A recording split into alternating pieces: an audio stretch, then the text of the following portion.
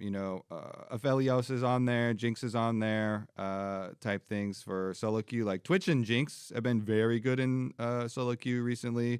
Aphelios has even been looking really good in pro. We had some monster games, Aphelios Lulu or Aphelios Thresh combinations, which have been kind of fun to see him back because, at least it requires protection for him. He doesn't have a bunch of dashes and stuff, so kind of interesting. And then the Kennen one, of course, too. Like the ultimate is getting like your ultimate cooldown is crazy nerf. Yeah, for late game, it is huge. Going from 80 up to 120. Yeah, I don't know the last time I've seen a nerf to an ult cooldown that much. Especially for a character who, like, your whole champion is one button. It's R. Yeah.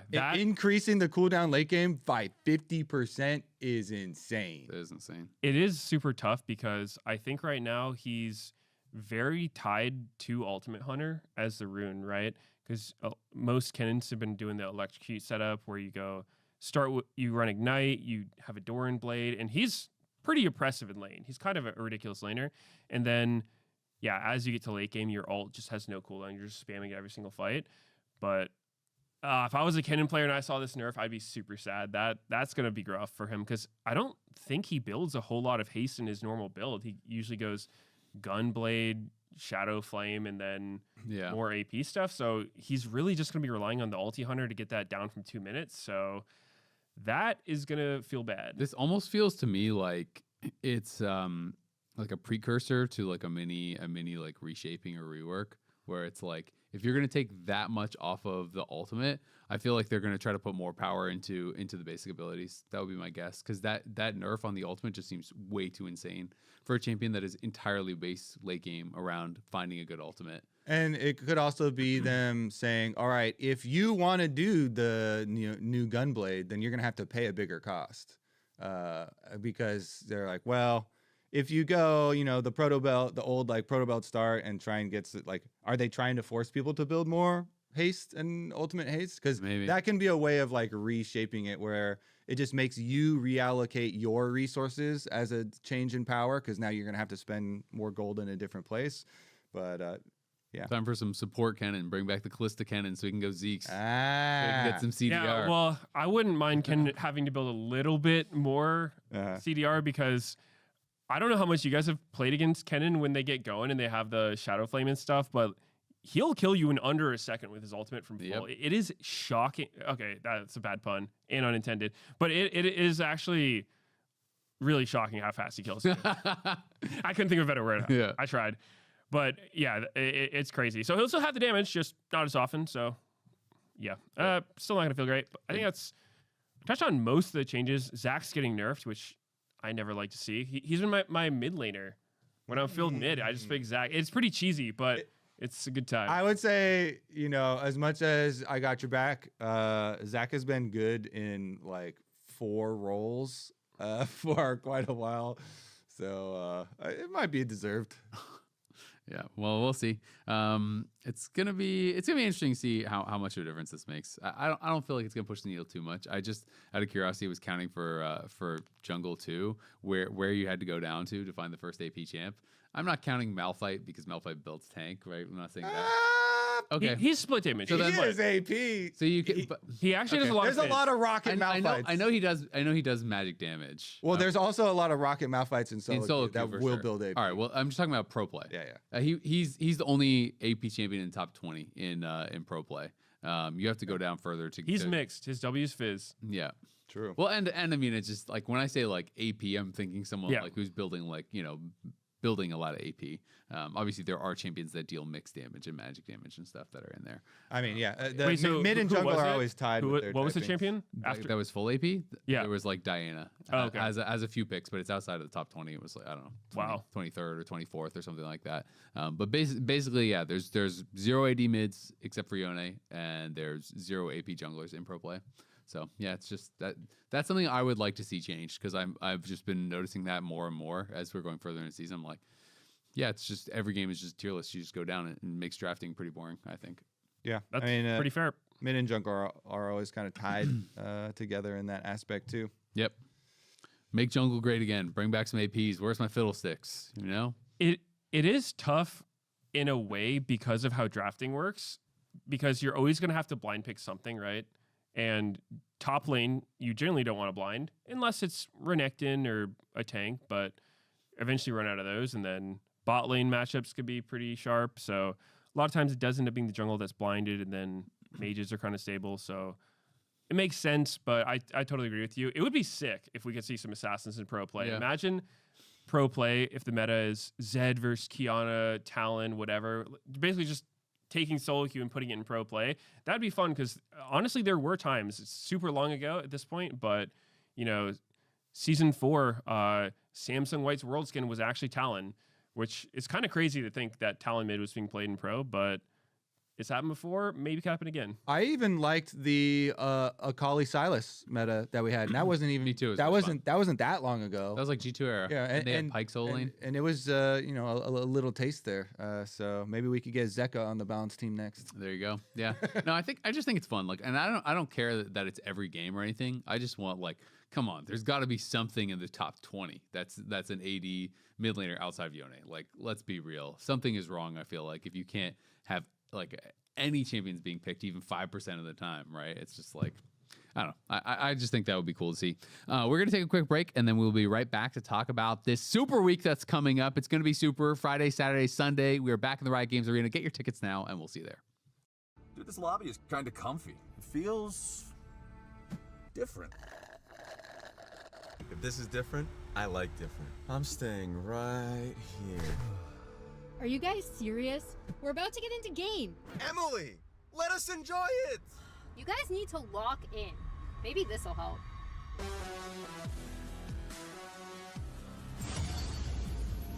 no, not already. Welcome back to The Dive, driven by Kia. Let's talk about the games coming up on Friday. Yes, I said Friday. It is going to be Team Liquid Alienware playing up against DSG. This is a lower bracket match, so pretty scary for DSG, but also for TL. I mean, I think people are still talking. Every pro I've talked to is still telling me, yeah, like TL and Lyon, they still think they're top teams based off scrims. So like that, obviously, is one factor. But DSG on stage has looked pretty good. So it's going to be kind of, I don't know. It's a lot of pressure on both teams, I feel like. Definitely. And at some point, if you're Liquid, don't you just want to stop the we're doing really well in scrims narrative? Because that has followed them around for so long. And I don't know if there's ever been a time where that has helped a team. I think that is almost a curse. Definitely a curse, I'll say. Because no one is sitting there saying, T1's won Worlds 3 times in a row, but the Scrim God team, right? I don't want to play against T1 in scrims. I want to play against Liquid in scrims. So just being a successful scrim team doesn't actually seem very good unless you're also successful on stage. So I feel like I would want to downplay that if I was someone in that situation. But obviously Liquid should be super hungry coming into this, since a lot of people in this room put them number 1 on their pre-season power ranking. And now they barely made it into playoffs. So that's their real motivating factor, is that they're like, we got to do it for Kobe and Azael. People will flame them for their dive power. These rankings. guys look like idiots. We got to do something. Team Liquid, come on. No, I mean, it's funny. Like, I hear what you're saying about the scrims, but also when they were owning, like when they were considered, best team in the West, and like, doing well against some of the Eastern teams, having some competitive series and stuff, they were also doing really well in scrims. And one thing I will say is a benefit to having that reputation is that you can get scrims with the top Eastern teams. That's a good point. So I think that, like, at least as far as you have to get to international to be able to scrim them, but if you have that reputation, then you can scrim against the Gen Gs and the the T1s and get practice against those teams, which can be beneficial. But yeah, I mean, TL at this point, I don't feel like TL is even the ones peddling the scrim rumors. It's just when I talk to other people and I ask about, like, oh, like what are your power rankings, or what is this, or like who are you really scared of? Every pro team is still saying, yeah, like TL and Lyon are still really scary. And when I talked to Sven on pros, I mentioned this last week, and I was like, oh, if you could have picked the lower bracket teams, would you? No, they still think that they're the better teams, even though they are in the lower bracket, because when you're a pro player, 90+% of your practice is scrims, not stage games, right? So like if you play TL and they beat your butt every day, and you beat them one time on scrims, you're still going to think they're a good team, right? Like it's hard, I think, for teams to kind of get out of that mindset, but clearly they're struggling on stage. And I don't think that TL have washed away many fears with the recent games that we've seen, because while they did win their little tiebreaker thing at the end with Dignitas, that was such a back and forth game. And that was the one that we were. Did we discuss this already when we were talking about the Nico bait, the Nico bait and stuff? And so you gotta wonder, baited. would they even would Team Liquid have even won that game if FBI wasn't like, I'm gonna bait this Nico ult, and his teammates were like, yeah, I'm gonna bait it with you type thing. So like, that was really close. And so what I guess I'm trying to gauge people's confidence level now. Pretty low. Yeah, because it isn't like, oh, we had these crazy scrim rumors, everybody's super high on them, and then like they started out kind of some rough stage games, but then they ironed out the issues or fixed everything. It doesn't seem like it is in changing. Yeah, no, it hasn't yet. I wanted to mention, because good thing you brought up the FBI thing, because that was from a Cloud Sadeki interview, and I forgot to mention that last week. So I wanted to mention that now.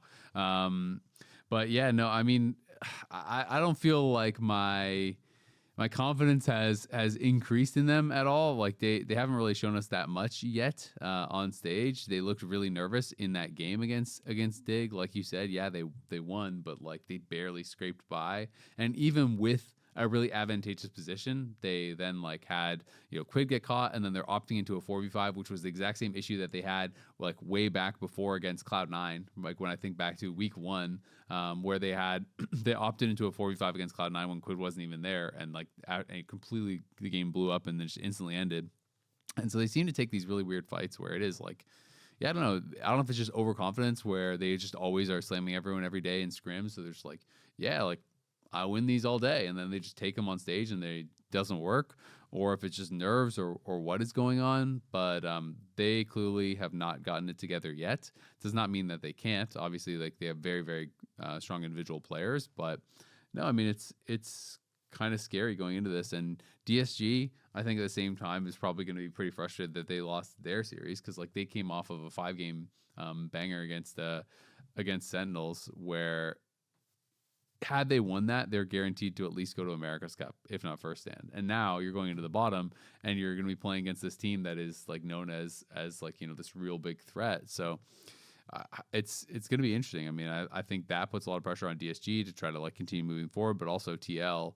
If you lose here to DSG, it's like that is rough, because their expectations, not even just for the players, but like org side, the expectations for TL are always really, really high, right? And changes get made on this roster and on this org like really fast if stuff doesn't go well. Yeah, definitely. And I would still favor Liquid looking at it, because while I've been pretty impressed with DSG, I do think their series against Sentinel kind of left something to be desired from me, not just because they didn't win, but it left a support to be desired. Lions had a very rough series, absolutely. And I also think some of their drafts were a little bit sketchy to me. So even in, what was it, game 3, where they played their Ivor Nasus comp, when I was watching that game, I feel like they should have lost this game super early once they fell behind. And I think Hambach just kind of free threw this one back to them by getting caught repeatedly in extremely questionable ways. Because looking at that team comp, you have 0 magic damage threat on your team, and you're relying on Yone Nasus to win team fights against Kennen, Wukong, Victor, Yunari. Basically all of Sentinel's team comp is this explosive AoE team fight comp, and you're expecting Nasus and Yone to be able to operate. So I thought it was a legitimate miracle / criminal throw by Sentinels that DSG were actually able to pick up this win, because I think just stylistically, these two comps, I don't think DSG's comp should really ever win that game.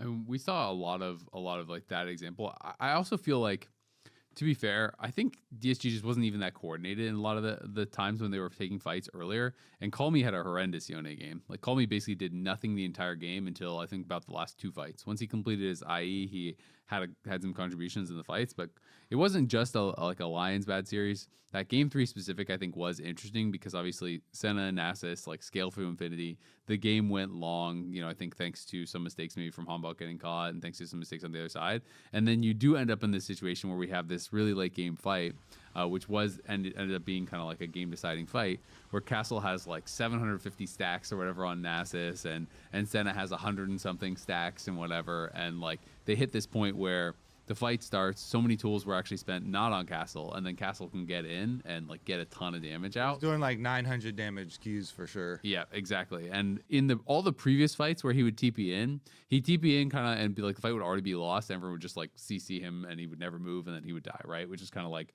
that's kind of how Nasus looks a lot of the time. But this one was a weird one for me, like in general for the DSG side, just because Lions had, I think, one of the worst support performances I've ever seen in the best of 5. Like, he was horrendous. And he's the only one who had playoff experience on their team going into it, right? So you would think, oh, he's going to be like the more stable guy. And I also feel like prior to this series, he had played pretty darn well for them. I thought he was like a really pleasant surprise. I thought he was actually doing quite well for the team. But the other 4 players had 0 playoff games in their career played. So you come in, Lions is having a horrible, horrible series. The Blitz game, he hit 2 hooks in lane. I legitimately could not remember another hook that he hit the whole rest of the game. That was a rough Blitz game. He was completely useless. The Bard game, he was actively griefing his team multiple times. Like, we bring up the clip. We bring up the clip.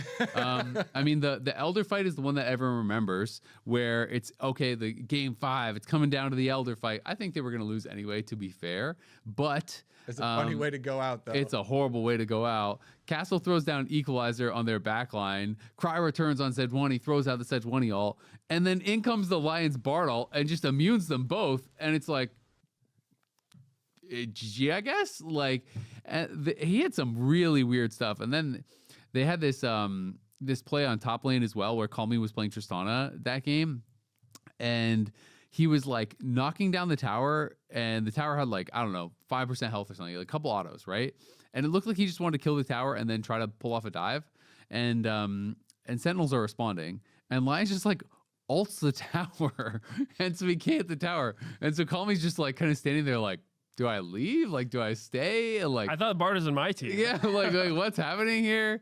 And then they had that play. There was also another river fight down on bot side river where he like misplaced the tunnel. Oh yeah, the shortest tunnel ever. It was like it's like a 1-inch tunnel. So at first I thought it just expired, but then I realized it was just placed that badly. Like Sajid flashes to just get in this tunnel that he thinks is gonna save him, and you move 1 inch and then you die.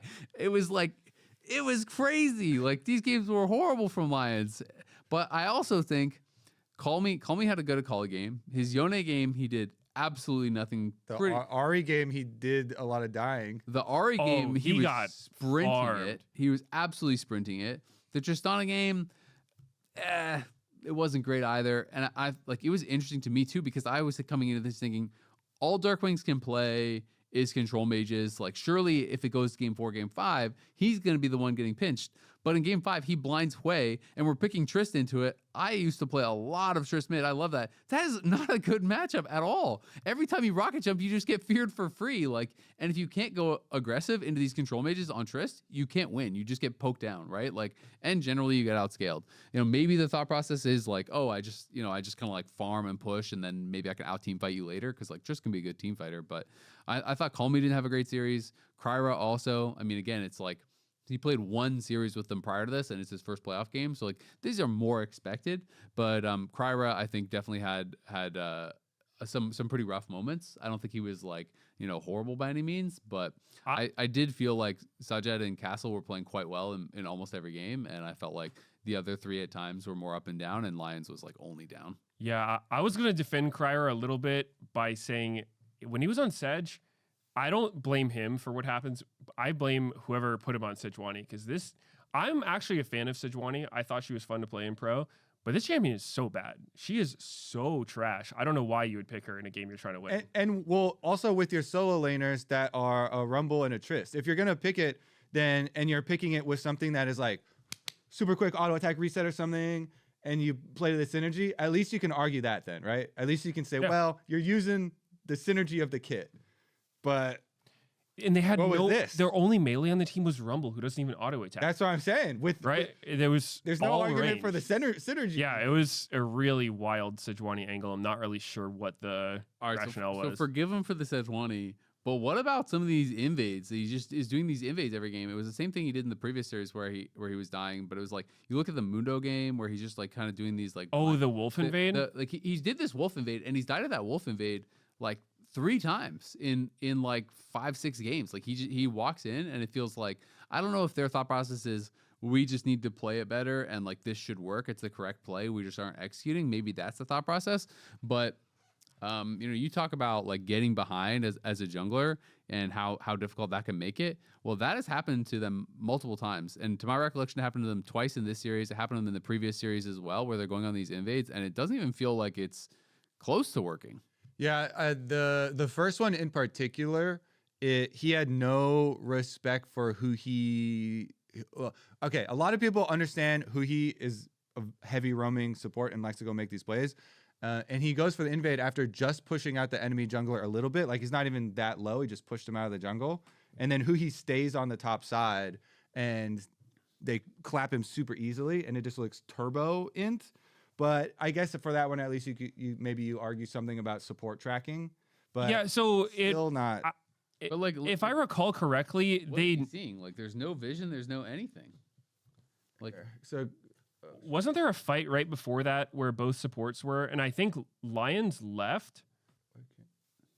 If you go back a little bit, I'm pretty sure there was a fight before this that led him to thinking that this was an okay play. If he didn't stay, it actually would have been fine. Highlights. I'll have to pull the full. Yeah, if you go back to the original thing, because that doesn't show the beginning. Yeah, because what you're talking about, there's a fight before, both supports are at it. He pushes the enemy jungler out. His support leaves. Yeah. So he's like, oh, my support, or their support left also. But who he doesn't leave, he stays around. They also did it in the Bard game though. They did the same thing in game 5 and just walked in and died too. And it was like that game they had support there first because they had the roam from Bard, which I guess was maybe their thought process was like, oh, like we're gonna have first move, so like this is gonna work out because of that.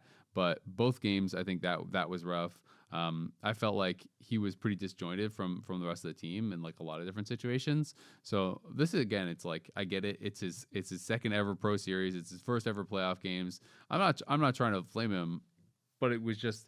I don't think it's fair to say it's only on Lions because I was seeing a lot of that. I think Lions had a horrendous series. Like I said, I think it's one of the worst support series I've seen. But it's not just on him. I thought Call Me had some really horrible games, and I thought Kara had some pretty bad games too. This is the previous thing you were talking about, where they had both supports roamed and they were kind of fighting at Scuttle, and then he tried to invade after this. Right. So I actually think this play from Cryer is pretty reasonable. You know, you push out the top side quite heavily. Impact can't fight.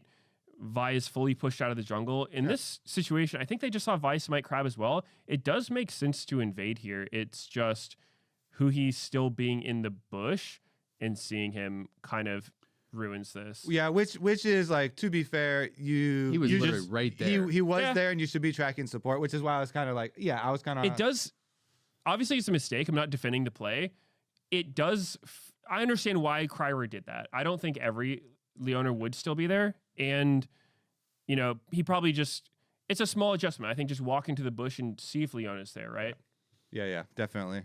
And you also have to know like who you're playing against and give Hu He credit because Hu He's been playing super well. Go ahead. Did you have? Or you just tell Lions to stay with you because Nami could just stay. He didn't need to recall. At least until you check the surrounding area. I would say as far as Call Me though, his first couple games of the series were good, and here's a bit of cope is that this series was a large underperformance from DSG with I think. Both Lions and Call Me because I had been very positive on Call Me He had a really Kali game was really good. Did you think his Nivea game was good? I kind of thought that was. I thought his Nivea was very useful. So there are a lot of fights where which is good. Yeah, which is good. I was just laughing at the word.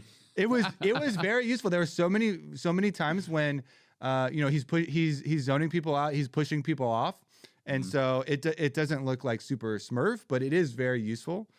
And so I thought that was a pretty good game, and he's had multiple good Akali games. So the cope is that this was underperformance and that DSG will look better than this series in the series versus Team Liquid.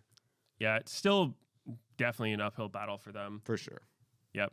I did want to mention from their series, though, I thought Darkwings had a pretty solid performance, and I really liked the Veigar that he pulled out. That seemed so strong. Granted, it kind of felt like Call Me hasn't played against this champion before, since on a lot of the plays, he was just getting, walked up and caged. Yeah. That thing does have deceptively big range, and it's kind of hard to know the timing of exactly when it becomes active. But obviously, if you're playing against it in a pro match, you should probably know those things. So he was swift marching on him. His move speed diff. Well, I mean, the first play, there's no boots involved, and he tries to use the REW. Fast feet. He tries to use the REW to get out of the cage and immediately gets clapped. So yeah. Anyways, definitely, it still was a 5-game series, but it came away with feeling less impressive than DSG has been so far this year, since they have been, surprisingly, overperforming people's expectations. And so I think that's why this one did feel a bit bad. Yeah, and I think for me, I'm just a little bit worried. I mean, it's a big question of how Lions is going to bounce back, because I think Lions is, like I said, previous to this, played pretty well for DSG. I still would have favored Core against him. I think Huhi was the biggest gap in the series. Like, support gap was crazy. I think Huhi had a really, really good series. We can focus on that more when we talk about the Sentinel series that's going to be played. But like Lions versus Core, I'm a bit worried for that. Even some of the decisions he made on this Bard game, where it was like, he was just constantly basing, and Huhi was doing this stuff that I thought was really, really smart, where you don't see a lot of people do it, where he was on Rakan, and he would go between the tier 1 and the tier 2 and stack the wave. So the wave was always pushing away from Sajed, and Lions was on a base timer for 95% of this game. So Sajed is just standing AFK at his tower. He can't even farm the wave or walk up. And it was like, it's not like he's missing CS, and it wasn't like he was chain dying, and he was down like 40 CS early because the wave is always pushed away from him. Like, they could never walk up with his support. So I felt like Huhi super gapped bot. And when you talk to pros, the bot lane 2v2 that people are most scared of generally is Core and Yon. And so I'm pretty concerned for how the laning could go for DSG there, and how Lions will kind of perform out of lane. I think, they're going to have like a strong series, like individually from all the DSG members to be able to compete with TL. That being said, TL, to me, their downfall has been more like less individual stuff and more like team play errors, right? Where it's like, they talked about this on the coaches episode of Pros, which you guys can go check out. Jat did with I Will Dominate and an Arrow and Golden Glue, and they kind of were like joking a bit about Quid, where Golden Glue's saying like the further he gets ahead. It was Thinkard, not an Arrow. Not an Arrow. That'd be too much Cloud9. That'd be too much Cloud9. Thinkard, of course, and. Yeah, Golden Glue was joking about how, when Quid gets further ahead, like, he always would get nervous because he's going to, like, do, like, a monster throw. And I'll definitely be saying the same thing about Blabber. Like, he gets weaker the stronger he gets. But I feel like that has been true with TL this year, where it's, like, the game can look really, really good for a long time, and then there's just, like, what is happening here? And then they lose the game. I couldn't to get past the early slight flame that you had with because it was so funny, because I have an 80 carry friend that said almost the exact same thing one time about his support, when you were like, Lions was on a base timer for 95% of the game. And you said it so casually as you're just moving through in this long like steamroll of an explanation. But I just got hung up on that so quick, because my friend did the same flame like, I don't know, 2 weeks ago or something, where he was like, is my tab bugged? Like, my support is 100% base timer. Like, where is this guy? And but I thought it was so funny. You just casually flew that way. But like, that is how it feels a lot of the time. You Yeah. know, from the AD carry perspective, because you're like, where is this guy? What is he doing? And you don't see anything positive popping up on your feed. You know, there's no like, oh, you know, enemy has been slain with a assist from your support roaming with jungler or something. Especially when their support is behind your tower, freezing the wave on you for like the fifth time. Is my tab bugged? Like, what? I don't know. That was so funny because my friend literally said the same thing. Yeah, not where you want to be as the AD carry. Yeah, because he ended up with a crazy CS difference really He was early down on. like 40 early. And there wasn't a bunch that he could do about it. But again, I basically this whole series, I was like, oh my God, Huhi is smurfing. We got to give like player of the series to Huhi. Yeah. And like trying to find ways to put Huhi highlights in there, because not only was he doing those smart things, you know, the overstay on top side, you know, pulling the wave, but he was also hitting like 4-person Nico ults over and over, and multiple person engages and doing really intelligent like flanks and stuff. So he was owning. Yeah, he was looking quite good. I feel like, I have this feeling that, you know, the wheels are going to kind of like fall off a bit for some of our kind of like Cinderella stories, and that Lyon and TL will have fixed some issues and be really strong in the lower brackets. Like, that's kind of like what I'm feeling. I'm hoping that it's not just completely true and that everything doesn't just go straight back to expectation, because it's been really fun seeing Fly and DSG kind of like be a surprise, and that's made the match a lot more unpredictable. So I'm hoping this is going to be a really fun series, hoping it's going to be competitive, but my gut feeling is, after seeing some of the individual underperformances from the DSG members, that if they have that kind of series, the individual talent on TL would just make it that like the game is omega over super early. And so that is my big concern, and that is kind of why I'm favoring TL right now, is I just think if you give that level of performance, I just think you're down 10K and the game's cooked. Yeah, I think that they should be able to smash, in particular, early game, because I think they have lane advantages. Maybe not top lane, but I think all lanes, even top lane also. I mean, Castle I have a lot of respect for, and I think he's been consistent as well. Good. But honestly, I think they're going to have lane advantages every lane, and Jose has been playing very aggressively with winning lanes, and I thought, especially at the beginning, quite effectively. So I foresee there being a lot of like crushing early games, whether or not DSG can hold out and like weather the storm, and then maybe they draft some good like scaling and team fighting and stuff. Maybe there's some good angles there, because that's how they have gotten some of their good wins, is looking for mid and late game, you know, play as a team, 5-person, like working on synergy and trying to go for some team fights there. But yeah, I think pretty much everybody will probably still give advantage to TL, especially for some early game. Yeah, DSG, what would need to happen for them to win would just be some good drafts, and I think play into their team play, because I do think their teamwork is likely better than TL's from what we've seen so far. Obviously, individually, they'll probably fall behind, but I think they've had pretty good cohesion and coordination. And then on the flip side, maybe if the game starts going bad for TL, they get a little bit desperate, a little bit frantic, and perhaps they tilt. But I don't think that's super likely. I think I would predict probably TL 3-0. Okay, so you were talking about the Cinderella stories. The next one is another possible ending for a Cinderella story, where it has been really fun following the FlyQuest Cinderella story, where they just skyrocketed to the top. All the young, you know, stars having some fun. Like Griffin has just been amazing in all the interviews, and you know, their gameplay in all of the series where they didn't play Cloud9 was really good, very exciting, and very effective. When the ones where they did play Cloud9, which was 2 series in a row, series, back to back, it was less effective, very much less effective. And we talked a lot about Blabber and how good Cloud9 are right now. Are they playing Cloud9? They're not playing Cloud9 now. So the question will be, is the same going to be true here for Lyon? Because Lyon is very similar to all the things we're listing about Team Liquid. High expectations, lots of money spent, very good individual players. That is all true of the Lyon roster. This is another, like, you would label it a super team, you know, just off paper and just off, you know, putting this squad together. is this team going to be able to end the FlyQuest kind of fairy tale where the young players have had more early success than people thought they were going to have? They have just received back-to-back lessons, you could look at it at the hands of Cloud9. Yeah. I think harsh lessons. I mentioned this in the second series, but I was like, I feel like we're getting like a seat in the classroom where they're like, teaching a lot of the FlyQuest younger players, especially Blabber, kind of teaching Griffin some things.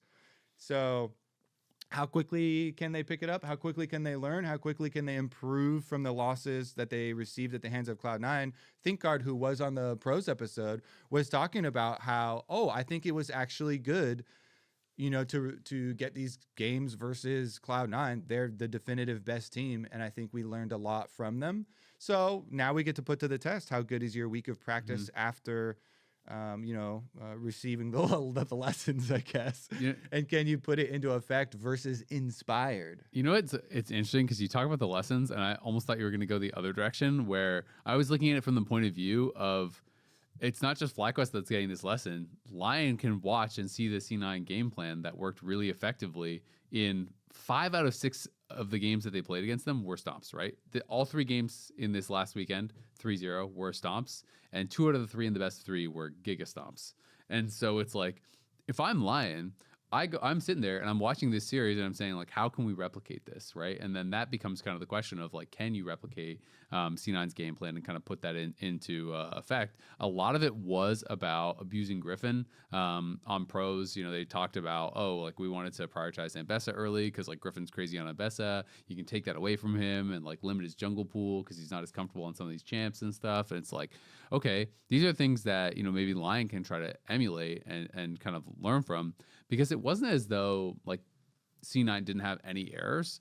Their bot 2v2 was losing, like, every game. Like, they got, with 2 winning lanes, they had winning lane in game 1 and in game 2, and they got 2v2 killed in both of them by FlyQuest bot lane. So FlyQuest bot lane, I do think, is a bright spot, but C9's team play was so much better, and C9's play around their jungler was so much better. And it's like, so even though Sven and Vulcan with winning lanes got 2v2 killed both times in the first 2 games, then C9 would, like, have a fight around Crab or whatever, and Sven would get kills and get plates, and he would just always be way ahead. So it never actually mattered.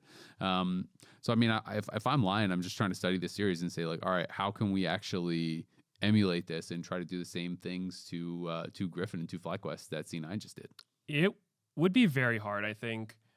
And I would be a little bit worried for FlyQuest because on one hand, they did get a lesson from C9, but on the other hand, this reminded me of the lesson you get as a North American team going internationally and playing against a Korean team. It was that level of gap between the teams because even though the games were pretty one-sided, in game 2, I actually thought FlyQuest were in a pretty good spot to win. They had a crazy scaling comp they had the Azir, Sion, and C9 started falling behind.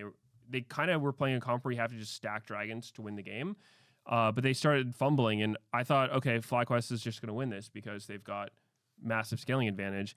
But C9 managed to get back into the game in a way that I feel like no other team would do, which was basically just playing with tempo very well. They set up the map extremely quickly, and then FlyQuest were just a little bit uncoordinated with their entire team, which I think against most teams, you're not getting punished that hard for that. Your support can be a little bit late on his recall, getting back on the map, but the 2 plays in particular that game was one where Griffin was on Trundle. He walked not even that far out, just at his Raptors after they got their second dragon.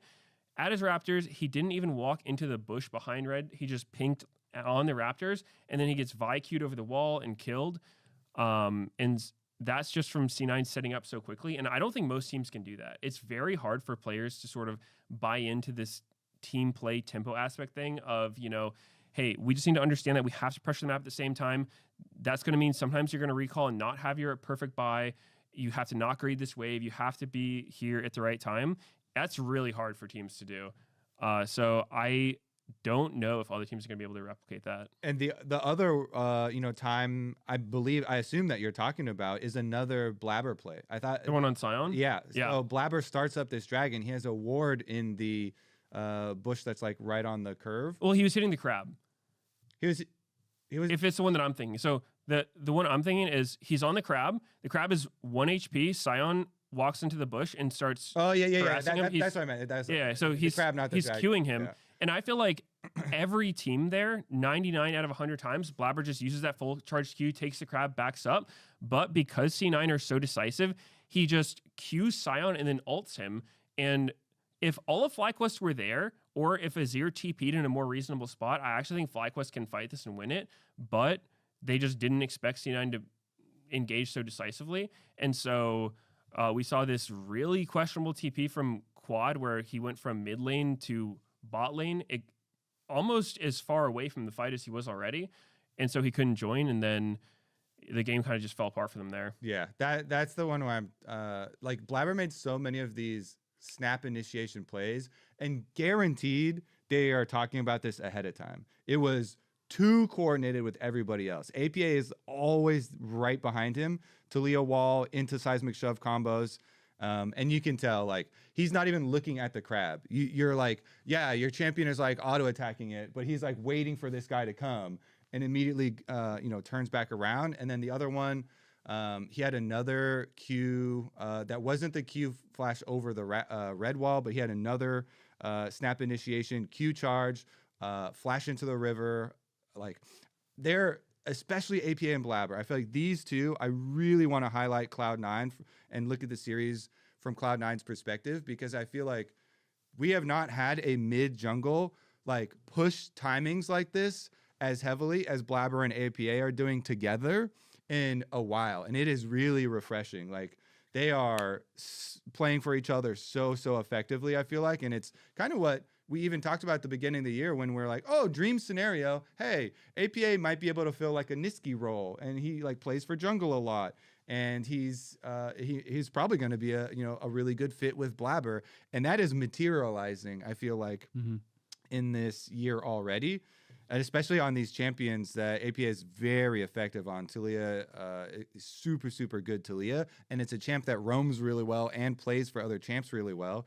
And then this whole series, they were throwing a lot of bans at APA, and then he just goes the Galio game also, which you're not like, oh yeah, that's the APA Galio. But he was extremely effective on that as well. He flashed to the river fight, the early crab fight. He was like, yep, I'm here. He got a multi-person taunt. Both him and Quad tried to flash in to be there for their junglers, but APA had the bigger effect with the big AoE taunt, and they got the win off that. And it's just like, I feel like APA and Blabber are delivering us the synergy that we dreamed of. That's true. What? What's the big story? Well, I was just laughing because we were talking about the Lyon FlyQuest series. And you just gave a five minute. We were talking about the Cloud9 and perspective as well. I just feel like they're the number one team. They deserve. That's why I was just gotta look at it from their perspective too. For sure. Yeah, their perspective. Their perspective is we're great. Yeah, it is going to be hard for Lyon to replicate that. I think is I know how we got started on that because I don't think Saint is not the same player as APA. I think that Saint is very much the player who wants to be the star. He wants all the resources. I don't think he's the guy who's going to be leaving his lane at awkward timings and flash engaging a fight.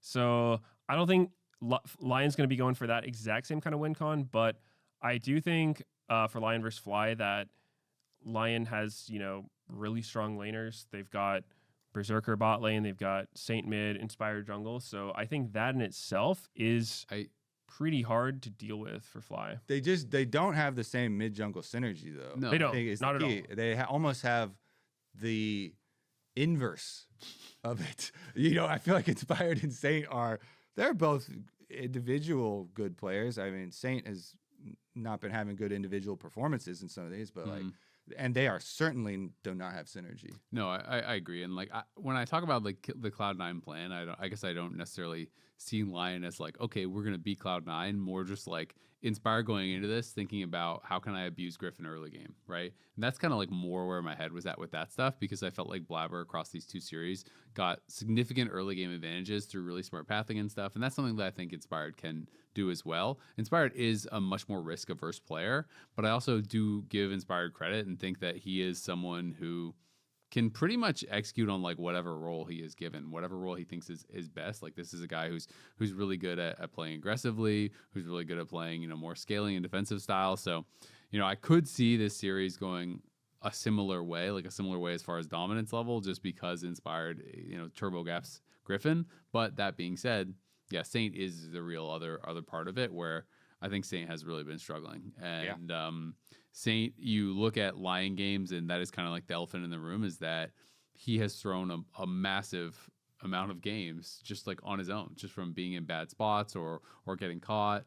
Some of them aren't necessarily all his fault. Like, you could say, okay, maybe the team is telling him to keep pushing in that Orianna Nocturne game, so maybe that's not his fault. There was the one he got caught where there was the vision bug, so that one, maybe, but it's a consistent pattern. He often gets caught, even with summoners up. He's sometimes not flashing and dying. I remember this the Galio taunt on Talia, where he just stands he there just and slowly walks up to him and taunts him, and he just doesn't flash. Yeah, like that guy's not even moving full speed. He's channeling his taunt, He's walking slowed. at you, and you have flash. Yep. So that is definitely a big concern as far as how they'll perform. Because while they do have really, really strong individual players, we've also seen some kind of craziness from Berserker and stuff too. So I feel like craziness. Yeah, that's what I feel like this series is going to be a lot closer than the C9 one. And even though Fly just got blasted by C9, I don't know. I'm kind of still feeling like I favor them. I kind of am still feeling like I think they might actually win. I've been really impressed with Masu and Cryogen's 2v2. I think they're playing really, really well. And if they can hold up against Berserker and Isles, I feel like Saint has shown that he makes a lot of mistakes. I think that Dokla has not been having his greatest season either. And Inspired, it feels like he wants to play the game in a very different way maybe than the rest of his team. So I think even though FlyQuest made a lot of mistakes and did get completely blasted by Cloud9, I just don't think Lyon is on that same level. So one thing I need to point out about FlyQuest that was driving me genuinely crazy watching them is Masu's champion pool and what they've been giving him, whether it's his decision or the team's, I think is so questionable. They basically the top 3 AD carries for most regions around the world are, Kaisa, Yunara, Corki, and he hasn't played any of those a single time. I think he's played 4 games of Jhin, which he's lost 3 of. He's playing Aphelios, Ezreal. He picked Sion and Callista before he picked Kaisa. And to me, that's just criminal behavior. I don't know why you're putting this insane AD carry player on Sion. What? How are we putting him on a tank? So I think FlyQuest needs to figure out their drafts, because I do think they're a good team, but with the stuff they're picking, it's just bad. I really don't get it, what angle they're coming from. Maybe they feel like he needs to be on some lane dominant thing. They have to win lane or something like that, and he doesn't want to. And he plays Kaisa. Kaisa is one of his most played all time. Yeah, but usually what people say with this champion is, oh, well, her laning phase is weak. They don't want to lose pressure bot or something like that. So super questionable.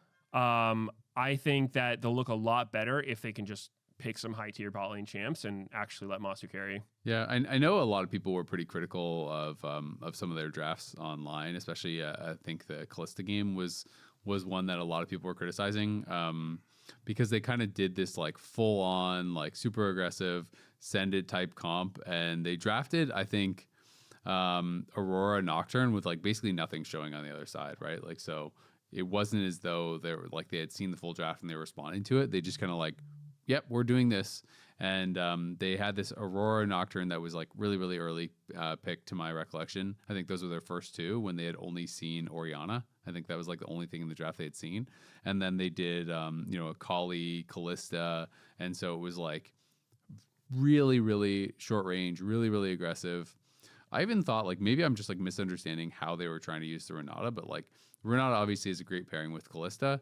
But I felt like Renata to me struggles when you're playing against a comp that is like kiting back, right? Renata is so good at dive, and it's like yes, you can have the other side of the argument where it's like, oh, we're going to dive, and then you just like throw the Renata ult over the top and it creates chaos or whatever, but it moves so slow that I find that rarely works out. So to me, even like the Renata didn't super fit, where it was like the other team clearly wants to disengage Nocturne, Akali, Kalista, like Aurora, like, and kite back. And so I don't know. I thought that draft was going to be really, really tough to execute on. When I interviewed Thinkard for the sideline interview, he said that basically they just like wanted lane prio, and like that's what they were trying to kind of go for. But I know I saw a lot of people pretty critical of that draft online. Well, we should get to. Well, actually, we should do predictions and then get to the next one because we only have 14 minutes till our next meeting. It sounds like you're going Fly. Then. Yeah, I think I'm gonna go Fly. I mean, I could be dead wrong, but I'm kind of feeling Fly. I still want to buy into this Lyon team. I'm gonna say Lyon 3-2. Yeah. I think it's gonna be close. Both of these teams are kind of coming back from tough spots. I think FlyQuest just got a true beating by C9 back to back, and I think when you're one of these new teams, confidence and momentum is a big thing, and they're not going to have a lot of that. So I think, especially for rookie players, it might be hard to bounce back. And then Lyon on the flip side, kind of expected a mental boom and seeing some cracks showing already. So I don't know. I don't think it's going to be one-sided, but I think Lyon has the experience advantage, and I think just FlyQuest drafts are not doing it for me. Yeah, I think I'm just going to bank on Lyon pulling it together for best of fives here and Inspire just leading the way. But yeah, also think it's going to be close. All right, next one. Yep. Sentinels Cloud9. Sentinels Cloud9. Good luck, Sentinels. Yeah, I think that's kind of how it feels right now. It's like we talk about, oh, maybe TL and Lyon will get back to form. Well, Cloud9 is very in form. They just won. It was one of the fastest best of fives in LCS history. I think it was like 4th or 5th fastest. I mean, the total game time was ridiculously short. All 3 games were under 30 minutes. 2 of them were 25-minute games for Nexus explosions. And in a day and age where a lot of people are saying the game actually got slower, that's pretty crazy. So they are looking incredibly good. Sentinels, I do think, like Huhi was a super standout. I think Huhi was amazing for them. We talked a lot about those 2 different series, but I really struggle to build an argument for why I think Sentinels would be like the better team in this series as far as team play. Like I can talk about individual things and talk about how like maybe they could get some advantages here or there. But C9 has been so good as a unit. Like you guys talked a lot about how decisive they are as a mid jungle. And I think how they play around bot lane is really, really good. Even when Sven and Vulcan have gotten behind. So it just feels like that is the struggle for me to try to like build a case for how Sentinels could actually win. Yeah, I just think Cloud9 are easily going to be able to identify Sentinels win cons, and Sentinels win cons are we got to play to Rahel, we got to play to bottom lane. Like we have Impact as our top laner, who is definitely playing better than last year. Yeah, much better. But because last year was really rough. But he's still filling the same role. So it's good that he is playing better this year, but I just feel like it's such an easy way to be like, all right, Blabber and APA are going to be able to overperform Hambach and Darkwings in playing to bottom side. I think mid jungle, both playing to bottom side very, very easily for them. Like APA is playing all these roaming champions in mid lane and set up champions. And I just feel like if they attack Rahel and Rahel's doesn't have a bunch of money, then I don't see Sentinels winning. Honestly, I'm predicting 3-0 for this series. Yeah, I think it's probably the most reasonable guess. Probably what's going to happen. I would also say 3-0. C9 just looks pretty untouchable right now. And knowing this roster, a lot of these players have played together. We've seen C9 have periods of dominance, and usually it kind of stops on their own terms, right? They start drafting. Their worst enemy is themselves. Yeah, they start drafting some sketchy stuff. They start going for really weird looking plays. Honestly, their biggest problem is that they just win too much and they lose sight of what's good and they start doing crazy drafts. But maybe with I Will Dominate, at the helm, it's not going to do that this time because they've looked great. And I would love to see them continue their dominance all the way to the end. I just like seeing teams that play the way they are, very aggressive, very just very dominant in the game. It's just so hard to play against them. As soon as they get an inch, they just take everything. So it's super fun to watch, and I hope they can keep it up. I don't know how Sentinels is going to deal with that. I think they're just kind of get run over. One of the things that I can't help but kind of think about a lot and laugh about a little bit is, you guys obviously focus a ton on APA and Blabber and like how good their synergy is and how well they play together. And like, I completely agree. And then I don't know if you guys heard the comms listen-ins for Sentinels on the other side, but like a couple weeks ago, Hui was on the analyst desk, and he was talking about how, like they all speak Korean except for Darkwings, and he's talking English, so he's doing a lot of translation, but he's like, but we're going to move towards more and more English so that, Darkwings can be more involved in the midst of the game. And so he can understand what's happening. Well, we heard the comms listen-ins. At the end of the day, they did like a comms listen-in. It was like a highlight roll of the whole series, and they did like, kind of all their winning moments. And I want to say across the 5 games, there was like 3 words of English in the comms listen-ins. And it's like full Korean, and then Darkwings is like, I'm on Ambessa. And then it's, like he's just playing solo queue, right? So it's like when you talk about how coordinated this mid jungle is on the other side, how can you expect that from Darkwings when he doesn't even know what they're saying, right? Like, why should 4 Koreans have to learn English instead of 1 American learning Korean? Fair. There you go. And Hui already speaks both, and so he's having to do a lot of translation. And I know Golden Glue gave Hui a really big shout out for that, which I think is super deserved, because just the cognitive load of doing that and still playing individually super well is just why I have a lot of respect for Hui. He's one of these older players who's playing for a very long time, and I think he said playing super well while also shot calling in multiple languages is pretty crazy to me. But that being said, when you have to go through a translator and like a third person for some of these things, there's not time for that. We had the clip at the beginning of the year, one of the first games that Sentinels played, Talia Pantheon combo, super bread and butter, easy combo. Hambach flashes in to get his Pantheon stun. Darkwings is like half a screen away, not in range for the seismic shove fall off. And so like, there's not time to be like, so it's definitely going to be a struggle there. Also, Dignitas versus Impact.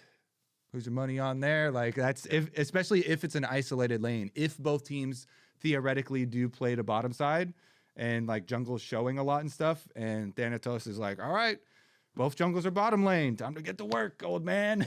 Thanatos was saying that on the C9 podcast I listened to. They had Anero and Vulcan and Thanatos on this week. And he was talking about how he just kept talking about his favorite change is how people can't lane swap away and stuff. And he's like, Impact plays for his team. I play for my lane. Like, I'm going to be the reason we win. And he's talking about how he really wanted to get player of the game. And in the Gnar one, he's like, if the Gnar game went on longer, I would have got player of the game for sure. Like he had the counter pick and I solo killed him, but I didn't have enough time. And so they're joking about how if they get too ahead on the other side of the map, they have to let the other team get away. So Thanatos can have more time and try to get a player of the game. I like how the Cloud9 member they're at that level where they're dominating so much they're just having fun with a lot of these things. Yeah. Because they were also on the analyst desk, like they're always talking about, APA robbed me this week, and then I robbed this guy that week or whatever. So it's they're all fighting to be the best, I guess. There you go. Well, it should be an exciting week. We got 3 back-to-back matchups. Remember, Friday, Saturday, Sunday. It's Super Week. We're going to be on Friday. Team Liquid is going to be playing DSG. Tickets are available. We're back in the Riot Games Arena, so if you haven't gotten your tickets, get your tickets now, and we will see you there this weekend. That is going to wrap it up for us here on The Dive, driven by Kia. Be sure to subscribe to us on Spotify as well as Apple Podcasts and YouTube so you don't miss an episode of The Dive. And also, leave a comment. Kobe sent out a tweet for questions. We're going to use a lot of those questions next week. So if you guys have more questions, you want to get them in, drop them in the comments. We'll grab some from YouTube, from Twitter, from wherever else. We're doing that fan Q&A in our next episode, so keep an eye out. We might have more tweets, or you can just respond to the one that Kobe already sent out. Yeah. And we'll also pull from the last episode. I saw people were leaving comments on the last episode. There you go. We're pulling from everywhere. Yeah. And Kobe's going to be going door to door. He's going to be knocking on houses. Yeah. Asking for dive If you questions. didn't leave a YouTube comment, you're gonna be in trouble.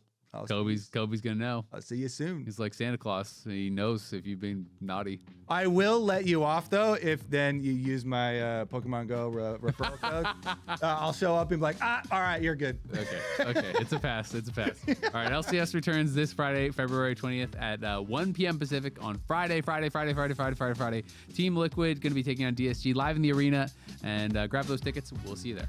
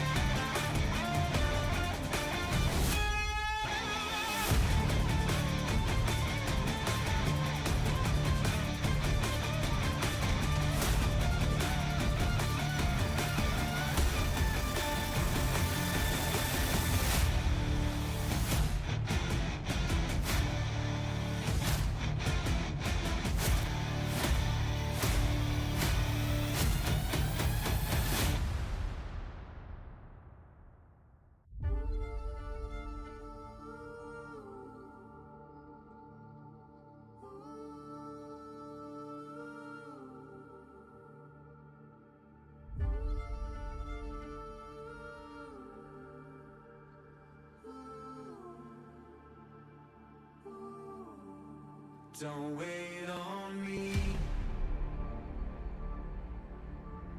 I'm already gone.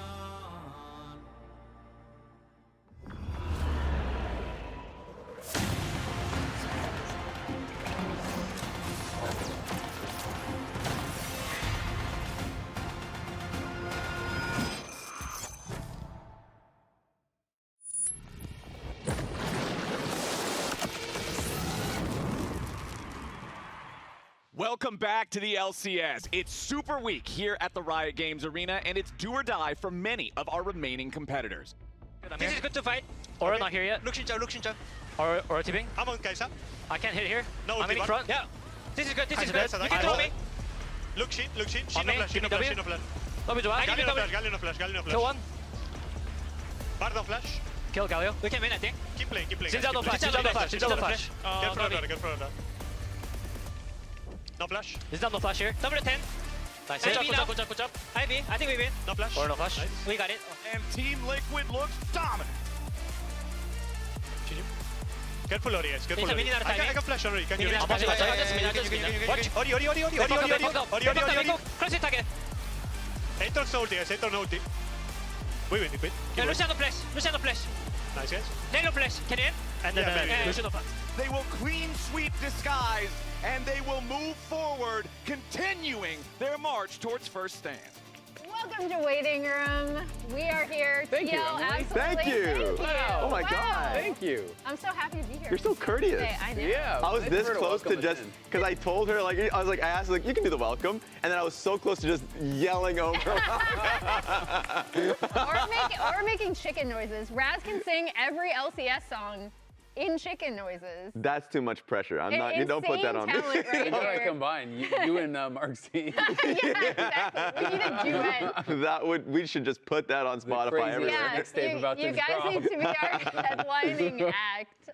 But let's pull up the bracket. As you just saw there, TL fell to Disguise. What? That's crazy! Disguise fell to TL. That is a surprise. This is why you can't have me do it. This is why you can't have me do these things. TL stomped them. Yeah. It was a very big 3-0. Yeah, I feel like that has just been the case in both Europe and North America. Like, there is a shark in the waters if you're a lower seed team. Because we had expectations for Team Liquid, for, of course, Lyon. You know, that might be a sneak peek for later on today. But then obviously G2, a G2 stunk K-Corp, like MKOI did incredibly well. Now we have a situation here, like, trust no seeding. If you see a lower number, think that they will actually win. So the real strategy is to enter the start. Exactly. Unless you're Cloud9. Oh no, they're doomed. Their number is actually working pretty well for them so far. For now. I mean, it's been fun to watch. FlyQuest, though, did get absolutely destroyed by Cloud9. Speaking of Cloud9, they got crushed. And Griffin have been having some pretty big early game struggles, but this was just one of the fastest best of fives we have actually ever seen. Yeah, like the big takeaway here for me was like C9 choosing FlyQuest again, making it very clear that it was basically just a good read that they had on the jungle, and I felt like FlyQuest was constantly taking flips that they just didn't have the resources for. Either like Quad wasn't there on time because he was like taking a base, but they took the flip anyways. Something was there where now it just feels like they are completely red in their heads. It was really rough to watch from FlyQuest's perspective. Yeah, you could tell that C9, like having faced them recently, I'm pretty sure it was Anero who talked about how they just wanted to choose the opponent that they'd already faced and they were super comfortable against because they had just beat them. I think that was also on full display. They really understood what FlyQuest were going to do whenever FlyQuest did try to flip even the earliest objectives, like first crab. C9 were able to take advantage of that. So now it's, okay, this FlyQuest team has been so fun to watch. They're such a young roster. How do they bounce back? Exactly, and I think one of the major problems they had in that series against C9 was some of the early games. Back. Oh, it's dropping. All right. Was some of the early games from Griffin here against Blabber. He was really struggling, it felt like. And as a result, they were constantly getting behind. Ooh, it looks like we're not actually on the clip. We're not on the right clip here. Let's see. No, that's not that one. It should be this one. All right, so I wanted to go through like all three games. Blabber was able to get some pretty big early game advantages, so we're just gonna roll this one out. This was a very fast clear from Blabber. He has already done a full 6-cam clear, and then he knows he's gonna be a lot faster than Griffin, so what he's gonna do is actually just wrap around into this brush right here, and he's going to wait for Griffin. So Griffin comes down, he sees, all right, no one at the scuttle. This means Blabber's got to be topside, right? So I'm just going to go straight into the scuttle. Blabber just jumps on him. Everyone collapses in. You can see APA is going to come in from the side right here. Vulcan is making his move really, really quickly as well. Cloud9 collapse. Really great pathing from Blabber in this first game. Gets behind Griffin, surprises him, and is able to punish him. This game, this is actually pre the second set of scuttle spawns, but because Blabber soloed out the dragon, he got the additional XP. He was already level 6, immediately goes and ganks bot, while Griffin was actually over there on the scuttle, right? So he was going for that scuttle, trying to get level 6 on Trundle, whereas Blabber just preempts the play, goes straight down, gets a kill there. Now this is that final game. Again, Blabber, first to the play, everyone collapsing from Cloud9. And these early game fights always were going their way. Blabber was able to kind of just flash back. APA comes in on the roam. Sven and Vulcan are both here, and Masu is kind of like sectioned off on the side, so he had a harder time actually getting involved in this fight. But they're able to push forward. They're able to knock down Griffin. They're able to take out Cryogen. They're able to kill Masu as well off the back of this. And this was really like a constant theme throughout the series, was just choices that Blabber was making and his coordination with C9 really enabling them.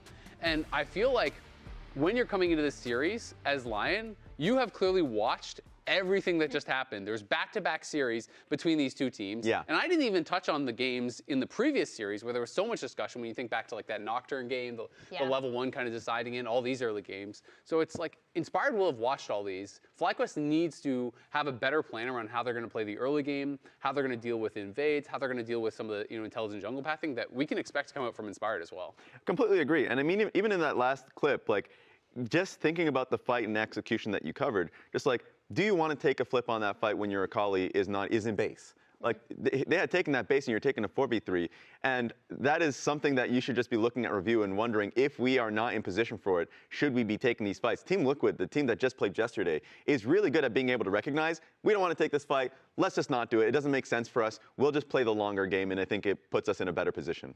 Yeah, and then for FlyQuest, I think Griffin was such a huge part of when they were doing well early. So now it's like, okay, what can we learn from this, right? Because I do think a lot of these things are like really, really teachable moments if you go back and review. So that is the big question to me, is especially with Griffin having been such a huge part of their wins, how do we regroup and kind of what do we focus on as the lessons learned, especially around early pathing and just the early game in general? It's going to be really important. I know the big topic is we're going to be talking about the jungle matchup a little bit. Just knowing that if you're having troubles versus somebody like Blabber, you're definitely going to be having troubles versus that is more methodical and hates flipping situations like Inspired.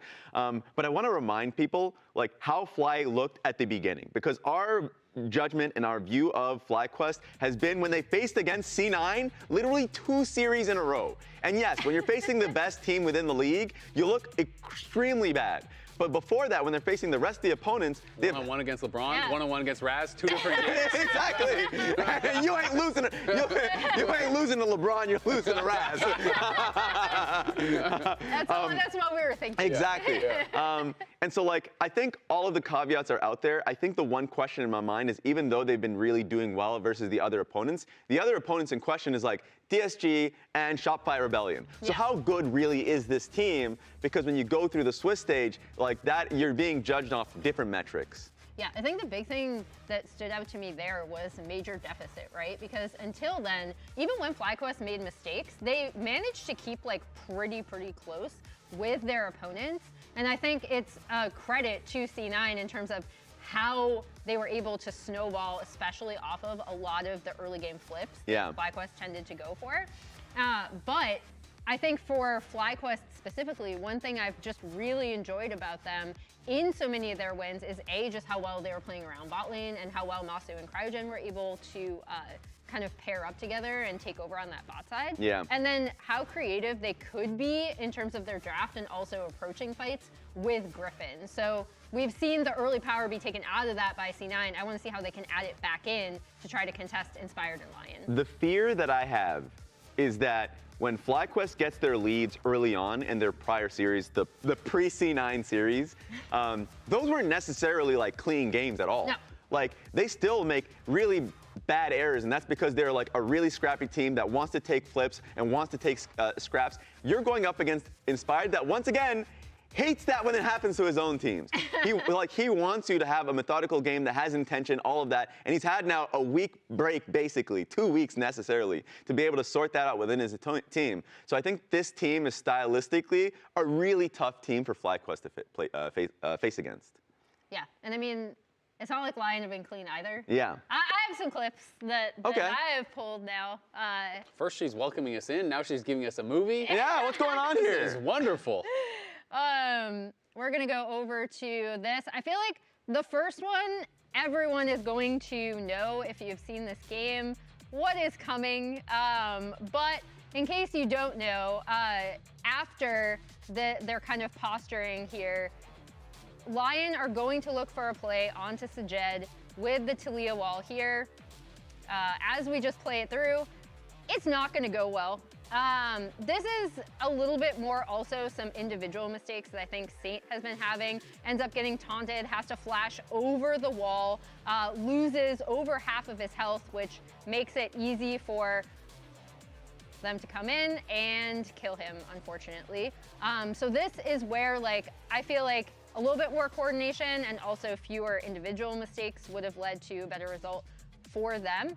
In this play, I did want to point out like a rough play, a better play, and then a little bit more uncoordination because I feel like they've had both. Here, they're going to be looking to make a play onto Call Me, and I really love the combo of the Anivia wall that's going to come in with a Trundle Pillar right here. So as we play that through, Anivia wall goes down, Trundle Pillar goes down. I thought Inspired's pillars were really good in this game. And then Dokla is going to come across and make a play onto Call Me. Here, this is from another game. We're going to back it up a little bit. Here, this is like a soft contest around the Herald. The big thing for me that was pretty rough for this was the fact that we have Dokla down here with no TP, right? So if we're gonna have a matching TP from the Jace in this fight, he's not gonna be able to match it. They're going to make for a play onto Lions. Lions is going to be able to get out by flashing over this wall after the Herald has even been taken. Inspired gets bubbled. Dokla is not able to stop the TP from coming through. Call Me is able to join the fight. Saint dies despite hitting a really nice Cassiopeia ult. And this leads to them dropping the Herald almost immediately, getting not only this first turret, but also even more turret plates onto Sajed off of the second turret as well. And so we've seen like a lot of different problems and like good plays from Lyon, and it's just like, okay, which Lyon is going to show up essentially, right? Like how coordinated are they going to be? And are their players making some individual mistakes? Yeah, that is the most confusing part, because coming into this year, I felt like when they built this roster like a super team. Like, you had Saint, who was like a thriving young rookie, right? And then you built basically 2 MVPs around him. So a question that we want to ask you guys in the chat: is Lyon a super team? Are they a super team? Because a lot of times the definition can change by like having big brand names or performing players. And in my mind, I thought they were a super team because you just brought in an MVP in Berserker. You have an MVP and Inspired. And Saint was an incredibly strong individual player last year, but he's not showing it this year. Yeah, I know some people are on opposite sides of it, because some people are like, well, can it be a super team? Like, Isles doesn't have that same kind of brand name. You know, maybe Dokla doesn't have that same kind of brand name. But to me, it's like the intent was clearly to build a super team because you're bringing in the most sought-after player in the West. You know, Inspired, in my understanding, is the highest-paid player in all of the West. You know, you're bringing in the MVP, you know, multiple-time MVP. You're bringing in Berserker, who was an MVP in this league as well. Yes. You're pairing that up with Saint, who is this really highly touted prospect. The votes are coming in too. It's interesting, you know, because I can see how, you know, their performance maybe doesn't do that, but I think the intent was to build a super team. Yes. The intent from Lyon, from everything I've heard, was we're putting together a roster that will be the best in the LCS and we will win. And to me, that's kind of like the definition of trying to build a super team. Yeah, I was gonna say, I think my definition is just different because I'm really pedantic about the super team like moniker in terms of, I feel like all the players across the board kind of have to be big names. I feel like we haven't seen a lot of like true super teams like we were able to in the past, and a lot of that actually I think just has to do with like contract and salary. But the thing I will agree with, despite the fact that I wouldn't call them a super team, is that Lyon had very specific reasoning for building this roster. They're like, you know what, Saint is still really, really good. Yeah. Inspired, former MVP, best jungler in the LCS. We're going to add back Berserker, who we've talked about, despite the fact that he was on a bad team, especially in the beginning of LCK last year, was playing really, really well individually. And then obviously they had some top lane issues too with Zamudo, unfortunately. We all saw the announcement the other day where he wasn't able to get the visa and now is no longer on the team. But that to me shows that at least, regardless of whether you want to apply the super team name, there was a lot of intent and good intent around building this roster the way it was. Yeah, I mean, you pretty much, in a way, like encapsulated the thought that pre-split Griffin had about this team. Because it's like, yes, this is pre-split, the interview that he had with me here. Go check it out on his channel if you can. But like the idea is like, if you're going into a mindset of you can't beat anyone, then it's just dumb. But even though I think Inspired is the best jungle, he perceived that, probably still does to this day. Like that team has a lot of question marks because of course you can look towards the talent across the board. Top lane was a big question mark. I mean, Dokla came in, that not the intended top laner, probably not the top laner that they were practicing in Korea with. And then the bot lane, you have Isles, even Berserker, of course, like the time that he had on DNF is something you probably want to forget. So it's like the question marks are there, especially with the idea like this team might boom at some point. But I feel like that is still relevant to this day. I definitely think it is. And I mean, I think as a jungler, you have to have high confidence. I think it really just as any player, you have to have a lot of confidence, but especially when you're jungling against someone that you really respect. If you think this guy's the best jungler in the league and you're giving him too much respect, like you kind of already lost, right? Because as a jungler, you are working with imperfect information, right? You're having to make a lot of assumptions. You're having to make guesses on what they will do, what they will spend their time on, where they will be.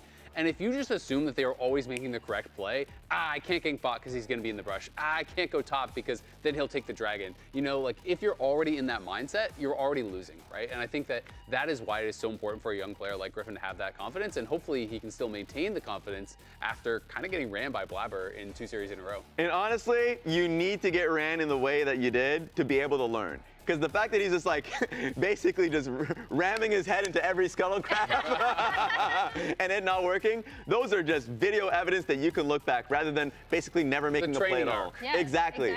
You need to have that moment if you want to be able to be seen as an underdog. But also just like, if you never really take those actions, then you never really learn. And I feel like you've probably had the most growing period in the last 2 series you can have.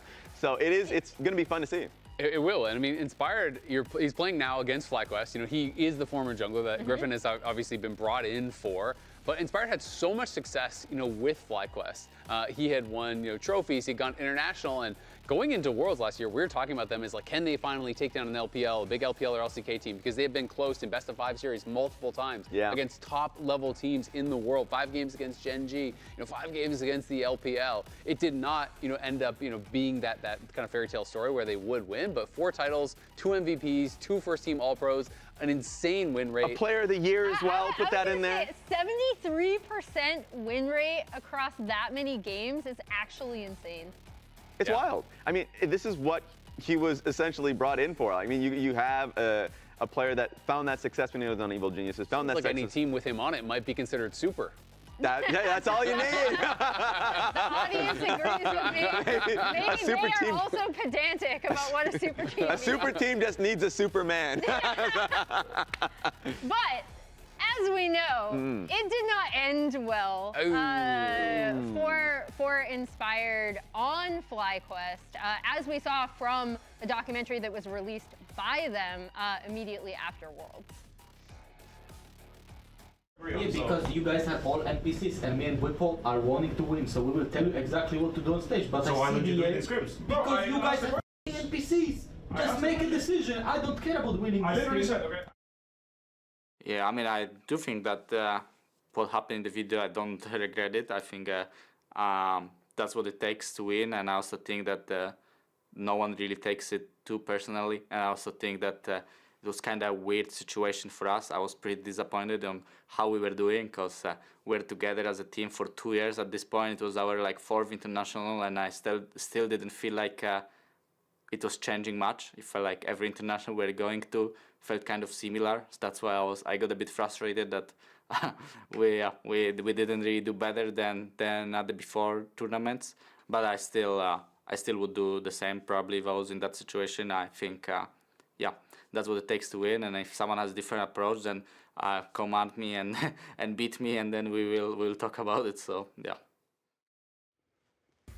I can definitely respect that perspective, because at the end of the day, like, you do have to have those hard conversations. Like, did he need to approach it in that exact way? No, he probably could approach it a little bit better way. But you do need to be able to give like harsh criticism and honest feedback in these situations. And it's going to get a little bit heated, especially when you go international. Talk to any player who's gone international. Yeah. You are going to get ran in scrims sometimes by the very best teams in the world. It is going to get frustrating. You have to be able to work through that. And Inspired is someone who's going to say it like he sees it.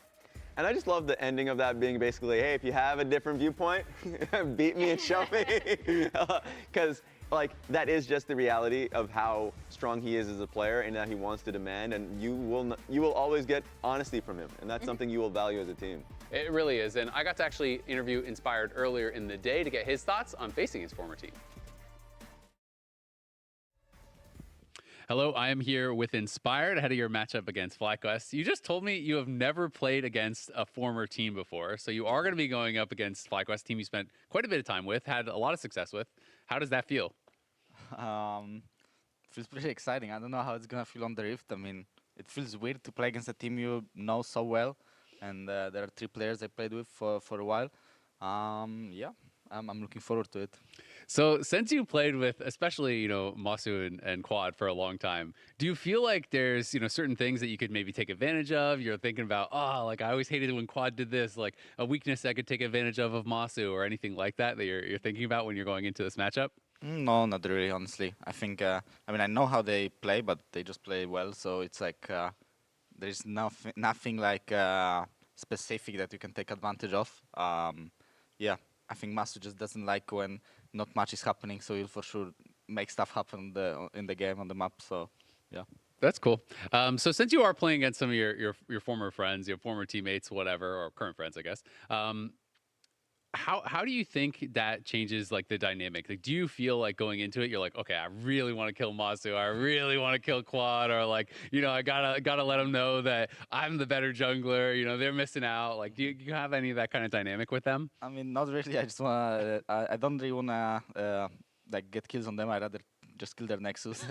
Yeah, I think I'm fine going 0 kills as long as we win. So I don't really think about killing Master or Quad. I just want to win. So So even if it's the E-Kitten gameplay, you're playing Ivor and you're going 0-0-16. Yeah, exactly. All right, sounds good. Well, best of luck, Inspired. Looking forward to the game today. on the prize. I just want to kill their Nexus. I respect it, man. True. I like the idea of like, Masu just does not like the game going slow. I did like the way he snuck that in there just because so many LCS teams, we've been all about like ganking that 2v2 bot lane or like how we can affect that 2v2 bot lane. And, you know, Masu and Cryogen, they've been known for stepping a little far forward.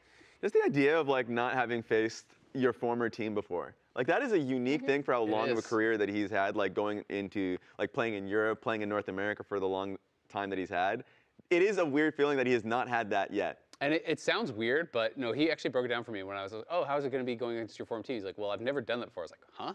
And he goes, well, after Rogue, I came to NA, and after EG boomed. Yeah. It was a new org, so he had never actually played against his former org. He's like, I played against lots of players I used to play with, but never a former org, so that's a new experience for him. It is for sure unique that he doesn't have that feeling of like, I want to beat my old team, because every other player we talk to definitely has that feeling. Not necessarily like, I want to kill this guy, but like, it's like, I want to show that I was the reason that we won. So it's nice to be able to have that mentality, because it definitely, I think, we need to be able to go back to every kind of matchup in which you're facing your former team, because they'll either play worse than they usually do because they're overthinking it, but to have that sense of clarity, you need it in a loser's bracket match like this. Yeah, absolutely. I mean, I think Inspired's looking to prove something, but I think Masu on the other side is looking to prove something. A lot of people, I feel like, were thinking, you know what, Busio's gone, this bot lane from FlyQuest, it's not going to be very good anymore. Cryogen, I think, was like the least hyped addition to the team as well, but I feel like they are absolutely killing it. And I want to talk about their 2v2 as a bot lane, because I don't know if this is going to be considered a hot take. I think they are the best laning 2v2 right now in the league. And I want to draw some attention to that, give them some credit. So this is from the series. It's going to be all 3 games against C9. Yes, their team did get blown out. But this is, you know, pretty losing 2v2 matchup. They're playing the Jhin Alistar. They're going up against Nico as well as the Corki. So this is considered a losing 2v2. But they've taken a couple good trades. They've whittled them down a little bit. And we're going to start to watch through how they played out some of these lanes to get some really good advantages. Sven steps just a split second too far forward. Cryogen flash combos him, instant W root, and they're going to get a really big chunk in onto Sven through the barrier. But the wave is crashing. It's a cannon wave. Sven decides, you know what? I think we can defend the dive. We still have heal on Vulcan. I'm not going to actually look to base. But I really love how they set this up. You can see that it's going to be the Alistar on the minimap. He's going to be moving up to try to get a little bit of vision behind them. Sven is trying to play behind Vulcan to try to play this pretty carefully. And what Masu is going to do is he's actually going to get that 4th shot ready to prep a dive here in onto Sven. So the ward has been placed over on the minimap. And look at this, he doesn't rush it because Vulcan knows he wants to get him rooted up and peel for him immediately. So before he actually lets this 4-shot rip, he waits out most of the root, and then right as the root is about to expire, look at that, root expires, barrier, Q, 4th shot, gets Sven incredibly low, then pulls back, didn't take the early tower aggro, and Cryogen, who's on Spellbook Ghost here, is just going to be able to pop the trample and Ghost in on his Sven, take him out. I feel like this was really well played in the 2v2 in a losing matchup. Very nicely done. So that's that first game they get a kill here. This one, let's be honest, it's more of a C9 mistake, but again, putting themselves in a position to actually capitalize. They're playing, you know, this scaling matchup. They're again in what Vulcan was calling a losing matchup. Vulcan hits a bubble here in onto Masu, and this is where it is going to be more of that mistake from Sven, where he gets polymorphed up, and then coming out of the polymorph, you're going to notice he dashes right in, goes too close, going to get knocked up by the wild growth. Then comes that ulti with the white gun, and he's just going to kind of get trained down. Sven definitely could have played this differently, but again, it is a well-played 2v2 from FlyQuest. They got 3-0'd, but back-to-back games, 2v2 kills in this bot lane. And it's not just this series that they did it. They did a bunch of other series. This game, there wasn't a 2v2 kill, but this is, again, using their priority bot. Sven thinks that they've based. They actually lost some skirmishes down around bot side. And even the last game, Sven even had first blood going into that fight, but they still kill him off. This time, it's just a good trap that they've laid here for Sven. They catch him as he's trying to push out the weight, thinking that they are on a base timing, gets that 2v1 kill. And this is something they've done really consistently, I think, throughout the entire season. People really do remember that Aphelios Thresh game that they played, where they were getting tons of 2v2 kills. But I feel like they have just been performing at such a high level in the 2v2, which is something I just wasn't expecting. I thought Cryogen was going to need more time. I thought they were going to need more time to gel. Things have not been perfect for them by all means, you know, especially outside of lane. And in a lot of these games, they were losing skirmishes on bot side. But, like, they're actually 2v2 laning.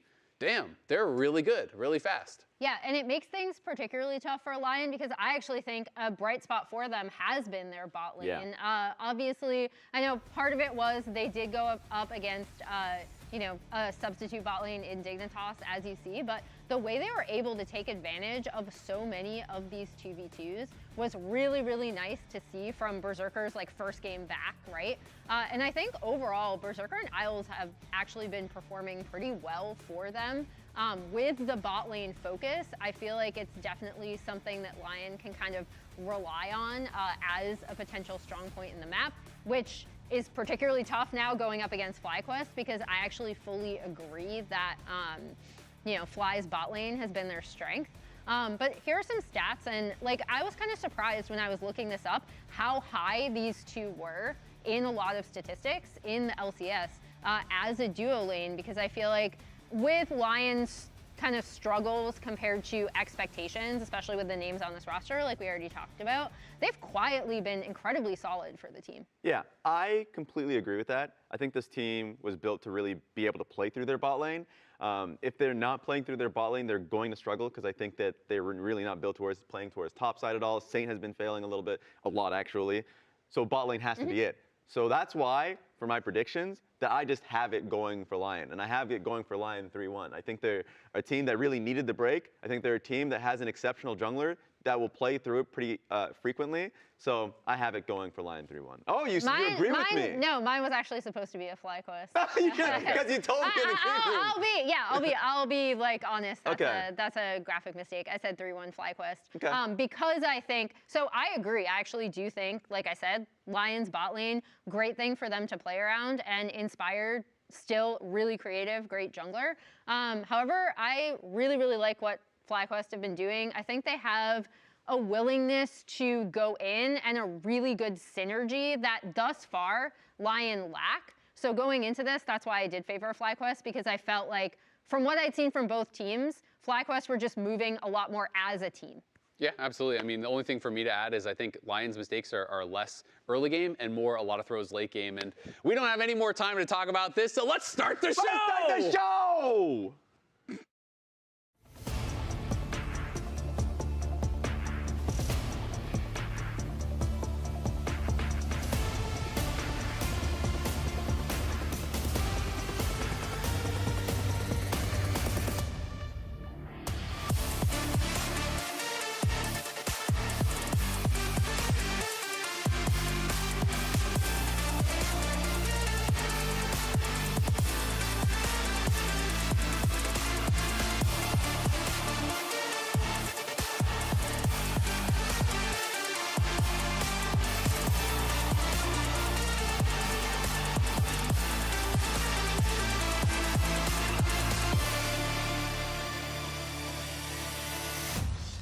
Hello and welcome back to the Riot Games Arena, where Super Week continues with another elimination best of 5. Up first, FlyQuest are looking fresh with a rebuilt roster, but they'll need to learn from their recent losses to continue their tournament lives. Their opponent, a Lyon yet to find its claws. With pressure mounting, this would-be super team needs to find their footing now. 2 teams enter the elimination series, 1 continues through the bracket. Lyon versus FlyQuest starts right now. And to me, the biggest story is Inspired against his former team. They accomplished so much together on FlyQuest. Now, he's not going up against all 4 of his former teammates, but it's his former org, his former mid laner, and his former AD carry. I was really hoping that we'd get a little bit more out of the interview, too. Yeah, he was just pretty tame. You know, I just want to win versus them, and they're both just good players. They play well. The little tiniest kernel. The tiniest kernel that he gave was that sometimes Masu gets bored and creates action. Relatable. And that is not always the best aspect of an AD carry. That's So we'll see. Masu, I think, though, as an individual, this split has been performing extremely well. Has really been a big carry force for FlyQuest, and the bottom lane definitely will be a big topic here as we get into the series. And I think he's been working so well with this rookie support Cryogen coming in. They've been smashing a lot of their lanes, C9 series aside, but even there, they still had a couple of really highlight moments, as Azale was talking about during the pre-show. So I think bot lane for the side of FlyQuest, absolutely. But I also want to talk about Lyon, because they're on a different type of pressure. FlyQuest, I think, were on general like lower on the power rankings. They had a lot of new players coming in. We weren't sure where to put them. Lyon, they spent big. They got a flashy roster. They also find themselves in the lower bracket. Absolutely. I feel like when you sign Inspired, last year's Player of the Year, and then you also bring Berserker, a former LCS MVP, back to the LCS, your expectations immediately get very high. And I think FlyQuest reset the expectations by going with such a young roster. But then when they did win those first 2 series, put high expectations on themselves kind of right away. So both these teams will have pressure in this elimination best of 5. And a big topic has been the solo lanes, especially for Lyon. So, starting this draft out here with what I foresee to be an Orianna Azir trade. There's always other angles you can go for, of course. Like, if you really want to, attack the Orianna in a different way. But that is simply the most common. We'll see if Lyon end up taking that for Saint. But, you kind of favor Quad and Gakkos actually as individual solo laners going into this. Inspired being on Nocturne though, I always do really like Nocturne compositions with crazy engage. Nico and Nocturne already turn out the lights, and Nico guaranteed engages here. So very, very strong way to attack a low mobility carry like Orianna. So clearly Lyon expecting this and trying to set up something to attack it with. Pretty good denial pick, but I'll also say Saint has 0 Azir games in 2026. Even though it was highly played by him last year, he was 1-4 on it. So technically in the last 2 years, he's got 1 Azir win. So I wouldn't mind him playing it if I'm scouting him as the FlyQuest side. Also, the Ashe Seraphine just slammed early by Masu Cryogen. It's been a duo that we've seen increasing priority on throughout the globe. The Azir would make a lot of sense, especially with the Akali ban, kind of pushing him more towards that trade. Standard picks, but just, Saint going for his second Azir win in the last 2 years. He's tried. When you put it that way. I'm less confident suddenly. I'm really liking what FlyQuest put together with these 3, though. The Nocturne denial for the Orianna, the Knockwave combo won't be there, but still Nico Nocturne's great. I just don't see exactly what the rest of what Lyon is trying to do with this Azir. It's a flexible pick, but I see clear identity with FlyQuest's side. Great team fight tools and kite back potential. When does CLG play, Kobe? As that sign was just asking. Too soon, Kangas. Too soon? It's too soon to make those jokes, actually. Okay. All right. Give me another 5 years. Can we get that sign removed? Give me another 5 years. No, I think I love Ashe Seraphine bottom lane, so getting some very, very strong lane phase out of Masu and Cryogen. Again, this is something that we are all talking about coming into the series, and I like where their heads are at. The other big topic, of course, as we get to a couple more, I consider Mundo a jungle ban at the moment. As we do get some jungle bans here, big topic is Griffin, and people I think are overreacting to FlyQuest and Griffin just getting blasted by Cloud9 at the hands of Blabber. Okay. That being said. Yeah, now Inspired's going to be Inspired. easy. It's not an easier jungle opponent here. You got Inspired, the MVP of the entire league. So we'll see how he holds up. These are clearly 2 targeted Griffin bans here.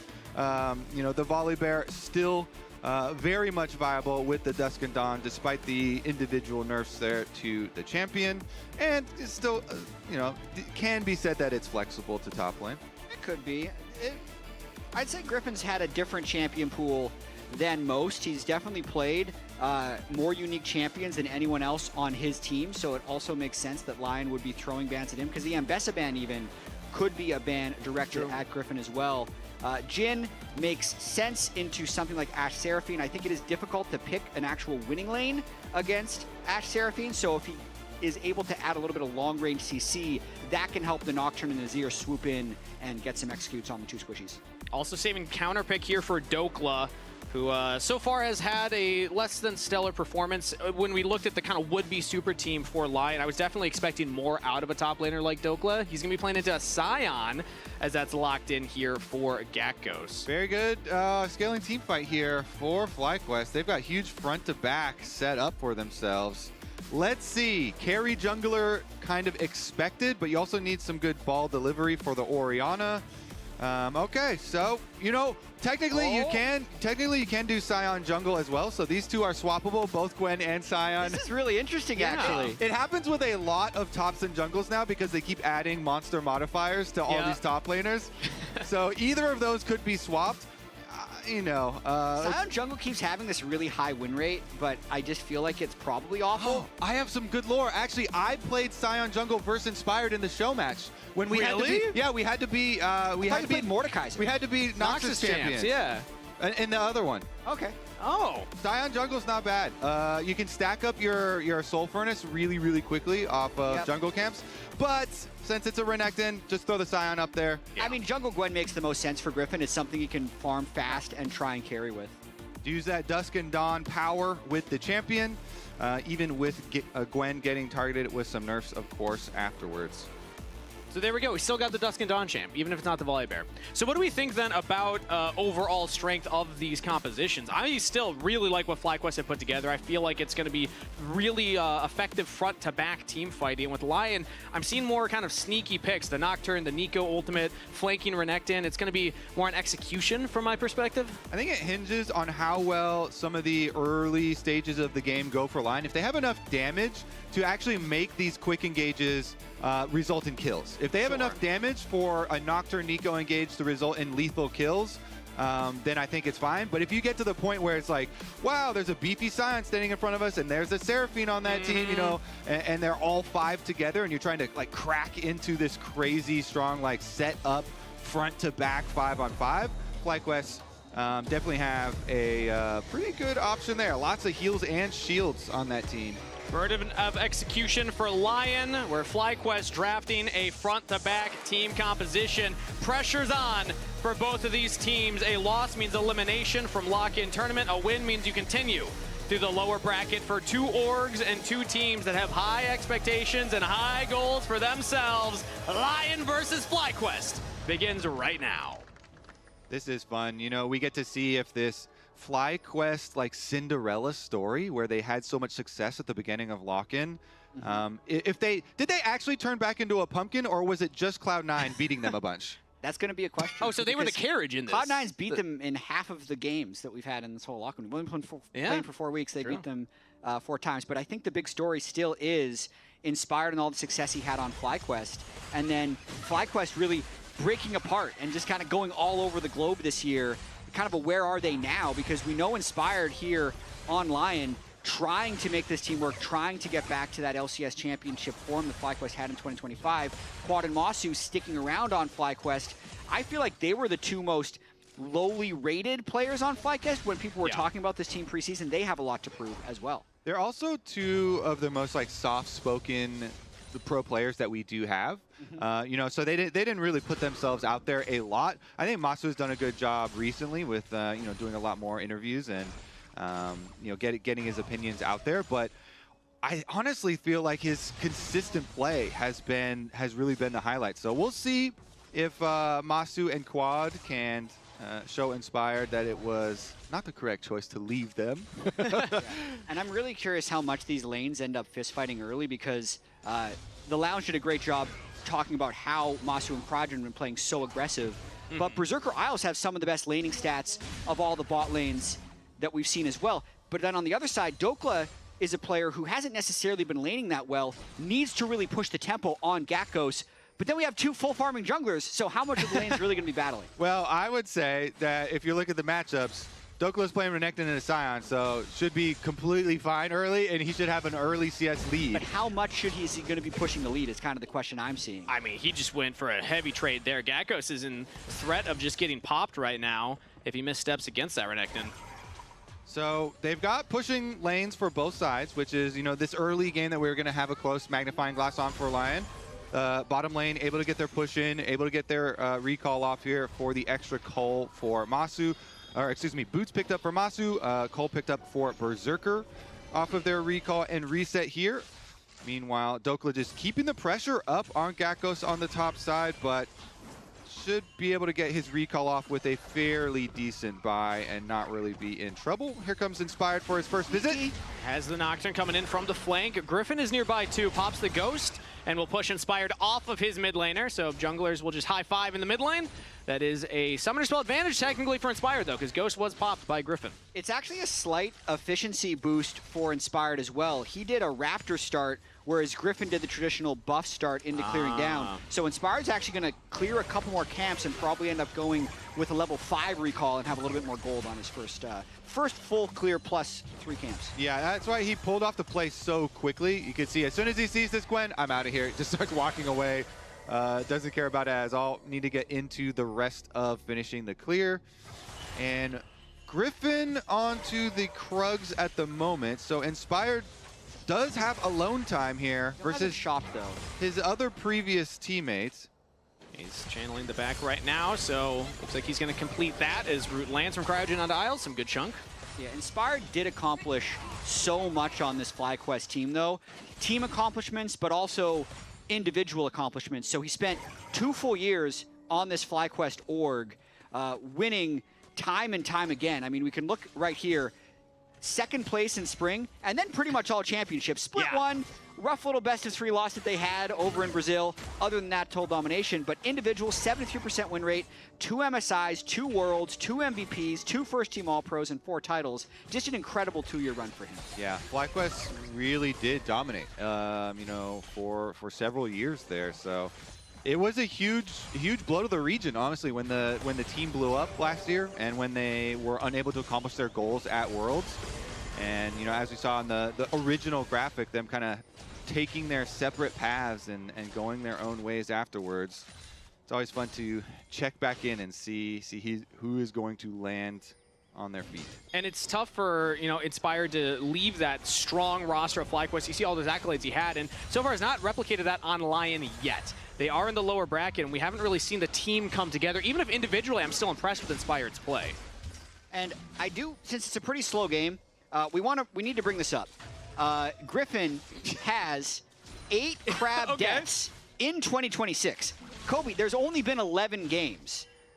But it does actually look like he's changing. He's not even contesting the top crab. Well, it's because the top crab here is. Wait a second. Are they doing anything besides stealing away Raptors? Okay. Inspired's is level 6 now. The top crab is less significant because the Dragon's on bomb side, but they're camping here to wait for Inspired to come back to. Oh, but he's actually in some trouble. It was spotted out. Inspired guessed it, and now Griffin. It's not a crab death. But it is still a death around the objective. First blood picked up by Lyon. So it's kind of crab adjacent though, because of the top crab. Inspired got level 6 off of the top crab, and that led to his death because he got ulted on in there. Do we add? So is it like a 9 now? Is this like a 0.5? No, I think it's that scenario. What is Jack? Why are you writing this so bad, Kobe? Kobe, learn how to use the telestrator, man. You know, he blames it on me. Here's what, you know, it's actually a Raptor death. Oh, Saints going in for his own 1v1 right now. Emperor's Divide on the quad, trying to find the 1v1. Shockwave used defensively. Quad's trying to get out of there. Has to flash as well. Bot lane, meanwhile, Masu gets flashed out of Berserker as Cryogen will block the deadly flourish. So action in 2 lanes as Kobe will learn how to use the prompter soon. You're turning against me also? You're backing up this propaganda? Ooh, current call now. Pay him, Jack. Berserker lands 1, lands 2, and picks up a 2nd kill for the team. I mean, this game has turned in Lyon's favor based off of Inspired using his level 6 timing, and then also, since they had really pushed Griffin back to base, used his ghost, delayed his farm, then the lanes just kind of went to town. So this is just straight up 2v2 outplay here. Not only did they get the early advantage in this lane by pushing Masu back to base early, it means Berserker can ping level 6 first. As soon as he sits level 6, they just open up. Cryogen would have had to dodge 2 more after that if he'd used his flash, and Berserker does a great job getting that kill. Nice. Nice. That is the experience of you know, the mid laner that wasn't really involved in either of the kills. You know, sweet. I mean, he got the credit for the kill over the Raptor wall, but the bottom side kill. I mean, this game is basically level 6 timer the difference. Yes, actually, yeah, that's a good point. But it is FlyQuest, regardless of losing those 2 kills, going for the dragon early. Lyon do have a couple members nearby, but Inspired has 5 seconds on his ultimate. FlyQuest, Dragon's at 1,500. Should be able to smite it and walk away, but Inspired does have the ult now. Do they go for the paranoia play? He goes in, has Saint right behind him. Isles roaming up as well. In comes the Azir. They have the damage for the kill, and it's Griffin that goes down. This time Inspired with the kill credit. Inspired definitely trying to carry on Blabber's string of punishment on Griffin from the last two best of series they've played, shutting him down. Interesting with these two team compositions, it's very important that FlyQuest gets the Drake, but Lyon is doing a really good job playing around Inspired's alt-timers. That's 2 for 2 on ults to kills. As now Dokla goes for a heavy trade onto Gakkos, pops the Dominus, as Gakkos will get back to the safety of his turret, so no kill there from the Renekton. I feel bad for Griffin, man. I mean, they walked in, they tried to make their play on the respawn on Raptors, but you don't mess with Inspired jungle timers like that. You know, he's not gonna let you steal away camp just because the crab was on the top side, and the game has only just begun, and yet I already feel like my conclusion is already like it's gonna be the same thing. It's actually the pumpkin of FlyQuest. Over a 2,000 gold lead, only 9 minutes into the game. Yeah. And it happened in a very similar way where it is jungle focused and they're just attacking Griffin over and over again. And he picked, I mean, no one's played Jungle Gwen in the LCS so far. You need Dusk and Dawn before you're really effective. Yeah, I mean, you're a carry champion. You need farm in general too. Yep. So. And I also think, like, he was just trying to get his farm. He's saying, okay, he's taking top crab. Let me do something else. But the problem with playing against Inspired is he knows what something else is. If you're not contesting his top crab, where else is he going to be? And they found him perfectly. And also, it's communication there with their bottom lane. You know, it's like it's not just them collapsing. Inspired is communicating with his teammates. Hey, defend this camp. Yep. And they do get it. So, yeah, it makes the game pretty hard for FlyQuest. But I guess you can say they can still try and stick to the game plan of, hey, we are going to look to play off our synergy as a 5-on-5 comp. You know, we have Seraphine, we have Orianna shields, we have a really beefy front line. And so we're still going to try and get as much money as we can into the Gwen, Orianna, and Ashe, and we'll still try and group up. We did see at least Griffin's getting objectives. He got the dragon, even if he dies. He gets the 3 grubs, so he is still being active on the map, regardless of Inspired kind of shutting him down in the early game. Yeah, active. Sure. Active, yeah. We like active junglers right now as Dokla might see some action up top side here. The Sion ult goes in, lands the first knock-up. We'll follow up with a decimating smash. Griffin is there for the damage. Needlework comes through. Dokla has the Dominus and will pop it.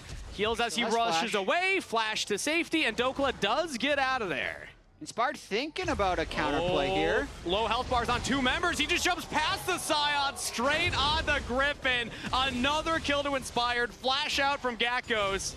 And he gets back to the turret, but Inspired just continually punishing Griffin. Yeah, the other thing is that Nocturne is one of the best, you know, like responding type junglers. Bottom side, they're gonna make their own play again. Flash on the both. Root follow up on Amasu. Berserker's trying to get that damage in, and in comes the mid laner. Flash over the arrow from Saint. Shuffle on Amasu, but he's under the turret. Gonna be taking up a lot of damage. Masu sets up quad for the shutdown as Berserker's now gonna look at Cryogen in the alcove. We'll pick that one up.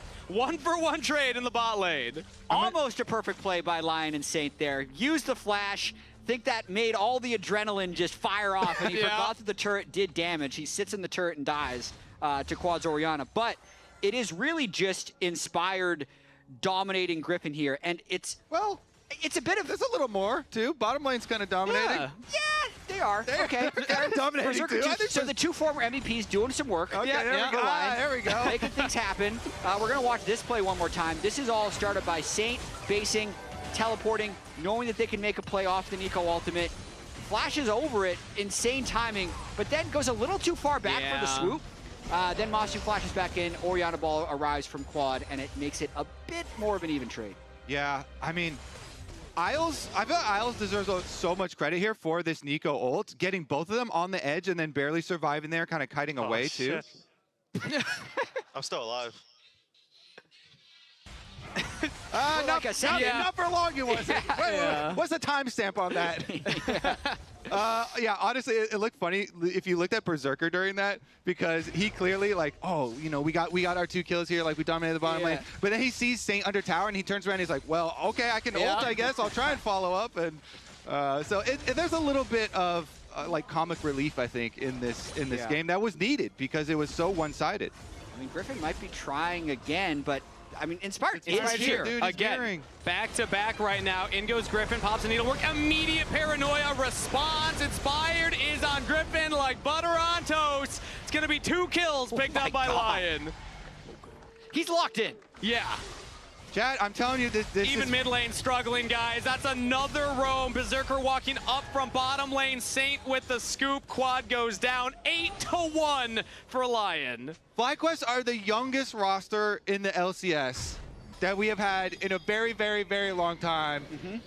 And the kids are just getting beat up on the Rift today, Chad. So they were actually, by average age, the youngest Tier 1 roster this year at the start of the year. And it's showing up a little bit in this game. I would say a lot of their losses, as ugly as this looks right now, have followed a somewhat similar trajectory. Because if you take this game as an example, after Griffin gives up that first kill, they have the Orianna Scion, Ashe Seraphine, and the Nocturne can counter gank any move Griffin makes. Yep. You kind of need to stop making moves. Like, you needed to be patient, but Griffin always seems to want to try and win the game back in the next fight, and it's just sending them further and further behind. Another thing is that Inspired is a really good Nocturne player because he always remains efficient and he almost never gives away his position. So it makes it hard when you're like, yeah, okay, are we just supposed to never make moves now because we don't know where Inspired is? So you have to. That is what he'd like you to think. So you have to assume that he's everywhere. Yeah. Right? So you're like, well, I don't see Inspired, so he's probably going to ult counter me. Turns out, yes, 2 out of 2 times he was there at the, actually 3 out of 3 times. Yep. He was exactly there. They spotted him there. They know that Inspired's topside currently. Okay, got eyeballs on him. Yeah. Can we keep that tracking going? I don't think it's likely, unfortunately. Yeah, he's just been a menace so far and is getting a massive lead in the jungle. 1K individual lead for Inspired right now. And yeah, I gotta say, I mean, I was super impressed with Griffin in his debut. He had very aggressive jungle style, but then now last 2 weeks rather against Blabber, this week against Inspired, has been struggling much more to actually find these windows.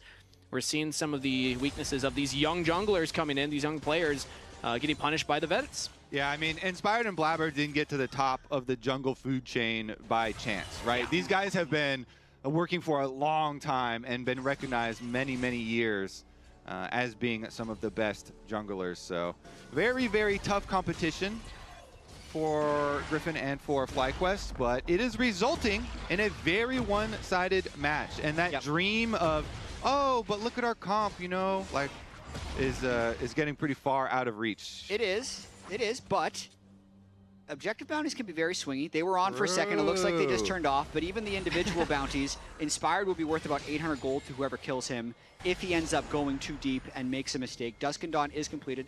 It's one of these games where 90% of the time Lion's going to win, but I would say in this season more than other seasons, I've seen more games slingshot backwards. So yeah, I mean, even just yesterday, we almost saw DSG kind of slingshot Team Liquid.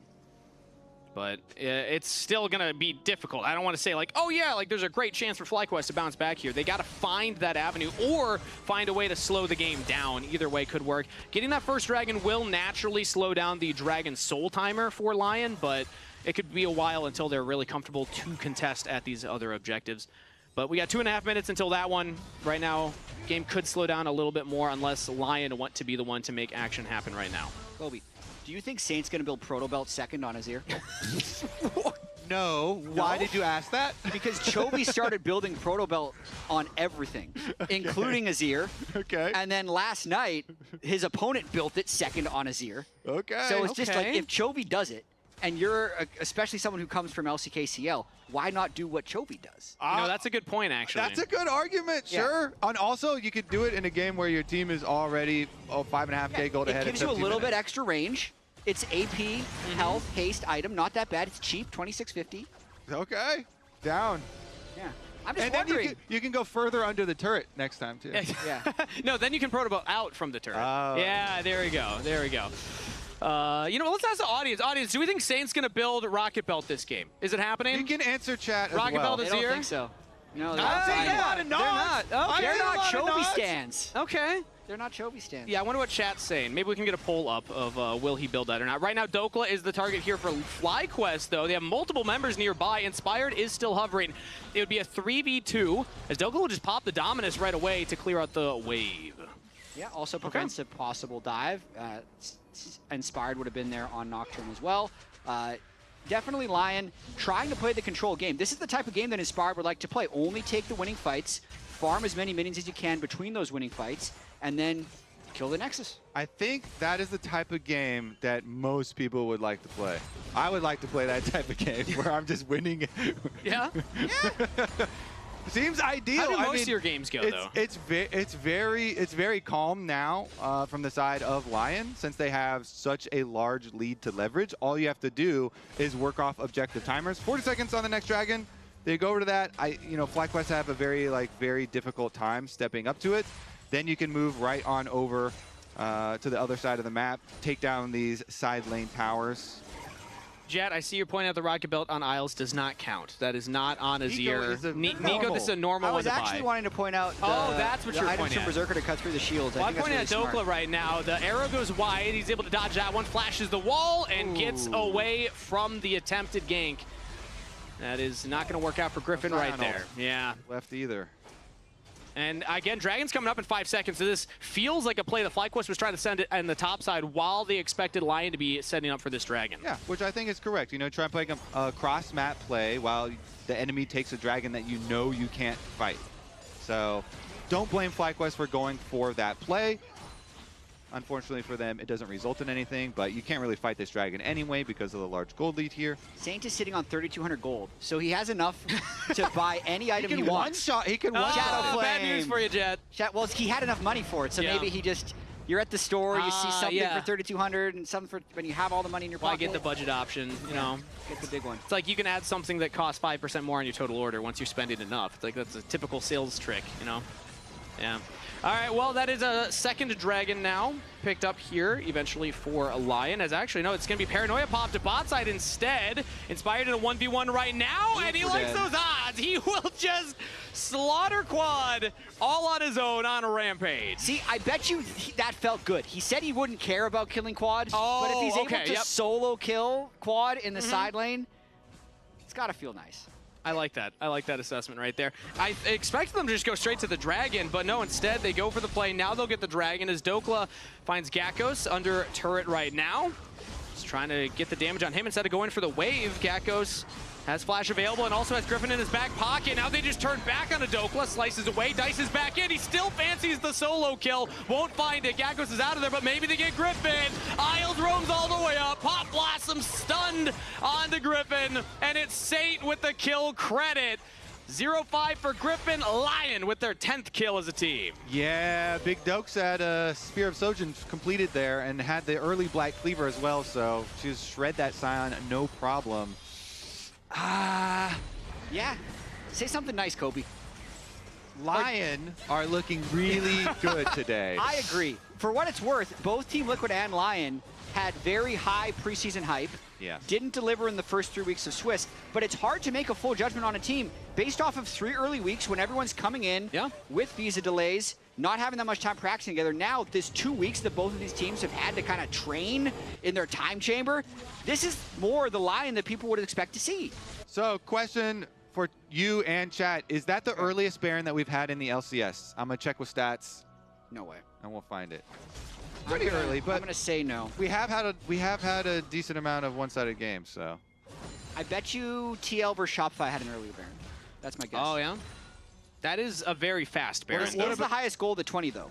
Ooh. 7.4 thousand. It feels like the highest gold at 20. It does.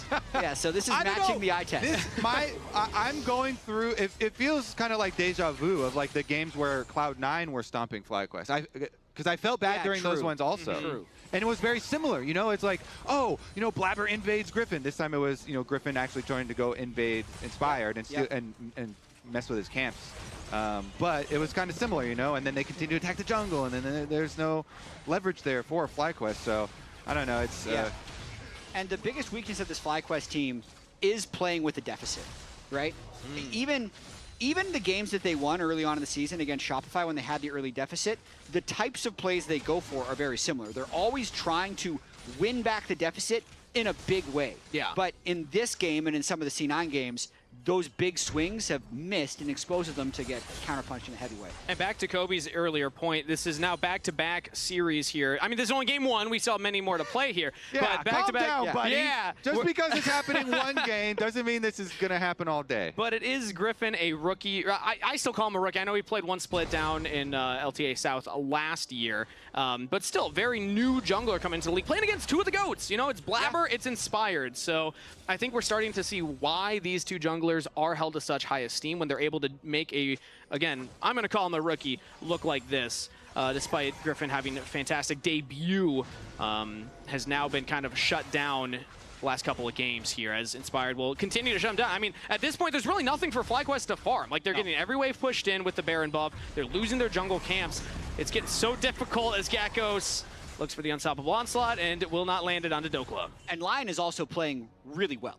They are pushing waves in a safe way. Inspired has been hiding his position really smartly. I think the fact that he successfully countered Griffin on his first 4 moves has then also dissuaded you from even going for more moves. So FlyQuest is giving up most of their waves. They have to give up most of their camps, and it's a big snowball. Yeah, and because the jungle story is so interesting and big with Inspired playing against his former teammates and his former organization, you know, it might take some of the camera time away from the bottom lane, but Berserker and Isles were really smurfing this game too. Isles had some really good engages. Berserker was absolutely destroying them down there, and there's another one. Paranoia underneath the turret, onto Quad, trying to all in with the help of Saint. Quad has the stasis. Zonia's popped, and the turret falls, and Lyon still get the kill. Turret and kill, credit to Lyon. It's just such a value, you know, pick to steal away Nocturne from an Orianna, because not only do you deny the Nocturne and Orianna on the same team, the synergy for the ball delivery, but it's also one of the best champs at attacking Orianna in the side lane. Okay, but now Griffin has a window. We just saw Inspired bot side. Does he want to loop around? How many it's times scary. have they Teleport tried? coming in. Yeah, this is a lot of effort into this top half, and now Dokla is just finding himself in a 1v1 with Isles behind. Flash out of Gakkos. Pop Blossom should knock him up. Cryogen trying to keep his top laner alive. Not long enough. Griffin jumps in. So does Masu. Flash away. Dokla's on top of him. Double kill to Saint as he'll shovel away. Quadra kill to Saint. A penta? No! Just the quadra kill to the mid laner, but Lion showing up huge in the top lane again. Quad was already dead, so it couldn't have been a penta. But he killed all 5 of them. You know, delayed. Yeah. Delayed. God, man, 15-1, Kobe? This is not what we expect. Oh, we're just doing it again? We're just doing it on repeat. Shane Paranoia, bot side, welcome back to the Rip Quad. We took that one personally. Ace for Dokla. And they've got the preset white flags to go up when all opponents are dead. Oh my God. Like that, usually those are kind of like funny, but when it's actually a beatdown like this, it's just feels mean. One of you said earlier, it's like, you know, the veterans beating up the kids. It's feeling like an episode of Always Sunny right now. Like, this is getting a little ridiculous. 16-1. Okay, so this is the top lane play. I didn't know which one we were coming back to. This is a teleport from Lyon to help defend Dokla. Yeah, and just watch the Azir Saint approach this play. He gets the first one. He's going to be able to get all 4. Very fed at the moment. Death Cap, Soul Stealer completed after this fight. Literally feels like he 2-hits Griffin. 1 alt and then an auto attack. Reaction too. I thought it was a penta because the quadra kill happened so fast. And also there's still the Scion. We see the Scion die, but then there's the zombie. Yeah. Actually, my favorite part of that fan replay is nobody else is reacting, and he's looking around like, yo, wait. Yeah. Anyone, that was crazy, right? And everyone's like, well, this game is just over. Sorry, I'm kind of checked out.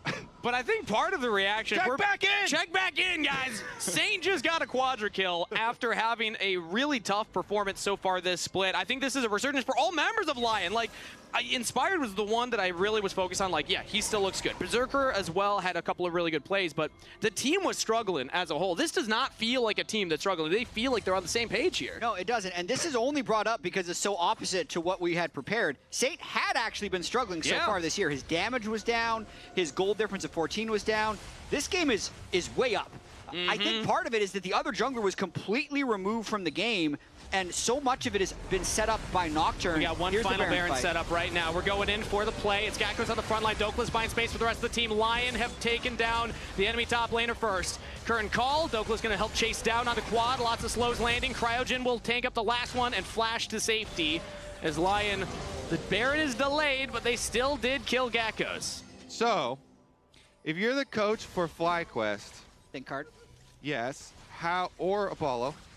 How do we? Well, let's take a look at the Baron fight first. Yeah, it seems like FlyQuest still have more fight left in them. They have ultimates available from support to mid to bot, and now over the wall. Isles looks for the pop blossom, will land it onto one. Cryogen falls, quad goes into stasis. Masu trying his best to get damage down, but Doko's on top of him. In comes Saint with another shuffle and another multi-kill. That one's a triple. Lyon win another team fight.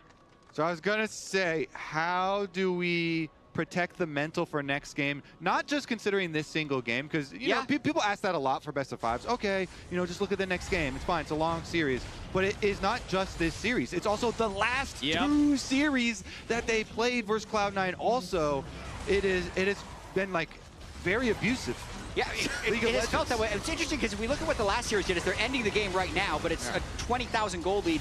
They drafted themselves more early game agency as the series progressed. And here they picked a lot of scaling. They didn't have much of a fallback pattern once they fell behind, other than playing very cautiously, which they couldn't do. So I would imagine the plan would be, okay, we need to really prioritize picking lanes, since when we go for fights, we can't be at a deficit. And at least to FlyQuest credit, Gakko's gives his life to try and clear the wave. Cryogen's there to help, so Lyon can't end on that push, but this game all feels... Oh my goodness!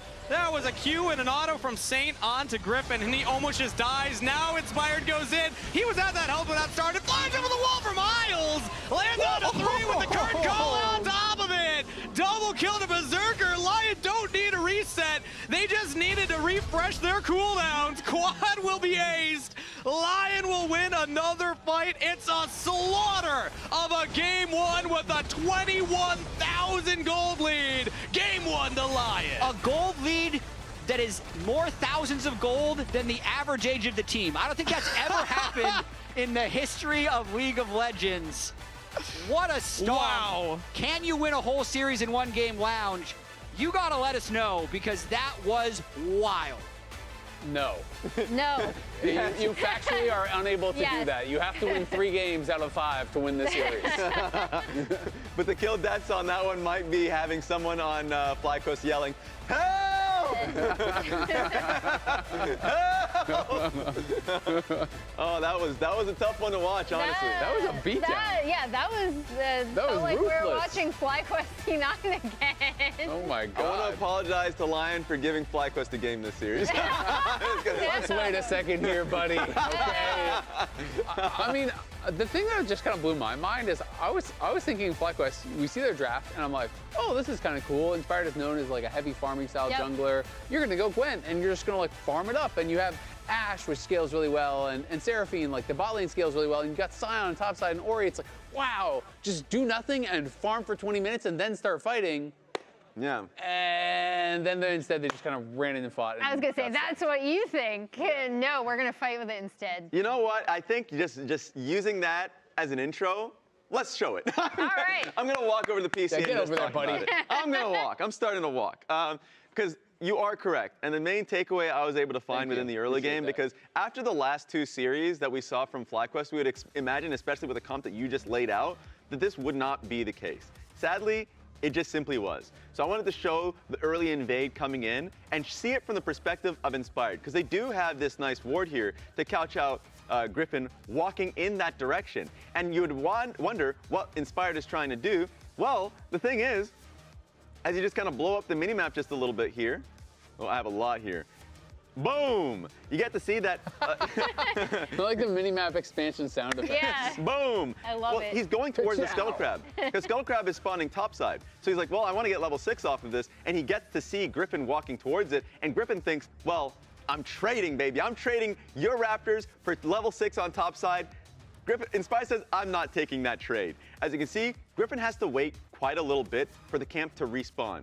Even with Inspired starting the camp to begin with, it takes a long time. And so you get to see the entire cross from Inspired walking in this direction, And the one thing that I took note of is Griffin even used his E to basically increase the damage within the camp, even seeing him cross through mid lane. Inspired wards over it, takes the engage. You don't have flash, you can't escape. Saint still has a Azir ulti, so no matter what, you're just dead here. This was just a bad invade and a misunderstanding of your timing. One thing that was crazy to me about this is, like, I would have fully got it if they didn't know the ward was there. He swept the ward, saw he was spotted, took the time to clear it, then goes to Raptors, sees the Raptors aren't spawned, says, no problem, I'll still wait, then sees Nico is missing from bot lane, then sees the Nocturne cross mid lane, and then still stays and dies. It's like, the beginning of it made sense to me, but once he has all that information, I just don't get the follow-up. Yeah, and if you continue on with the composition that you just laid out, you want to just be able to farm with what you have here, right? You have Seraphine, a farming style jungler here in Gwen. Like, you're fighting now for first dragon. To me, that's insane. Once again, like, Inspired is taking this. He sees you grouped up, separated from the rest of your team. Masu and Cryogen are walking back to pick up the wave underneath their turret, so you dive immediately. So this is just, again and again, this is happening. You're taking early fights and scraps when you're literally picking to scale. It doesn't make sense to me, and you're finding yourself in the hole that you found yourself in when you're facing Cloud9. Yeah, and it should surprise no one that our player of the game is Inspired. This is the second jungler we have seen kind of just absolutely own Griffin in the early game. Not only were those plays that you talked about, Raz, but every time it felt like there was a good play on top side for Griffin. Guess who's there? Inspired with Nocturne. Boom. Dokla got so far ahead. I like the shout out to Saint too, just because we did talk about how we felt like Saint hadn't been performing based on what we know he can do. I thought you were going to throw some low-key flame. Shout out to Saint because he didn't throw this one. What are you talking about? I saw the glint in your eye.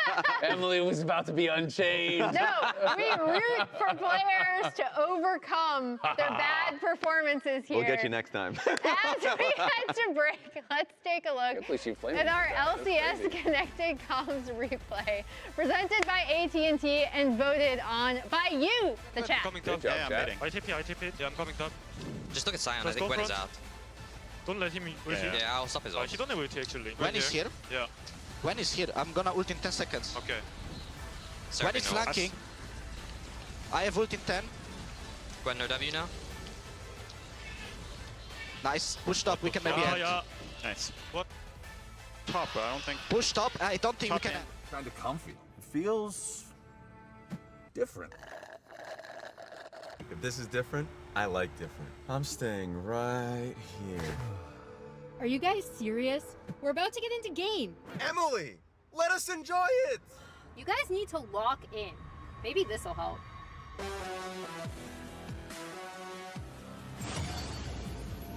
no, not already.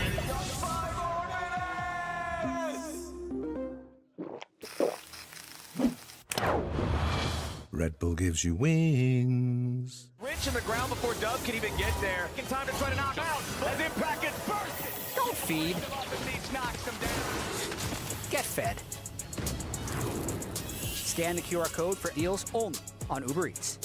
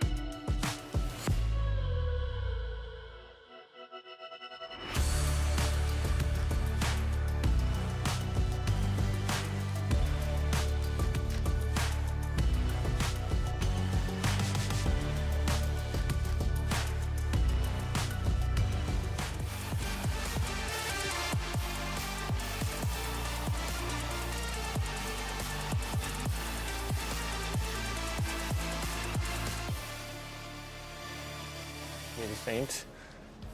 Today I teach you at one Akali tip. You can use like E flash, like cancel E delay.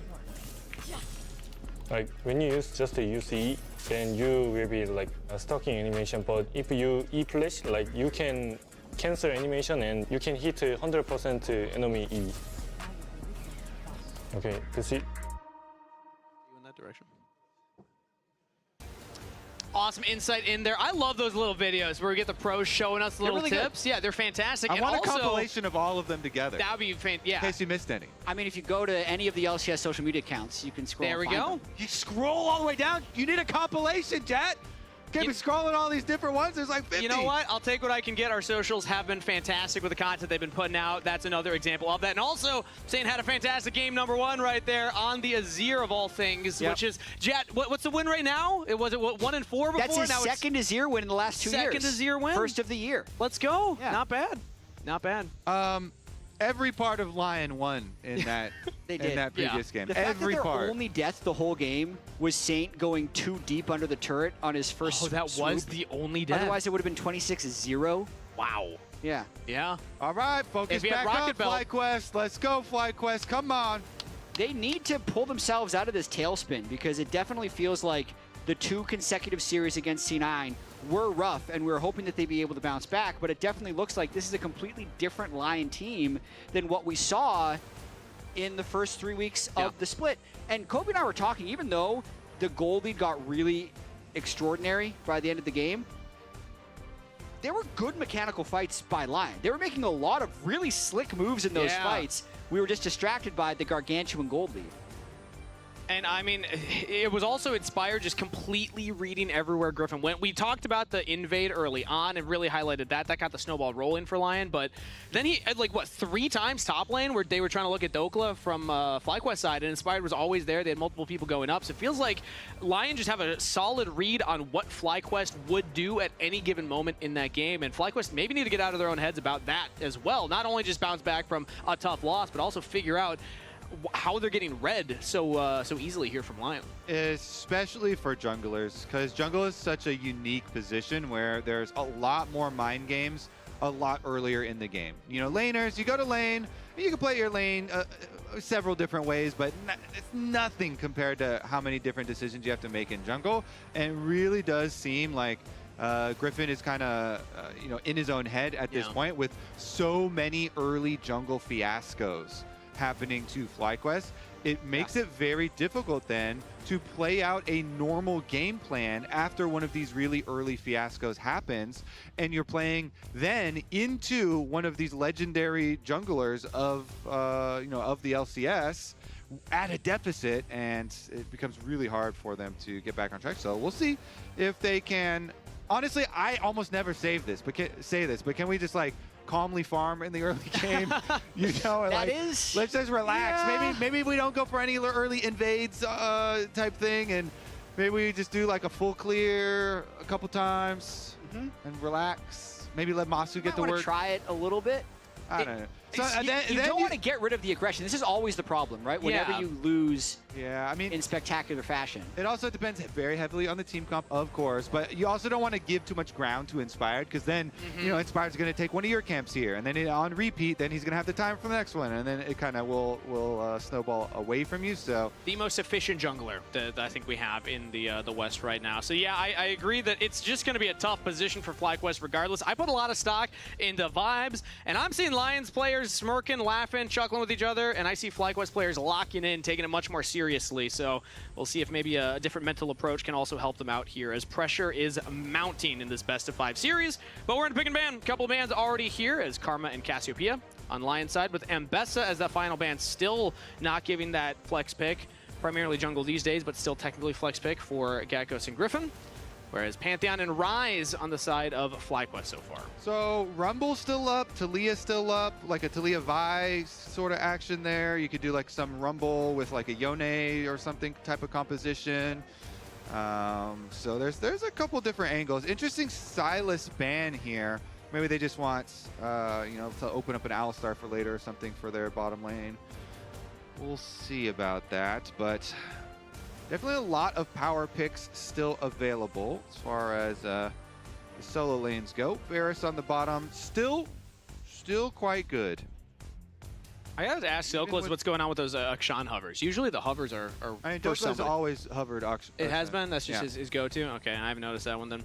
Well, is the Varus locked in either way for Lyon, so they're going for their bot side first off, and it's going to be very quick Vi-Ari combo. Chain CC, easy lockdown between these two. That was the Sylas ban. That was the Sylas ban. They wanted to do the Ahri instead of the Taliyah. Even though I really like the Taliyah, we have seen some pretty rough Ahri games so far, so maybe this one will change the story. There's also been some very good ones though, so especially when you pair it with Vi, the point and click combination. Yeah, if they end up locking in this Aurora, I believe it will go mid lane, even though it's technically a flex. We always bring up Dokla says it's fake. We always bring up this story. That was a while ago, you know. Opinions can change. Dokla has since actually had his ass beat by an Aurora in the top lane. Did that really happen though? So, you know, growth mindset here, Kobe. You know, you need to learn. He might be like, you know what? I changed my mind. Aurora top is good. So, you know, it's probably going to Saint, since Saint had, you know, one of the biggest damage Aurora games in the entire LCS with it. But it could swap always. We got a Rock locked in. That's a Malphite. Also technically flex pick, although expecting that jungle has been mostly in the jungle lately. Yeah. But I inspired on another kind of like ultimate, you know, centric champion between the Nocturne and now the Malphite. As soon as that ults up, like he can be looking at these lanes. Yeah, I mean, Malphite is so much more boring to me though. Oh yeah. Then Nocturne. After the nerfs, after the nerfs here. Because before it was still pretty exciting just because of the power of the champ. But I think it's pretty early to pick Malphite, right? They immediately take Ezreal. I don't know what some of those are. I don't know what one of those is. But you know what? I'm gonna try that recipe later. I'm gonna go back. If this turns into another big stomp, we'll come back to that. Okay, yeah. As a talking point. That's a talking point when we for have later. the time. Yeah. What exactly are we making there? But it's gonna be Ezreal for Masu, so more defensive AD carry. Yeah, a good pick into Malphite. That's why the early Malphite priority, even though it was really overpowered when before the nerfs. At least one game for the birthday. It's your birthday. Yeah. Yeah, the first one not looking so good. I like where your head's at though, Jat. You know, you're picking Malphite into two carries that have the most mobility. Yeah, it's not a good slot. It's good into Vi maybe, and maybe if Gakkos picks an AD champion, and they could potentially flex it, but I think it's a little early. Inspire just did so well at hitting 6 and playing on alt-timers, though. He's just going to try and play, I think, a similar game. And I think part of what worked out well for them in that last game was the fact that they had, you know, the Renekton top lane to push in the wave and then cover for that top Scuttlecraft if a fight even happened up there. So I think that for Lyon, drafting, you know, winning lanes might be part of their recipe here for success. As man, the Dokla fans really have shown up today. Shout out the Dokla fans, big Dokes, love it. All right, Renata off the table as well here because they're showing Vi-Ari, so you know they're going to go for the engage pretty heavily. Don't want to have to work around Renata ultimate, and you know, giving that respect over. Meanwhile, in addition to taking off the Rumble to open up her blind pick that we're assuming is coming for Dokla on this side. Okay, so they want a protection with both the Rumble and the Gnar. Make it a little bit easier for big Dokes. Even though, yeah, you know, technically you could stick him on Malphite if you really wanted to, but... And I want to go all the way back. This was something we talked about last year when Gakkos got a couple of stage games for FlyQuest. What they wanted to set him up for was counter picks with a unique champ pool and playing some of the carry champs. So I want to see Gakkos pull out something that the team can play around. They already have a bot laner that can play safe. They did go for the Alistar as well with that Sylas ban, so kind of double hit there with the Sylas ban. But I want them to enable Gakkos a little bit more here with his unique champ pool. Yeah, and I think not going for support counter pick, but instead going for top lane counter pick is a good stride towards that. But the overall team composition, if we go back to game 1, FlyQuest picked this very slow scaling 5v5 team composition, and we were asking what are they going to do to try and correct the tilt. More individual agency across the board. Ezreal and Alistar can both play their own games. Vi and Ahri can both play their own games. And whatever Gakkos picks should be able to have an advantage in lane. It's into Poppy, so he knows what he's playing against, but Poppy is a very solid defensive pick. I think it's a double flex. Oh, Poppy I guess. can both go top jungle, so he's got to have something that works into both.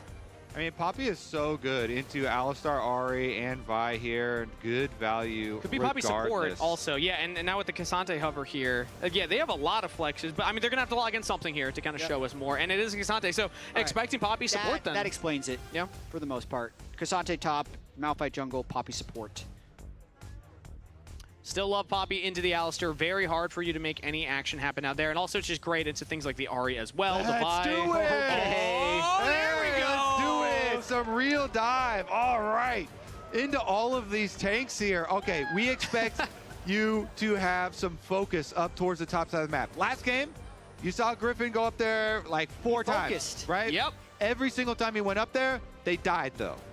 So this time around, they're not going to die. How about that? Well, this time they're not going to try and play around a Scion, right? Because that's the opposite of what you want to do when you're playing around a Scion. It just felt like everything else in the map was lost here. At least by the champions, they can win this 2v2. They would hope. Although that's a big armor stack. I was going to say. Going up against Vi Olaf. Olaf can do a lot of true damage and can also do well against a lot of melee champions. So if he gets a lead, he can shred. Denting Blows can't help you out in that, but it's notoriously difficult to actually kill a Cassante. Like, he's a tough champion to lock down and take down, especially if he's under his own turret. So let's see if Dokla's able to play weak side top lane as expected. Gakos, though, this time, this is what I wanted. The Olaf top lane, a unique champ pool for a young top laner. Yeah. Walk back in, Kobe. If you've been getting beat up a bunch on stage, then you at least need to try something else. You know, you have to increase your tolerance for risk. And index very heavily into counter picks. Olaf thrown down. Can the Olaf run through these tanks and take over the game to keep FlyQuest hopes alive? After a crushing Game 1 loss, it's Agency, the name of the game for FlyQuest. Lyon looking to run through this series expeditiously as they got a 21K gold lead in that first one. Higher than the average age of FlyQuest members, as Jat likes to remind us. Game 2, taken to the Rift. Already some ward sweeping happening in that bottom lane. In terms of going against the grain as well, Kobe, I'd say even the Game 1 draft for FlyQuest was doing that. So many people are drafting support in 4th or 5th pick, whereas in Game 1, FlyQuest locked in the Ashe Seraphine in the first rotation. Here, the Olaf is something we don't see other people play. Game 1, additionally, trying to play the Jungle Gwen. So they're definitely trying a lot of things, and they seem to have changed their strategy overall for Game 2 with more power around the top side. But that killer instinct in draft and trying to be a little bit different, I think, is staying the same. As we see, I always like to keep in mind whenever we see a Varus coming into game, it is the Comet, so more lethality Varus. Expectation here, as Cryojin's actually playing very aggressively as a level 1 Alistar. It's rare that I see level 1 Alistar actually find this type of early lead, but that's it from us for the early game right now. Let's talk to Emily, who's there with ThinkCard for an interview. Hello. First thing, how do you regroup from such a crushing loss? Yeah, so obviously not the best performance, but in a loss like that, we kind of forgot most of our fundamentals in the first 6 minutes of the game. Like, we're calling out their Din can move. It could be 4v3 on Raptors, Nocturne's level 6, and then right after that we fight Dragon. So it just comes down to taking a step back, taking a deep breath, zooming out, and just playing the game accordingly, because in a game like that, as long as we do play slower and play on our timers, we kind of see it like a free win with our comp. So it is about kind of chalking it up, because as soon as you fall behind, the game's kind of a disaster. So it is easy to write it off, but we do need to have good fundamentals in order to beat teams in any pro league. I fully agree. I actually really liked your comp in Game 1. Game 2, taking a completely different strategy here, right? With the Vi Ahri, like a lot of really early to mid-game playmaking. So is that like a conscious choice just based on how the way your team has performed? It is kind of just like baiting them to pick Varus, and then we have a very good dive comp with the Vi Ahri Olaf. Overall, it still kind of follows a similar thing where they do have like a Malphite, which is going to have pretty strong like mid-game fights, but as long as you have Flash and we have Ezreal Ahri, which are pretty good against the Malphite, then it should be easy for us to kind of find a good fight. And what the key for team fights in this game is, as long as Olaf can connect with the Vi Ahri, it's going to be winning. But if Olaf is too far away or can't connect, then that's how you know a fight's probably not going to go our way. Well, we'll see what happens. All the best to you and your team. Thank you for taking the time. We'll let you go. Back to the cast. Love hearing Coach's thoughts, and I gotta ask, is it just like a FlyQuest thing where they take the mic from the interviewer? Griffin does it, now Thinkard does it. Is that just like their thing? Maybe he's learned from the coach and not the other way around. Because I don't know why you guys let him have it. Yeah, he can hold on to that thing. As long as they give it back. First infraction, never again. But it just hasn't happened yet. Yeah, I know. It just keeps happening. Gacko is actually in a very low health situation here as the Olaf, though. And I'd also say exactly the same jungle pathing that we saw early on in game 1. So Inspired doing the Raptor start, not recalling until after his Krugs are done, whereas Griffin doing the more standard full clear, basing, and then going back for Krugs. It did allow him to kind of cover for Gakkos a little bit there, but he's going to have to start clearing his camps because he wants to hit level 6 at the same time as Inspired. And it's another instance where already in the early game, Inspired is getting a more efficient clear over Griffin, this time because he's hovering on the top half and will now go towards these other camps. But yeah, Inspired is able to get that top Scuttle Crab and is right back towards his bottom camps. Well, I mean, it's same efficiency, it's just different timers in. You're desyncing your Raptor spawns from your opponent's Raptor spawns with this. Sure. Last time, turned out pretty poorly. It did, yeah. A little bit dangerous, but we'll see how it happens this time. Generally, when you are playing level 6 junglers like Malphite or Nocturne, or a lot of people really like Raptor starts now, so you can get back for the second clear on your red quadrant of the jungle. But you know, it is going to be the clear top down to bottom every time for Griffin. So Griffin is once again going to end up down here after finishes clearing his Gromp. Looks like Isles just went and popped the Scryer's Bloom over him, though, and so they have clear vision of the Vi, and Inspired takes that time. Level 5 Malphite gank. I mean, there's a ward in that Pixel Brush, so they see it coming, but it might not be enough. Ultimate is popped, Ragnarok used, but he sees C immune. Is it enough to get the solo kill? No, it's first blood, the Dokla. Big Dokes. Honestly, he had a really good first game as well. We were talking mostly about Inspired and about Berserker as far as the bottom lane, you know, the individually winning places. But Dokla made a lot of good 2v1 plays for himself on the Renekton up by the top side. Yeah, it was a nice, easy winning matchup with Renekton into Sion, but this time around he had to blind pick the Cassante, and Inspired says, you know what? I'm going to come on up here. You only need a little bit of extra damage. Yeah. When your Cassante gets to level 6, nice all in there from Dokla with the all out. And Inspired just add a tiny little bit of extra damage to make the difference here. Griffin, this time around, does again not get that Raptor spawn. But he is level 6 because he sold the Drake. That's like the biggest crab of all in the early game. Yeah, true. Is it? I mean, Olaf might be a bigger crab. I'd take the Drake over it as long as the Olaf is a bigger crab than a dragon. I mean, we'll see. First blood. I need one of those like picture books that's the animal size chart from Jat, and it's like, these are all variations of crabs. And the larger crab. But I'd also say, like, it is another example of Inspired having a really good read on the game where all the information was actually available to the two top laners if they're looking for it, of which way the junglers started their clears, when the camps are going to be respawning, and where they're likely to be. Because Griffin clearing top down, if he's trying to go for another full clear, he's always going to be bot side. So that's why Inspired feels so confident to walk like through the enemy jungler as level 5 Malphite to arrive for that little bit of extra help. Also, I just want to say, this is disastrous for the Olaf. I mean, we're talking about the fact that this is a Cassante that can stack armor. He now has the boots. He has the Bramble Vest. Like, this is not how the Olaf wants the lane to start off, already giving a kill over to your top lane opponent. So, again, pressure on for FlyQuest. Like, can Griffin get up there and help out his top laner, who's now going to be behind in the 1v1? Also, during that invade, a nice ward was placed by Inspired that Griffin doesn't expect there, so they've spotted him a couple times on that ward right now, just giving Dokla more knowledge of what he can do in the top lane.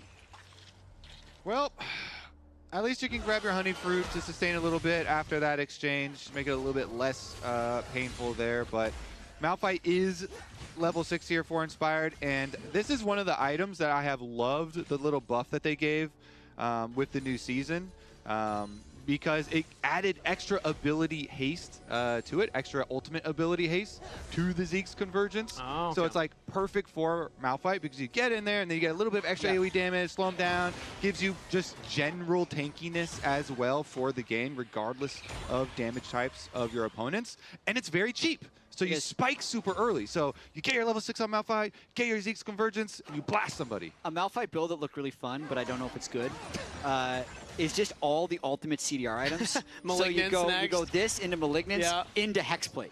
And then you're just lowering your arc cooldown as low as possible. Have you tried that? I can pass judgment on that right now. Yeah. I'll say it's not good, but I won't disagree that it looks cool and it's probably fun. Yeah. I would say full AP. I like full AP the most. Full AP is fun. It's also probably not the best. Ooh, as Cryogen has to pop his ultimate right there. Masu taking a big chunk as well. Isles looks for the Q damage. Not going to find it, as FlyQuest now might just get chased down here. Berserker doesn't have the ultimate, but a flash from Isles just for damage onto Cryogen. Will get the flash out from the Alistair. Yeah, nice flash trade there, getting the flash off of Alistair, although one has Hex Flash. Looks like Isles does not have Hex Flash in this game, so Cryogen might look to roam after this. Still, good laning performance so far by Lyon. And I gotta say that the early game still going Lion's way, but this time around FlyQuest are equalizing a little bit more. Actually, they're TPing topside here. It's the Unsealed Spellbook from Cryogen, so the Alistair popping up to help out Griffin deny all of the grubs from Lyon, so it'll be a 1-for-2 trade, as Gakkos is also just keeping priority, pushing in on this top side. Yeah, and as of now, FlyQuest is not rushing the game like they did in Game 1. So in terms of, something did go wrong in the early game.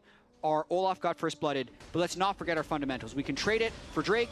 They then control the grubs. So this is already a huge improvement over Game 1 for FlyQuest. And I would say that instance right there was the first time between Game 1 and 2 now that we've seen Griffin really identify where Inspired is and make a counterplay himself. Like, he's jumping up there with his Alistair behind him to push Inspired off of an objective, as opposed to Inspired, who all of Game 1, and even at the beginning there, identifying Griffin was pathing bot side and then ganks top. It feels like Inspired has had God vision himself to just know where Griffin is at all times. So small win there for FlyQuest. And I like, Cryogen investing the early teleport off his Summoner Spellbook. But it does mean now Isles has Summoner Spellbook teleport advantage, so you can make a play elsewhere sometimes and then use it to go back to bottom. He couldn't find any plays, though, so he's just going to use it for another reset. Okay. Isles right back to lane. Hops down there, and equal buy with Cryogen as well. As Masu's in a 1v2 right now, and that's where Ezreal, again, very comfortable for a champion like Ezreal to be in these type of situations, which allows Cryogen to get around the map. All right, Griffin has completed Sunder Sky. He wants to do like a lane gank, it looks like, on bottom side. He's coming down. Tribush does have a control ward. He really wants to use his Vi ultimate, but there's nothing really presenting itself, so maybe they do leash the dragon. He got a little sweep over the ward, though, so at least they know it's there. They know it's on vision, and Saint just got mid-wave in, so they got to be very careful here. FlyQuest have a mid laner and Malphite coming in from the mid lane as well, and actually it could be Quad that's in trouble. Control ward will spot it down, and they just pulled the trigger over on Isles instead. Keeper's Verdict is canceled by the headbutt to stop them all from getting knocked away themselves, but now they didn't get the kill, they didn't get the pick, and they have to reset as Dragon will not be claimed. Imagine a bit of a misplay there by Cryogen. Probably wanted to, his Q was on cooldown. I think was probably hoping to W him in the other direction, but wasn't quite in the right spot. Because going on the no flash Poppy seems like a really good turn. Well, when the Keeper's Verdict is being channeled, it's either cancel it or let it hit all of us, I guess. So maybe you just take the latter. Who knows in those tight moments what the intention was, but either way, it just delays the Dragon. Neither team will go for that second one again, as instead Griffin paths towards the top side. So Kobe, he didn't find that immediate, power spike he was looking for. Speaking of power spikes, Mastercard power spike here for Quad in the mid lane. Flash from Cryogen onto Berserker, as Chain of Corruption will go wide. Cryogen sidestepping that one, but in comes Isles. Gets the hit into the wall. Actually, Cryogen's able to walk away from that one. Exhausted down, the ultimate trying to keep him alive, but his AD carry's already given up on him. Cryogen will be the sacrifice. Berserker picks up a kill. And they get the dragon. Oh, man. FlyQuest. It feels like they just can't even really hold on to anything. Maybe topside again. Griffin wants to go over the wall. Okay, they're not going to wait for the dive. Instead, it's all out from Dokla saying, all right, Griffin's my escape tool here. Griffin's trying to lock him down. Flash from Dokla will get him to safety. In comes Quad with the charm. Lands onto the top laner. Dokla with the third jump was on the Gecko. Saints trying to turn the play in a 1v3 now. Can he get anything? That's a teleport up from Berserker. The Varus has now shown up for the play, and in comes Inspired. Big ultimate knockups as Saint will get another kill. Lyon yet again win a team fight. Even when FlyQuest get one kill. Chat. Yeah? They lose 3 more trying to get out of there. The teleport from Berserker Varus. They're going so deep, though. Look at how long that chase went for Cassante. It gave a massive amount of time for Lyon to mount a counterattack. Credit to Dokla for delaying that so long. First off, I don't think that's a gankable Cassante. If you're Griffin behind the turret with no ultimate, if you think about the way this play started. If you start it by going over a wall, you can go right back the other way with Cassante. Yes, you can. So Dokla is able to get himself to an exit path and then flashes the Q here to buy some time. So that requires Quad investing the flash on Ahri, which now allows the counter because Malphite is quite close. So Saint feels confident getting the triple person ultimate with the Aurora, and Berserker's teleport means there's nowhere to exit. Yeah, Inspired landing a very nice 2-man ultimate. Saint doesn't die at the end of it. Dokla's, you appreciate it when you get 3-man as a top laner and then your team backs you up. Exactly. And again, this is showing multiple times throughout both games where Lyon are doing something on one side and FlyQuest feel pressured to do something on the other. This is now another instance in the top side here for Griffin. And it's now a 2.2k gold lead for Lyon, rather, and a lot of that being on this bottom side. Berserker with that TP up top side. Lyon have their support in some trouble. Their quad was in the lane, and he had multiple members around him. That is a pick for FlyQuest. Much needed gold into the mid laner's pocket. Really nice pick there by FlyQuest, trying to keep the action up a little bit, but that time, as you notice, they didn't need to really overextend for that play, so they used their tempo nicely and get the quick kill onto Isles. Gotta say, Lyon, they look pretty good, regardless of that face check and 1 kill going over to FlyQuest. Well, maybe it's another here as Cryogen gets onto Saint. Oh, the rocket belt to safety. Dodges the charm. There you go, Jet. There's your rocket belt. It didn't go on Azir. No. More traditional there on Aurora. All right. Well, and they also have the Malignance was rushed onto Quad, as you called out earlier, Kangas. So should be able to get that one back pretty quickly as well, and look for some more possible pick plays. I mean, FlyQuest have to keep looking for some of these picks. Meanwhile, topside, I feel like that Rift Herald's been pulled out. We can look at the minimap right now. Inspired is almost done with it. So Rift Herald here over to Lyon, going to result in some more turret plate money for them, kind of guaranteed as well. I do think if you look at the big picture, though, for FlyQuest, they need to make sure they don't overforce, because as Thinkcard said, this draft was around, they're going to pick Varus, and we're going to pick a bunch of stuff that can kill Varus. Sure. So even though Dokla Inspired are big tanks with lots of armor, if they can center plays around their bottom lane, they're still in a game state where they can win the game, rather than trying to force a bunch of plays up towards Cassante and Malphite. And Varus already has an early bounty, because Berserker has had a lot of success this game already, especially with that teleport up to the top side. So a couple early kills onto the Varus. If you are able to take him down, that would be huge. Get a little bounty there as well. Problem is, he does have his flash available, and he's got the extra boots of swiftness to dodge away and keep his distance. I like Cryogen here, ghosting in the lane. Again, the Summoner Spellbook, you can try and find little cheeky plays like that, but Dokla wisely backs off, so should be fine. I especially like Boots of Swiftness because it helps so much as an AD carry trying to kite an Olaf. The axe spam, so much less threatening. You can dodge really easily side to side. Your Ghost Blade active helps with that a lot too. So it basically means that Vi has to ult you, or Cryogen has to have a really good flank or something. But here we go towards the Crab. Crab once again taken by Lyon. Inspired secure the Crab, and that's going to be it. And really difficult for FlyQuest to retake this space, because the Aurora has perma-push in the bottom lane. Their jungle is warded up. They're trying to clear it, but with both bot and mid lane pushed in, and Berserker probably resetting now to complete another item, Edge of Night making it even more difficult for him to dive. Ooh. There's some really good timers for Lyon here to play around bot river. Yeah, now you can't even find a charm to start things off under Berserker. You got to get through that shield first. Dragon has now spawned, so let's see if Lyon want to start that one up as Griffin's on the top half of the map right now. That was a proxy farm from Dokla, and in comes Griffin, uses the ultimate.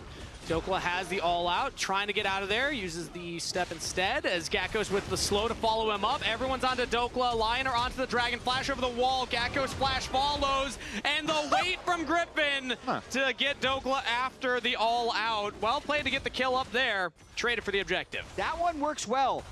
they were not going to retake River safely. We'd gone over where the power was in that instance, so that's the attempted counterplay. And this time, rather than trying to gank for a Malphite, or for a Scion like in game 1, he's ganking for an Olaf. It didn't look like they were quite on the same page. Gakkos actually stutter step backwards at the start of that gank, but they got it done in the end.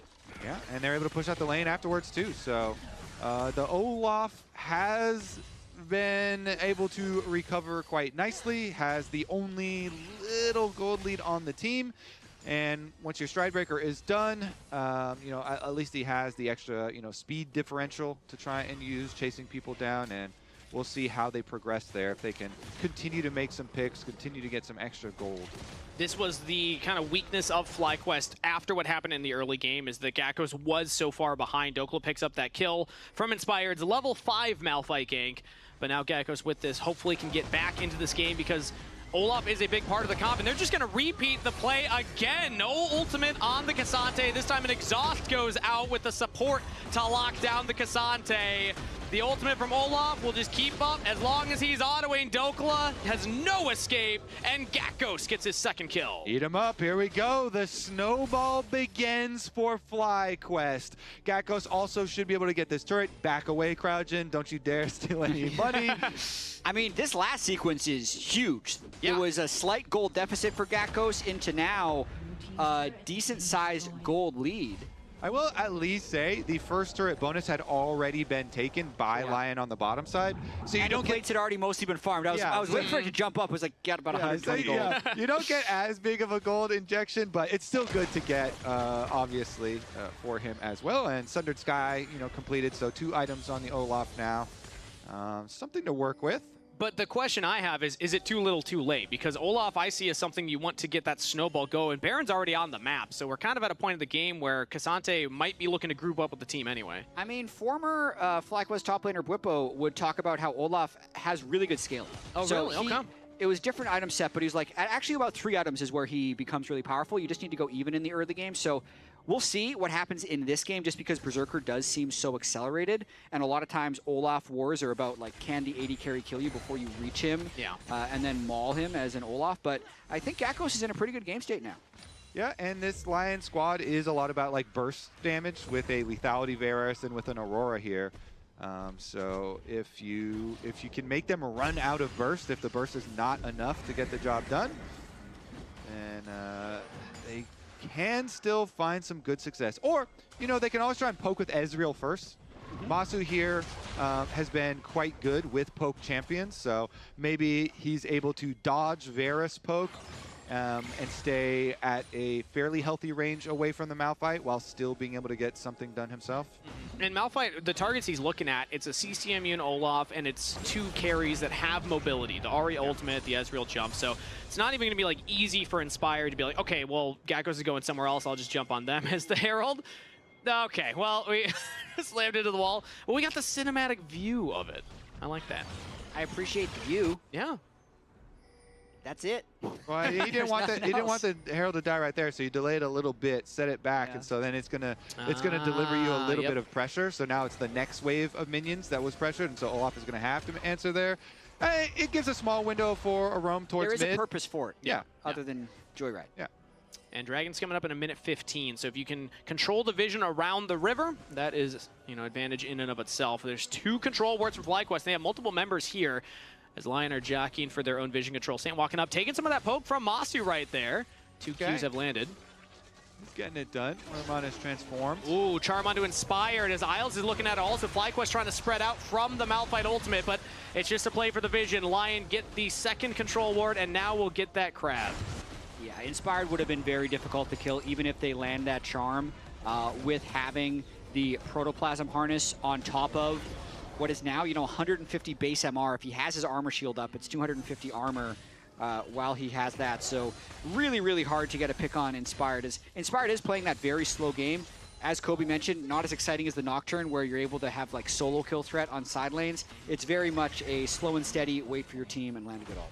I do like that he's going for the like cheap item build, where he's using a lot of these kind of pseudo support items with the Zeeks and the Protoplasm that have very low price tags. so he can get to 3 items pretty quickly on, and we're going to get the 3-item power spike now with the Abyssal finish. So you've got that extra magic damage that's going to help out Saint's burst damage. So there's huge burst damage. We get Malphite ulted. You're also going to be in range for the Abyssal Shred for Saint. And it could be dangerous. Here we go. Yeah, the Dragon started already, and in comes Inspired. Could look for the engage at any time. Teleport in from Quad. Keeper's Verdict being channeled by Isles over the wall, but not going to throw it. So no knockback for Griffin. Instead, it's Lyon looking at the carry. It's on Quad. The Dokla turns his attention. Inspired still has the ult. He's holding it for a long time. Cryogen just trying to push back members from Lyon as the Dragon is not getting bursted down. Inspired has found his way into the pit, and health bars are low and fly. Lyon are poking them out pretty effectively here. They're actually winning the poke wars hard. Dokla zoning the Ahri. Now the engage in onto the carry. It's Masu as the target. Say gets him. Masu's out of there. Now can FlyQuest deal with the rest? It's on to Quad. He's pushed away from the rest of the team in the pit. FlyQuest are winning it as it's Gakkos on the Olaf. Gets the first kill. Can he find more? No. Dokla holds the line. Same with the damage. Berserker untouched, and Lyon crush the fight at Dragon with a double kill to Saint to end it. Lyon just playing very well in team fights in both game 1 and 2. The beginning of this fight, getting that last execute onto Masu from Saint, and then also Inspired, buying as much time as possible. I want to ult when they stack. Wait. After the Vikyu, I will try to ult. Okay. I'm looking now. Mine ult. I can't ult. Ezreal dead. Mine ult. I can flash. Okay, they looking mid. Vi just flashed in. Olaf. Vi no flash. Okay, or. Go man. Yeah. I love how even after flashing over the wall, Inspired still shot calling the fight, saying who to target. He's in total control this game, landing that ultimate onto Ezreal, which turned the fight. He's got a good view up there. And he had very good shot calling. From the very beginning, he was like, right after the Vikyu, that's when we're going in. Yep. You know, he ults in onto Masu, and then, Saint is able to flash follow and kill that key carry. Exactly, and Berserker was, again, untouched. We saw Gakkos, he's meant to be the threat for the lethality of Varus. He didn't even get the Banshee shield off of him. So, Berserker was able to just free fire in that fight. As, the charm not land on the Isles. Good sidestep there. Yeah, uses his W for a little extra speed there. Nice little juke, so no pick. And even though it is Malignant's Ahri, in a little bit of an investment there, because you see the bottom lane, Aurora's pushed it all the way up to the tower, so they kind of sacrificed a little bit of minion pressure here on the bottom side, as Saint was able to fully push that one in level 16 himself. Yeah, this is turning into a slow and steady Lyon victory. I really just... The big power difference there by Inspired going with the cheaper items. He was a full item up on the Vi, but only like 400 gold up on the Vi. So I think that ended up making a big difference, because if he's, a little 2-item carry there, Gakkos would probably get the kill on him, or at least burn the flash earlier. It just made such a big difference in that fight. That's why his timings are so good. I was talking about right before he just finished the Abyssal. Yep. Right before FlyQuest start this fight, and then him and Saint with just enough magic damage to kill off Masu. Definitely impactful there as far as like assassinating that carry. Guys, I'm starting to think Inspired's pretty good at League of Legends. I don't know, man. And Saint is about to get a death cap. Let's take a look at this bottom tower though, because the tower is dead, so not much Dokla can do about it. There's an Olaf in your face. Saint is coming from the bottom, tier 2. So if Dokla keeps Gakkos here, Gakkos could be in some trouble. But nope, Gakkos will back away.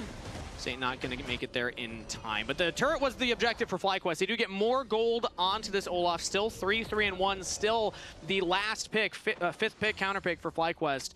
And they put a lot of effort into giving him resources. Yeah, and I do want to say that Saint is having a way better series than what we've seen in the past. So he was the target of the most criticism for Lyon, because he kept getting caught in crucial situations in all of their losses. He had a couple bad Taliyah games, but in game 1, it was 13-1 on the Azir, and here he's got the biggest bounty on the team, incredibly fed on this Aurora. So I think almost like the biggest difference between FlyQuest first 3 weeks and FlyQuest now is Saint is playing like a top-tier mid laner rather than what we saw beforehand, which was definitely not that, because he hasn't been picked off, doing his job in team fights with strong laning. And Saint was the one member that's returning to Lyon from last year. This was the one player coming back. So when he was having a rough start to the year, it was like, ooh, is the roster going to work? You know, there were a lot of question marks raised of this would-be super team. We asked, the chat during the lounge segment today, the kicking off the show, is Lyon a super team? And it was like 90% saying, no, they're not a super team. And I think a lot of that is because of the sentiment of how Saint has been performing in the mid lane for the team so far. Yeah, it just feels like Lyon are much more coordinated as a team than previously as well. So better individual performances also lead to better coordination. Yeah. You know, that comms listen-in was what you kind of expect from teams with Inspired on them, where it's like marching orders from the very beginning. This is going to happen, then this is going to happen, this. And it seemed like everybody is on the same page and really executing. Yeah. I mean, speaking on being on the same page, Drake's up in 10 seconds, and look at those wards around Bot River. They're going to try and take control of this and get yet another fight here. There is some nice deep push that Quad's getting in the top lane that Doku's going to have to catch, but you know that Lyon is all hands on deck for this next Drake. I mean, I think that FlyQuest are just giving it. I mean, look at where Griffin is. He's on the top half of the map. They're not going to TP Quad in, so it seems like FlyQuest are trying to slow the game down a little bit, not contesting this next dragon. It is only the third one, as Griffin looked for the Vault Breaker onto Isles, but he steps back. I mean, maybe they look for a pick out of Dokla. Really tough to kill this Cassandra. He will walk in and give them a window, though, as he's charmed up. CC chain stunned as well. He just cannot move. But Isles is behind him, and they have to invest so much to kill this Cassandra, and he's still alive. The all-out out of Griffin pulls him back to the team. Now the rest of Lyon are here. Isles will be the sacrifice instead, as Inspired only lands one with the ultimate. He might just get chunked out, but Saint's over the wall. Saint found the flank on the Aurora, as Gakkos this time can finally free fire, will kill the top laner. FlyQuest trying to get members out. It's a 2-for-1 trade so far for FlyQuest. How bad does Lyon want to keep this going? The lethality Varus lands 1 Q on a Cryogen. I guess that's a win for FlyQuest, trading up 2-for-1. It's a win in the fight, it's a loss in the map because it's now soul point for Lyon. But you understand, they're not just going to flip the game by trying to fight third Drake from a 5,000 gold deficit, so they're going elsewhere. It's unfortunate that elsewhere is a Cassante, so it takes a really long time to kill him. At the very end, though, they are able to get a lot of nice damage onto Isles thanks to Quad's charm. And then Inspired doesn't actually land an incredible ultimate, just lands it on the one, so it's not the perfect combo with Saint ulting in at the end. Yeah, flash out, and then Dokla on the re-engage here off of, trying to go coordinate. Wait a second. That's an empowered recall. Okay, he's out of there. Yeah, they were trying to go for the re-engage there, and so it turns into a 2-for-1. But yeah, Dragon Soul point is quite big because Mountain Soul shields would be a very big difference maker here, with both teams being fairly bursty. And looking for like these thresholds for lethal. Of course, the Olaf though has been the big topic, and Death Stance being completed provides you a lot of sustain. So Gakkos, this Olaf is in a very healthy position. FlyQuest need to just play around that Olaf. Oh, we're actually going to send it here onto Saint, but he just dashes away with the ultimate between worlds. Teleport coming in now as he rocket belts forward. Dokla has completed the TP, flashes in, exhausted up. Gakkos is holding the line, so Berserker can't get in there, so Dokla's in a 1v4, but now Saint's walking up, trying to back up his top laner. Inspired now shows up. It's so hard to kill the Cassante as he will walk back to safety of the team.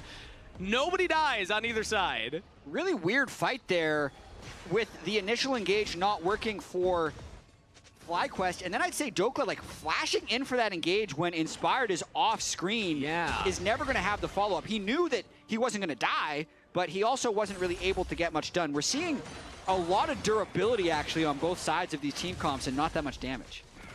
Yeah, Griffin tries to go for the Vi ult, but because it's an Aurora, they can pop the ultimate, and because nobody else is like really that close, they don't have a lot of immediate threat. Yeah. And then clearly something from the side of Lyon was calling for the re-engage, but all right, a flash down here and there, and nobody actually giving over the extra gold. We're still very, very much in a fairly open game state. But I want to go back to what Thinkard had said at the beginning of the game in the interview was we need the Vi ult and the Olaf to be in range to follow up. That was, again, Griffin going way deep in the jungle, and Gakkos didn't like hit anything. Yeah, he held the line so Berserker couldn't walk forward, but we haven't really seen that yet where Gakkos is able to follow up on the big engage from Griffin. Well, luckily for them, they do have the Guardian Angel timer well before this Dragon Soul fight. Yeah. It might be a little bit rough as far as Baron and Dragon Soul being on this map at the same time. Lyon can try and pull the trick where they go to the other side here and then force you to react to their objective. But with Guardian Angel on Vi, you can afford to go very aggressive. Vi, Alistar, and Olaf, trying to push in and dive for that kill on the carry. I feel like FlyQuest has to go in for this soul point.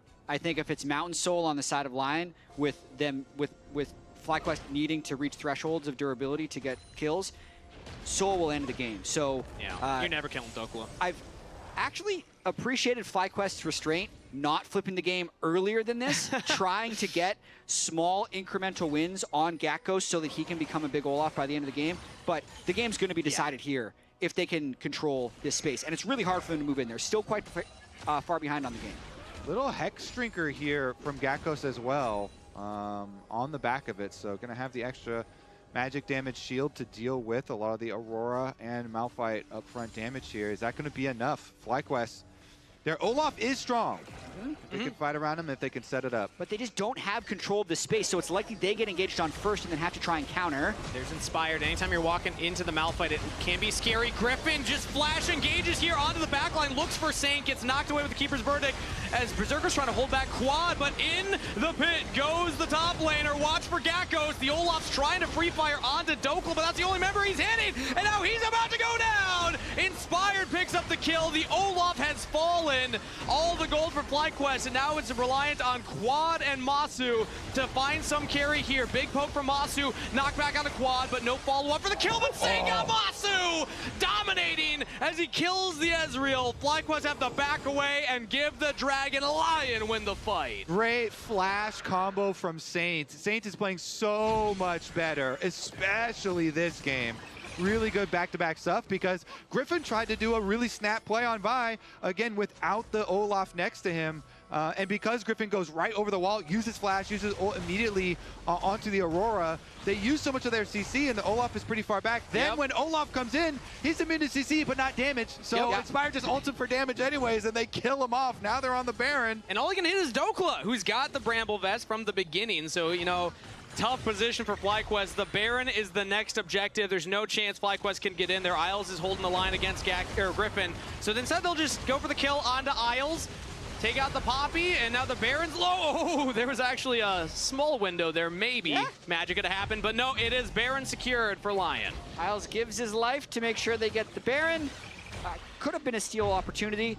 I just really like everything about the way Lyon played out the extended fight here. So Saint, he doesn't get followed up upon, but then the patience here to just not give Olaf good targets. And the amount of magic damage that Saint actually manages to get onto the Olaf is really good. Procs the passive once there, continues autoing as Inspired ults in for damage. Berserker never presenting himself as the target. He's basically been almost full health in every single fight this game. So Lyon is playing really good disciplined League of Legends. And then Saint jumped over the Dragon Pit wall, and they lost track of where the Aurora was, thinking it was a front to back. Oh, really well played by Saint. 6-0-4 on the Aurora. And now it's desperation time. So Griffin's hoping that some squishy dude walks down here and doesn't have friends. Only one, please. Please, one at a time. Okay. Oh, was he just spotted right there? No, it doesn't look like it. This is crazy. It's a double bush stack. So they have 3 in the top bush. All right, it's not going to work. Yeah, I mean, Saint sees it. Oh, big chunk on Masu. One weirding. But you kind of have to do some stuff like that, right? Try something. They still don't see Griffin. Okay, now they should see him coming up here. So instead, they just full send it on Masu. 80 carries down, teleports in from the rest of FlyQuest, and now Griffin, the long con, not paying off so far, but he does get onto Berserker. Flashback from the Varus. Now Gakkos can free fire onto him. Can he finally kill the carry? He's still alive for now. CC immune, but again, not damage immune. Inspired will get that one as Lyon are crushing everybody on FlyQuest. A double kill to Inspired. As he flashes the wall for the follow-up, they'll crush the team fight.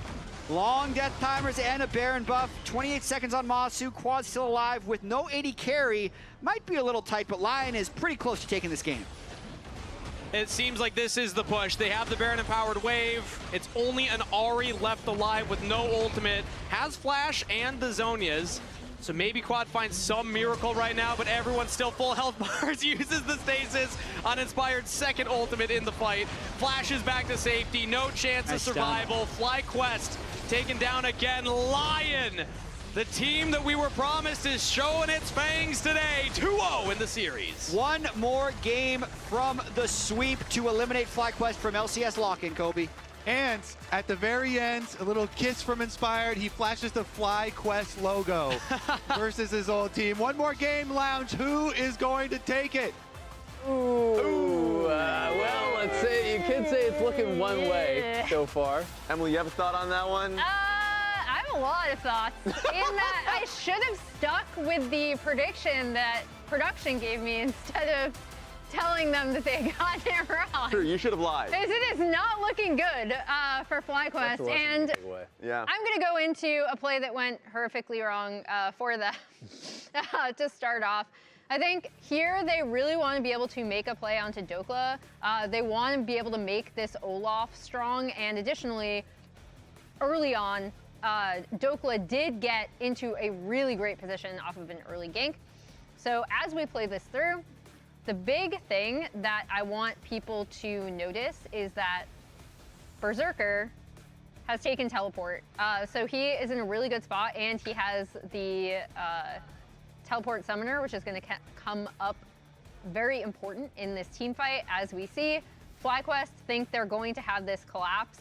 Saint is following, and most importantly, even though they get the kill onto Dokla, Berserker is already TPing in here, and Inspired is going to head up this way. So they are going to have an insane little combo here with Inspired going in, killing Gakkos immediately.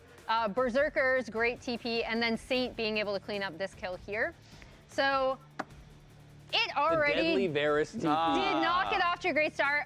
As people may know, I'm an AD carry player. I love taking TP, not necessarily for that reason, it's more for laning. Baton pass, by the way. We're going to do a handoff. So Raz pass. can cover another good play from Lyon. Yeah, let's just talk about Lyon just a little bit more here. I'll get into my clip. The clip that I wanted to be able to present is me. FlyQuest gets basically strangled around Drakes. And it feels like the patience that's coming through from Lyon is something that we didn't see in the beginning of the weeks. And I just want you to track on specifically Cryogen. Cryogen and how they play around Drakes, because he gets targeted with the poke comp that we have from Varus and Saint. Saint does an excellent job just basically zeroing in on where Cryogen is moving as they're getting a setup here. So when you see the movement from Cryogen coming mid, he gets chunked once more. And this happens again and again to a point where it's like, can I even enter safely? Because you can see Varus Q coming through, another E coming through from the Saint here. And it makes it really tough for Cryogen to be able to hold this space in the banana bush. And so it's getting really difficult to be able to play up against Lyon's composition. You even see Inspired walking up to kind of just decrease the slow on Cryogen, make him a little slower, easier to be able to pick apart. And so at this point, now, freeze frame, you have a situation where Cryogen is completely pushed out of the banana bush. The Ahri cannot step up. Bet you're wondering how I got here. Exactly. It's tough. It's a 5v5. The problem is the three are separated. So Inspired says, you know what? This is a pretty easy fight from here. So he just pulls the trigger and takes it on towards Masu, because Masu's already gotten chunked out by the Varus E. And he gets followed up on by Aurora just finishing him off. So like this, for me, was excellent patience from Lyon to recognize that they have an excellent poke comp. They don't have to pull the trigger immediately. This is something that we had criticisms toward them in the first 3 weeks. And in this game in particular, it has felt really ironed out. Yeah, I thought they played it really, really well. Saint gets player of the game, performed excellently on the Aurora. But honestly, it just felt like a really hard draft for FlyQuest to win with. Yeah. I was way more of a fan of their game one draft, but obviously they went full scaling. They fought too much, they lost.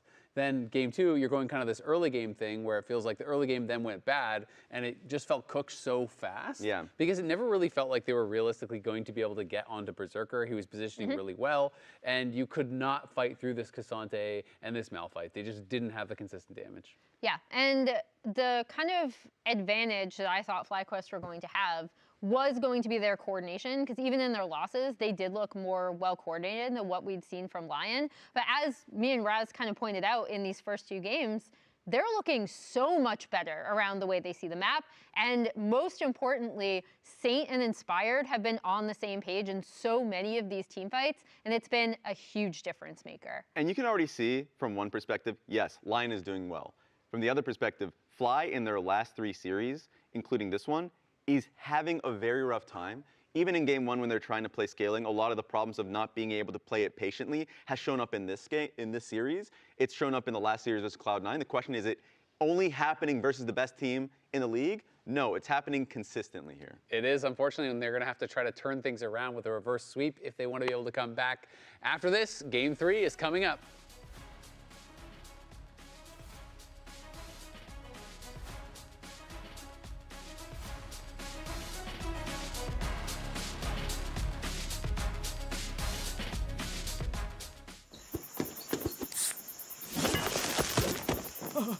Red Bull gives you wings. Rich in the ground before Dub can even get there. In time to try to knock out as Impact gets bursted. Don't feed. Get fed. Scan the QR code for deals only on Uber Eats. Holy smokes! You don't look so good, boss. Tell me about it. It's a real inferno down here, and I'm burnt out. Here, try a Red Bull. It's devilishly good. Red Bull? Oh, that tastes heavenly. Wait a minute. What's this? Oh, yeah. I forgot about that. Wings? Wings? I can't have wings. Not in my position. Red Bull gives you wings. Hello? Whoa. Mama Gorgon 85 lives here? Yep, that's my mom. The absolute legend who went from gaming on her phone to ruthless online streaming slayer with no mercy for any living thing is your mom? Hey guys, apples with peanut butter? How is this possible? With AT&T Wireless and Home Internet. Hey, text me if you need anything. Level up your connection with AT&T Wireless and Home Internet, now available across the nation. No, she's so nice in real life.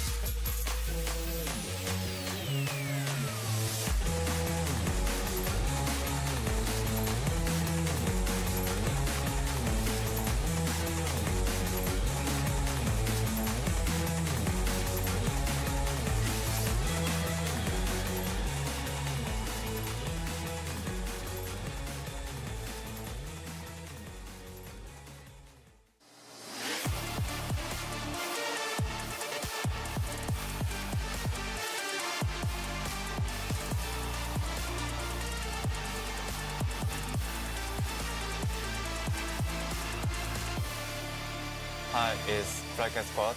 I'm gonna give a tip, Talia. Yeah, let's see. This combo you can use only when your teammates like do CC on enemy. Like, let's say enemies here. Then if this guy gets CC, if you hit like ulti on like enemy, it's like knockback like this.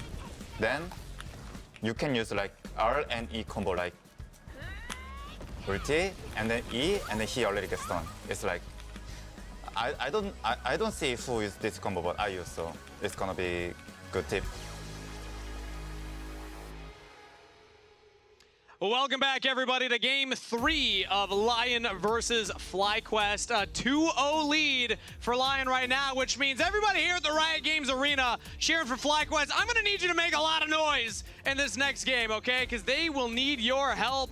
Kobe, do they have a chance? Is there a shot? Can we do this? 50-50 chance. 50-50, I like Either that. they win or they don't. Only 50-50. Honestly, though, I think there is a high chance we get a Talia in this game. Yep. So maybe they can put that Talia tip to use in this very game, as mid lane has been chopped down a little bit with the Fearless pick, and Talia seems to be one of the main promising picks still up. You can hopefully combine it with a Pantheon. Pantheon's probably going to be banned, though, so we'll see. I mean, the difference in how close Game 1 was to how close Game 2 was vast. If they can continue that difference, trending in the right direction, Game 3 could maybe be a win for FlyQuest, but it's not looking that good, to be completely honest. They had a burst comp against an incredibly powerful front line, and Lyon has played these games clean from start to finish. Saint, for me, is the player who's had the biggest improvement from what we saw early in 2026 to what we've seen in this series. So Lyon definitely in the driver's seat. I'll also say Dokla has been playing his laning phase much better and having higher impact later on in the game. It's mentioned it during that game too, but the team is coming together for Lyon. The question on my mind was, when are we going to see Lyon's Claws? I think this series we are seeing Lyon's Claws, and why so many people had them ranked so highly on the preseason power rankings. Okay, so Rumble and Bessa both still up. Talia still up as we were going over. Pantheon still up. To me, these 4 champions all sounded pretty good, and there's only 3 more bans left. As we whittle it down, Yunara already off the table, so some of the bot lane priority. Well, there goes the Mbessa, so Rumble looking pretty good. A little bit more of a Griffin ban, I feel like, getting Mbessa out of his hands. We've seen people ban it. We saw Blabber pick it away from him last week. They've done a very good job attacking Griffin in draft and in game. I'm pretty sure Dokla, by the way, just acknowledged the signs that were in the audience there. One says pick Jace, one says don't pick Jace. Yeah, and I just, so we showed that. We showed Dokla looking at the audience. Oh, okay. I think there's a conversation happening here. He's nodding. All right. Maybe fans, reminder. Who was he nodding to? The don't pick or the pick? Oh, wait, that's a good point, actually. We don't know which one he was going for. All right, well, Trundle ban here opens up tanks, so, you know, your blind pick tank looking a lot better, too. I have to say, Pantheon. Okay, there we go. Yeah. All right, well, Talia still stands very, very powerful, very strong. But yeah, Pantheon's definitely not getting through, so. Okay. Rumble's up. Yeah, Rumble's also up. So there's kind of 2 big picks right now that FlyQuest need to be looking at.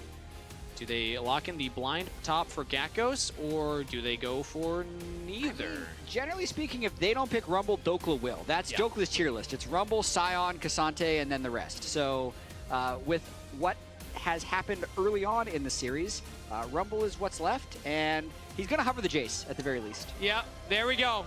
Is he going to do it? Everybody? Make some noise if you want the Jace. Okay, that's a lot of noise. It's a decent amount of noise. Oh! What if you don't want the Jace? Make some noise if you don't want the Jace. That's about the same. Yeah, about. But Dokla doesn't know which question we asked him. All he heard was the noise when the Jace was hovered. You can tell he was like, I need some more time to think about this. Yeah, you got to pick. Yeah. Somebody else pick. It's not going to be blind pick Jace at the very least, as Corki is locked in for a Berserker in the bot lane. Wait, chat, do you want Jace or no? Let's check chat too. Yeah. We got to get everybody at home weighing in on this and chat, as well. Do you want Jace? I wouldn't mind it. I mean, Dokla used to be the Jace guy. I was going to say, do you want it as jungle or a lane, though? No, I mean, so here's the thing. I want it so we get a game 3. I think if Dokla plays it, it's not going to work very well. Oh, FlyQuest, please. I love the little dark circles. It is her birthday. Reminder. There's no way we get a 3-0 on her birthday. I'm not. I don't believe it. I don't believe it's possible. I still believe. Me too. All right, let's see it. What are we cooking here? Both the champions that I mentioned have not been picked, though. The Rumble's also just falling through. Neither the Rumble or the Taliyah have been picked, and so they're going Cassio instead. He's blind picked Cassiopeia just against Wukong Corki. That's crazy. I mean, Quad, this is one of his comfort picks, so maybe the game plan here is like we're down 0-2, let's pick comfort. Yeah, it's extreme comfort for him. So Cassiopeia specialist here. And with a Xin, very fearsome mid-jungle. There we go. Now we're getting him. All right, now does Jace counter Rumble? That's the big question now. Can we lock it in here? We're not seeing the Jace. No. Sorry to say. Wouldn't be surprised, though, if they do lock in this Nami to pair with the Corki to make sure they have a strong bottom lane. So the bans are going to be a little bit different in the 4-5 here since Lyon has picked AD carry support and then FlyQuest has picked their entire top side. I'm not a big fan. Our Galio cosplayer just did the little chicken call. I like it. That was fantastic. Okay, wait, we got a top laner and a mid laner here. Hey, nice. Are you duo? What's your win rate? Thumbs up, thumbs down? 55, I'm hearing. Okay, you know, that's a pretty good win rate if you're doing solo queue. All right, well, a couple bans now. Next up on the docket here as we're into that second phase. The Nami Corki for the bot lane means that FlyQuest can counterpick and Lyon can ban out some chimps they don't want to see down there. Nautilus first on the agenda. Yeah, take away the point-and-click CC. I mean, Rumble comps, you gotta get a lot of good stuff to hold people on your Rumble Ultimate. They're running double AP solo laners, so whatever Dokla goes for, you know he's going to be investing heavily into magic resistance. I expect Dokla either going to be some sort of split push champ or should just be a main tank. I mean, you've got a Wukong and a Nami already on your team, provides a lot of structure, but if you have a beefier main tank, then it all kind of fits together nicely. So. And it also allows you to invest very heavily into some of that magic resistance to deal with both solo laners. Well, they banned the Ornn. That would have been the tank boy that they would most likely play. Galio's a good answer into Rumble, though, and still up. One member in the audience is pretty excited about that. Galio Wukong, good combo. Good into double AP specifically. That's why I'm not a big fan of the Cassio with the Rumble because it just allows you such easy MR itemization. Yeah. They could technically pro this Galio as a flex pick, but if they lock it, it should go top. Yep, there it is. Galio locked in. The Birdio in the audience almost jumped out of his seat right there. Yeah. Yeah! We got it.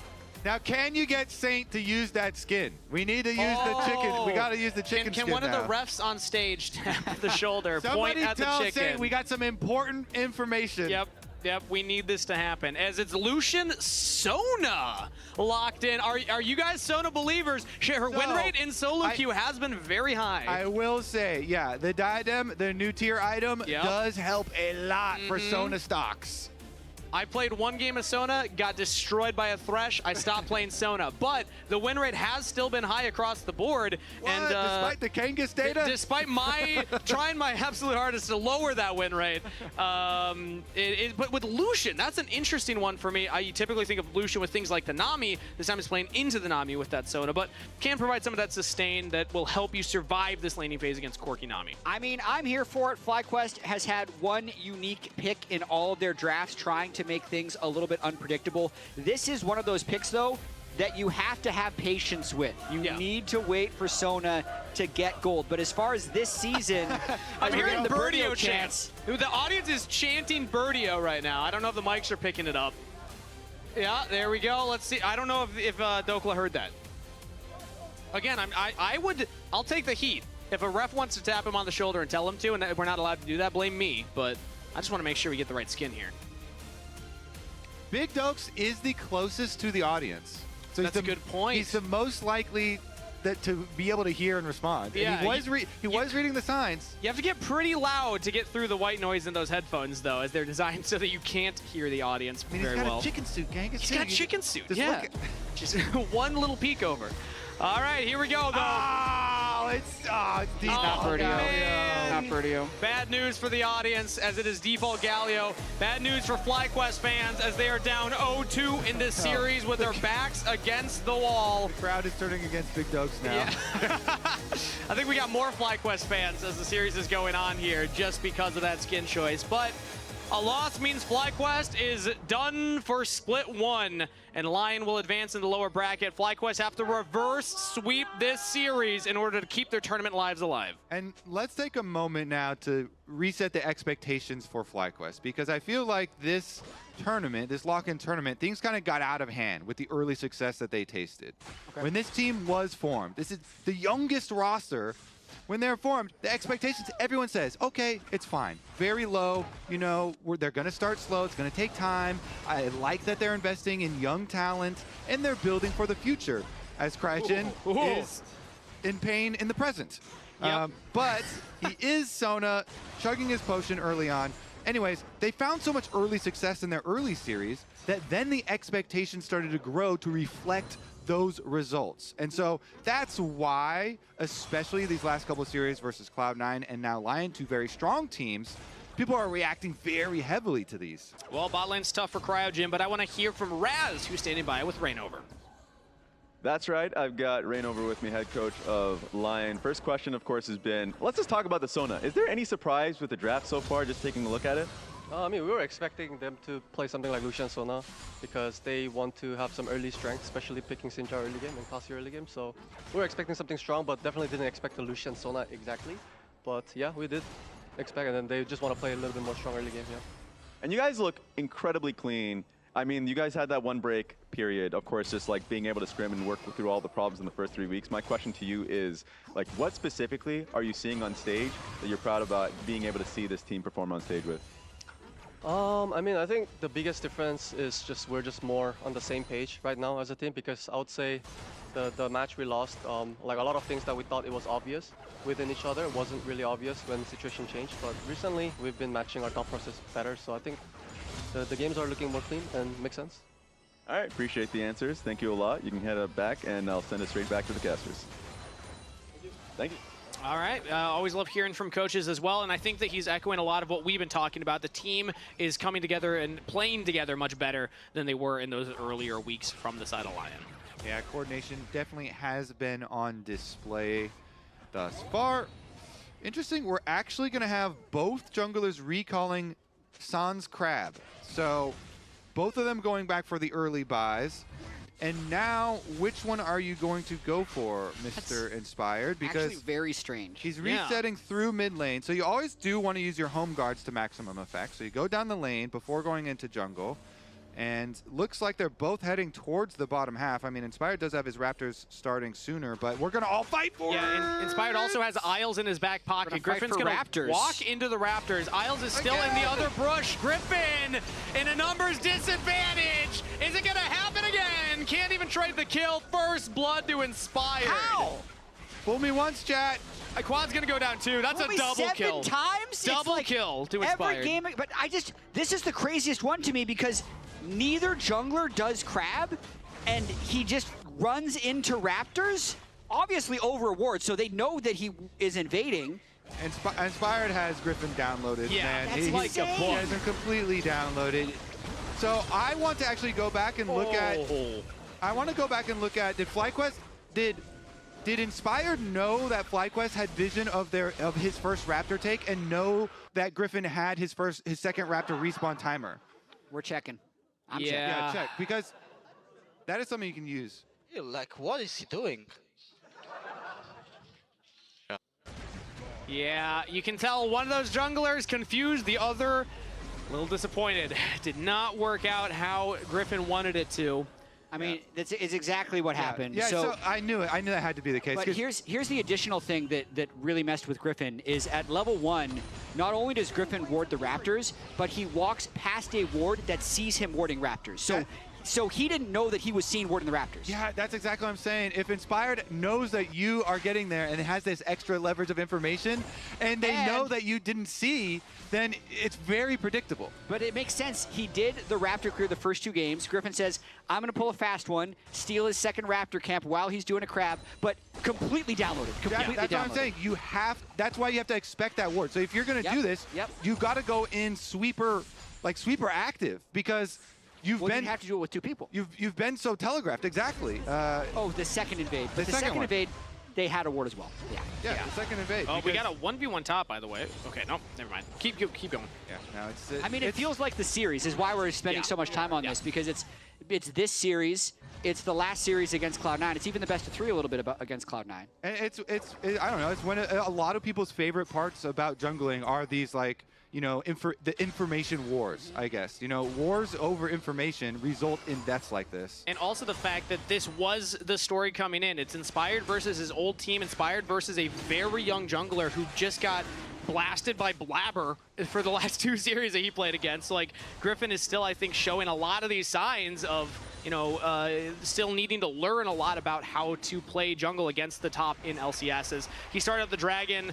The Weaver's Wall comes in from Saint. They're trying to push him off. Isle's coming up as well. Cryogen and Masu are trying to link up with their jungler right now, and looks like it was a leash for Inspired for now, but Lyon aren't even going to go for it. Instead, Masu's getting damage onto Berserker, but no mana means he's going to have to back off.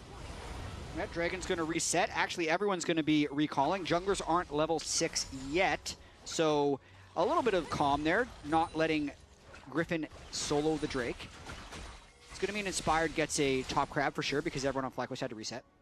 Douglas throwing up the white flag, walking back into lane already. I feel like, yeah, he's feeling it right now.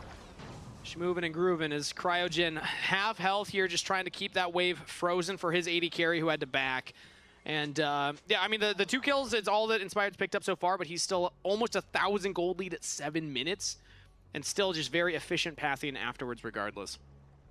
I mean, it feels like such a crazy story that has just, I mean, gotten out of control. You should talk about what we just went back and saw again, though, because there's an update. Again, so the ward that is put by Lyon is placed by Saint. So Saint is up there. We're talking about the level 1 ward. Yes, the level 1 ward where you're like, all right, this Griffin guy, he's always coming to, you know, for Raptors, right? So it makes a lot of sense to have one of your teammates defensively ward the opening for your Raptors. So Saint places it, and as he places it, Griffin walks up. So there is a red ping on it. So FlyQuest actually knew. So FlyQuest know that Saint used his ward to watch Griffin go in and ward the Raptors. So you should know for sure. Inspired is not going to let you get away with that for free. And it makes it even crazier that he then went back for the reinvade without even sweeping. Yeah. I know. It's just, but just add that to the first game when he walked over a ward with his sweeper, hit the ward, knows it's a known invade. So it's weird because this is a guy, Griffin, he does have so much talent. Yes. Right? Mechanically, in big teamfight moments, yes. But honestly, even when he was playing last year in Brazil, like, good pathing, smart about the game, he's just very tunnel visioned right now on these early game moves that are costing him hugely. And then you need to coordinate with your bottom lane, too. When stuff like this is happening, you have to say, can enemy support also be here? Yeah. Right? And the enemy support can also be there and is there. And, you know, it was close. Yeah, Isles had to flash over the red wall, but anyways, get back to the game. Yeah, at present they linked up that time. The bot lane did roam up to help out take that first dragon. So it is still a relatively even game. It's not like Lyon have like continued to push the advantage, but 2 kills early on a Wukong is still fantastic. Yeah, and on the bright side, Masu, Cryogen doing well on the Sonolution. Interesting how Rainover said they're going to try something strong like Sonolution. I think that's more because so they have range. Because typically, I also think that Sona has incredible scaling. So, pretty big fan of the lane so far. Ooh, they throw out the ultimate, answered by Isles. Big damage onto the Nami. They don't have the wave behind it. Griffin is coming around from the flank. Looking at Isles, flashes in, and will pick up the kill secure. Nice. They play very heavily to bottom side, force this one through. Currently, Inspired is taking the Krugs from Griffin on the top side of the map, and Griffin isn't actually staying down here to do the same. So he will lose out on 1 camp, but gets down there, gets a kill on the board for FlyQuest. Much needed action right there. And yeah, I echo your sentiment there, Jat, that when I think of Sona, I think of a scaling support that will just get to 2-3 items. Once you get enough levels, you just buff your team so much that you'll never die. But you can also try and trade health bars with opponents and really put them in positions like that. Yeah, and when you pair it with the Lucian is where the real magic happens here. So your Q empowers his autos. Yeah, Masu on the Lucian.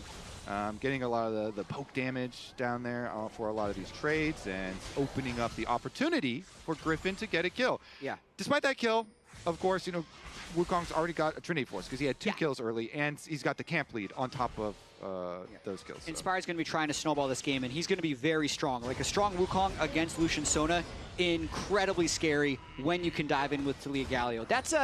That's a future problem. So they're going to try and get as much of an advantage as possible while Inspired's hitting those level power spikes, because getting the first Drake and then also Griffin playing around bot side instead of playing around top side, huge improvement. Like, I really feel like they need to try and play around Masu potentially carrying the game.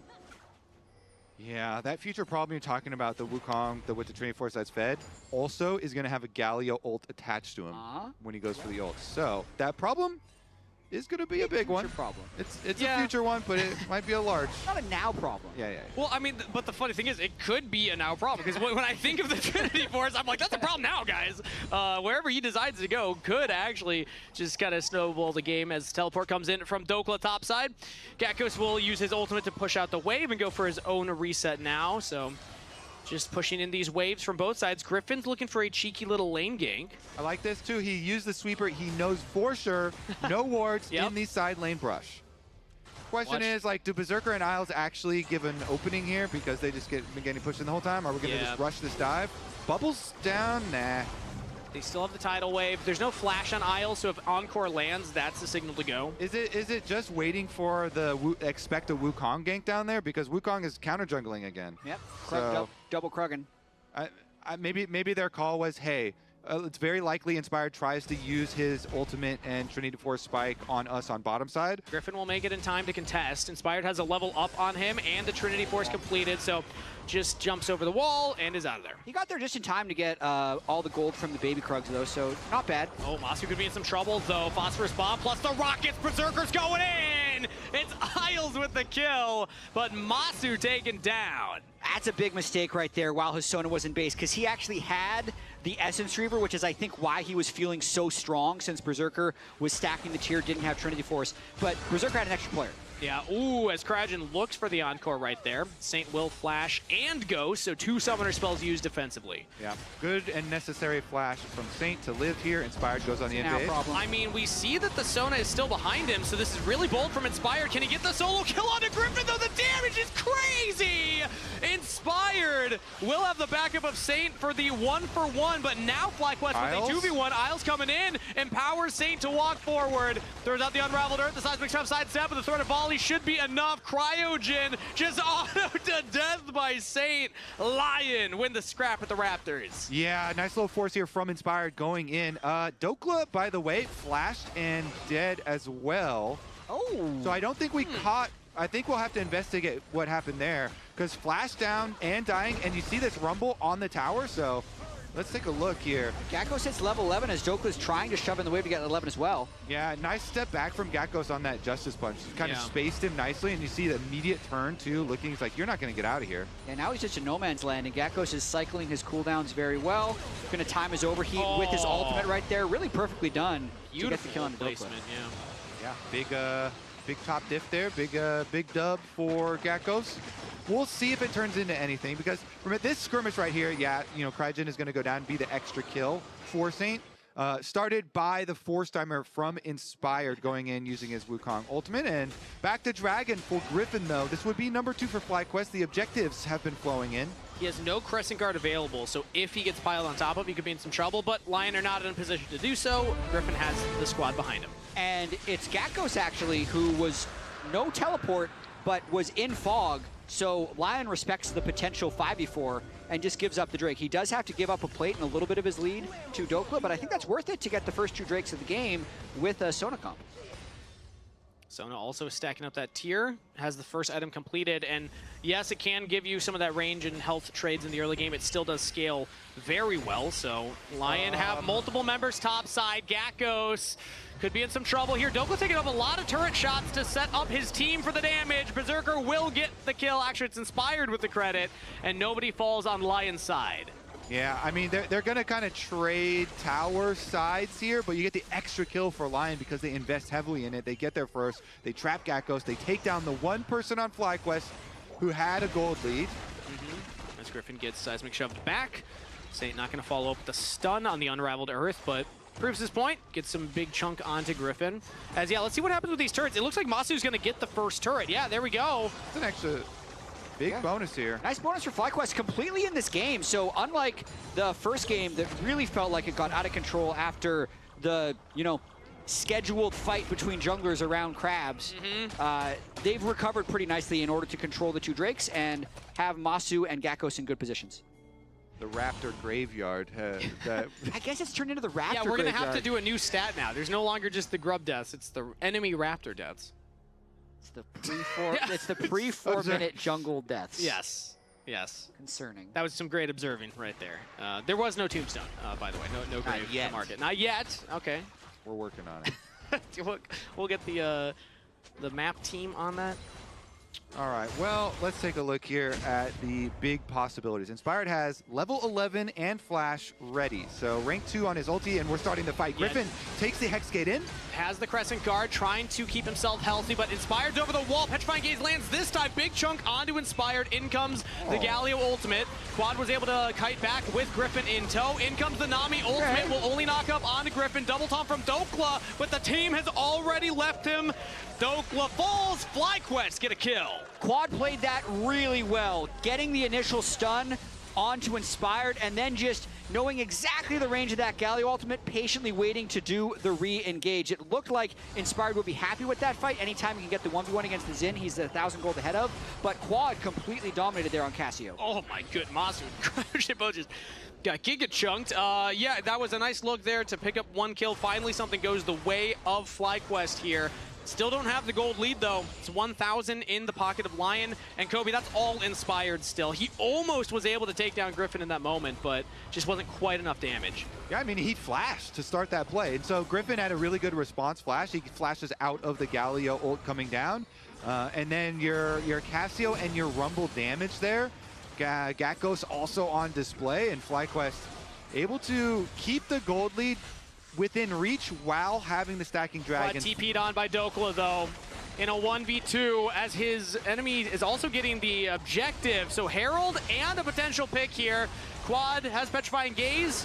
Might have to hold it if you can get some big damage on this. It walks back into the seismic shove that was in the brush. Lyon pick up another kill, this time to Saint. Just a nice TP there by Dokla, having the timer. Quad would have had to just stay under turret in that situation, but they lost track of him a little bit, and it's a very easy kill for Lyon.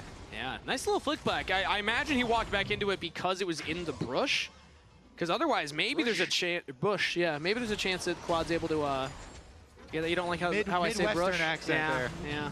I got long U's and O's. As Inspired goes in, big chunk on Masu.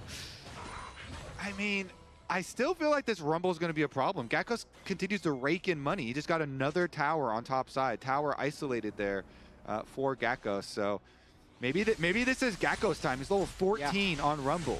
We've all been there in a new season when a top laner gets out of control, you know, and the enemy top laner ends up level 20 while you're level 11. Can magic resistance counter Rumble? I think is the question here, because Galio's going to keep building it. We already got the upgraded Merc Treads for Saint. Oh. And they have healing. I feel like no, actually. Maybe if you get fed enough on Rumble. You know, we've got double AP on the side of FlyQuest. When we start to get some magic shred going for our side too. Oh yeah, Bloodletter's Curse from Cassio. I could see that. Or from Rumble. Yeah, I mean, when you even factor in Sona damage, like later the game goes, you will be adding some AP to the rest of the team. So more magic resist, the better for Lyon. I mean, a potential soul point fight right here. They're at a pretty powerful moment with Gakkos having level 14 2 items on Masu and Berserker. We're seeing it from Lion's vision right now. They have a flanking ward if they want to TP in for it, but everybody's already here. It's going to be a 5v5 potential at the Dragon. Weaver's Wall to cut off Gakkos and Cryogen. 3 members of Fly now in the Dragon Pit. We're going to ride in the Herald for the engage. Get on top of Quad. Inspired can get the kill. It's Berserker with the credit. Griffin, Crescent Guard to try and stay alive. Has it back on the team. Masu's free firing onto the jungler, but it's not enough damage. He gets taunted up by Dokla. Inspired still alive. Just cannot die. As finally he will go down, but Lion still running away with the team fight. Dragon secured for FlyQuest, but they will get aced here.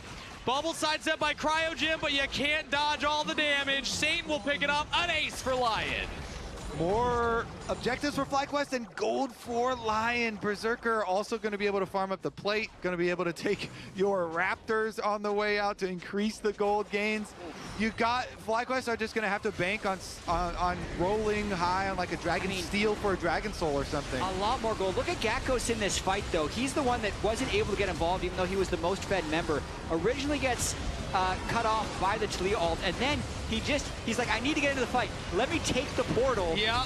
And then flashes in afterwards. If you can't have a fight where Gakkos is able to hold this space up here and stop them from flying in, then the people that are in the Drake Pit are going to get absolutely annihilated. So just a well-played fight there by Lion, just fighting around the Fed Rumble. Yeah, they need like a flash Sona ult to hold people for Rumble Ultimate or something. For some timings. I mean, Quad was really low already inside the pit. Yeah. And so Inspired just able to drive the Rift Herald into the pit. Yeah, he doesn't get the smite timing there, but then pops out, able to take down the Cassio, and the rest of Lion here, increasing the gold lead. Still though, FlyQuest are thinking, maybe we can leverage this Dragon Soul to save the series. I almost feel like Dragon's kind of good. I almost feel like they need to give up a couple of them. Because I think if they fight the next one, it's toast. I mean, it looks like they're going in onto Dokla right now. All that magic resist picked up as Quad finds Inspired as he hex gated in. But the clone's able to get him back to safety. Griffin, this time, hey, he got a camp. He just stole the Krugs. He did? Yeah. Hey, it counts. You gotta count those ones. As FlyQuest are still 4,000 gold behind. So they're looking for plays, and that's something that I can say about FlyQuest confidently is that they got that fight in them, they got that dog in them. They will not stop looking for angles and looking for ways into this game. Sometimes it's to their detriment, but hey, at least you would rather have a team that will keep fighting than a team that will just do nothing. If FlyQuest are gonna have like decent conditions to fight that Dragon Soul, they really can't get picked in the next 2 minutes. This Talia is fed. This Talia is fearsome. I mean, Saint has 8 stacks on his Dark Steel in addition to the big gold lead that he has. So you cannot let anyone get picked off by this Talia preemptively here before Dragon. You honestly don't even want anyone having to flash in the next 2 minutes before this. I mean, Kobe, you're saying this Talia is fed. This Talia is fearsome. This Wukong is fed. This Wukong is fearsome. This Corki is fed. They're all sitting on 3 full items on the Wukong and the Corki. It's Talia that isn't completely on Void Staff yet. He may be, before this fight, currently sitting on 1,100 gold. So they are sitting on some big power spikes right now. I'll say the 8 stacks of Darksteel count as Griffin can't even get his own red buff. It's taken by Inspired right there. Now Griffin chunked out as he has to walk away. Inspired has just done this game after game after game. You get the early lead, you take away all the camps from your opponent, and now the team's on Baron. Yep, like this Baron Force with their item power spikes, knowing they chunked out Griffin, knowing there's no advantage. This could be the fight they need before Drake. Turn in onto Masu, flash away, but they got onto Quad. The Cassio PS taken out before the fight even begins, as Masu's in some trouble as well. Both the carries are down. Lion with 2 quick picks as they use the Baron as a magnet to pull FlyQuest in. Gonna turn back under the Purple Worm. Yeah, great instant turn there. You can tell the call already. I mean, if we get the comms listening, you know they're looking at it from the very beginning. They take down Masu. They take down the rest of them too. Nothing for FlyQuest to say about it. Baron for Lion. And 40 seconds away from Dragon Soul, just to put the cherry on top. It's perfectly done. This Lion team is playing immaculate macro. Dokla waiting in the bush beforehand. They have the vision control. Once they walk past the ward, they just go. Inspired's leading the way along with Dokla. The Talia ult also catches Cryogen, just totally destroying them. And the crazy thing here, Kobe, we saw 3 weeks of Lyon where Inspired was just playing with the team for the first time, and they were just trying to get people on the same page. And we know that Inspired loves playing slow control games where his carries aren't making mistakes. Both his mid and AD are deathless this game, and they're fighting on all the right timers. Back to the Dragon Soul fight right now, as FlyQuest have one last opportunity to get back into this game. That's a flash from Quad, away from the Unraveled Earth. Watch for Inspired on the flank. He's spotted by Gakkos. He's trying to get in. Has the Galio coming in on top. They knock up the Rumble. Griffin's locked down as well. Everybody turning in on the Masu as he got separated from the rest of the team. The Encore to buy some space. The Equalizer goes down. FlyQuest might just be turning this one around. Masu will go down. Big damage from Berserker as the Rockets are shredding them. Saint with the flick back. Griffin goes down. Saint is godlike. Gakkos will try and trade it back at Inspired. Will get the shutdown, but a consolation prize. Double kill to Berserker and a double kill to Saint. Lyon ace the team fight. And that's going to be the Dragon Soul as well for your reward. Lyon looking to wrap up this series. Here's another look at the start of the fight. Yeah, deny the Soul here because FlyQuest had been stacking them, but right here, it feels that, like, the way the series has been going, Kobe, it feels like Lyon should have the Dragon Soul. And watching this, they're running them down. A slight window, it felt like, that FlyQuest could maybe turn it around, but Inspired doesn't present himself as a target. Once they get Masu down, it's only magic damage left, so Saint is able to kind of face check in there, get the flick, and Berserker gets the cleanup. Yeah, I mean, the carries are just so fed on Lyon here, able to finish it off nicely. Walk on through and, yes, deny the Dragon Soul that had been building up, and now it just feels so far out of reach. Yeah. It was kind of like you were hopeful before, maybe there's some little miracle we can like steal something, and it's just been extinguished. And we are on the precipice of another 3-0 this super week. Lyon versus FlyQuest. If you had asked me coming into the weekend, which series do you think could go the distance? This was my obvious choice. I think that this is going to be 5 games between these two teams. Yeah. Lyon have shown up in a huge way to shatter those expectations. They really have, because based on what we'd seen in lock-in before this series, was a very inconsistent team for Lyon. There were games where Berserker would be really fed, but there were also games where Dokla was losing lane massively, where Saint was getting picked constantly, and they didn't feel like they were playing the same game.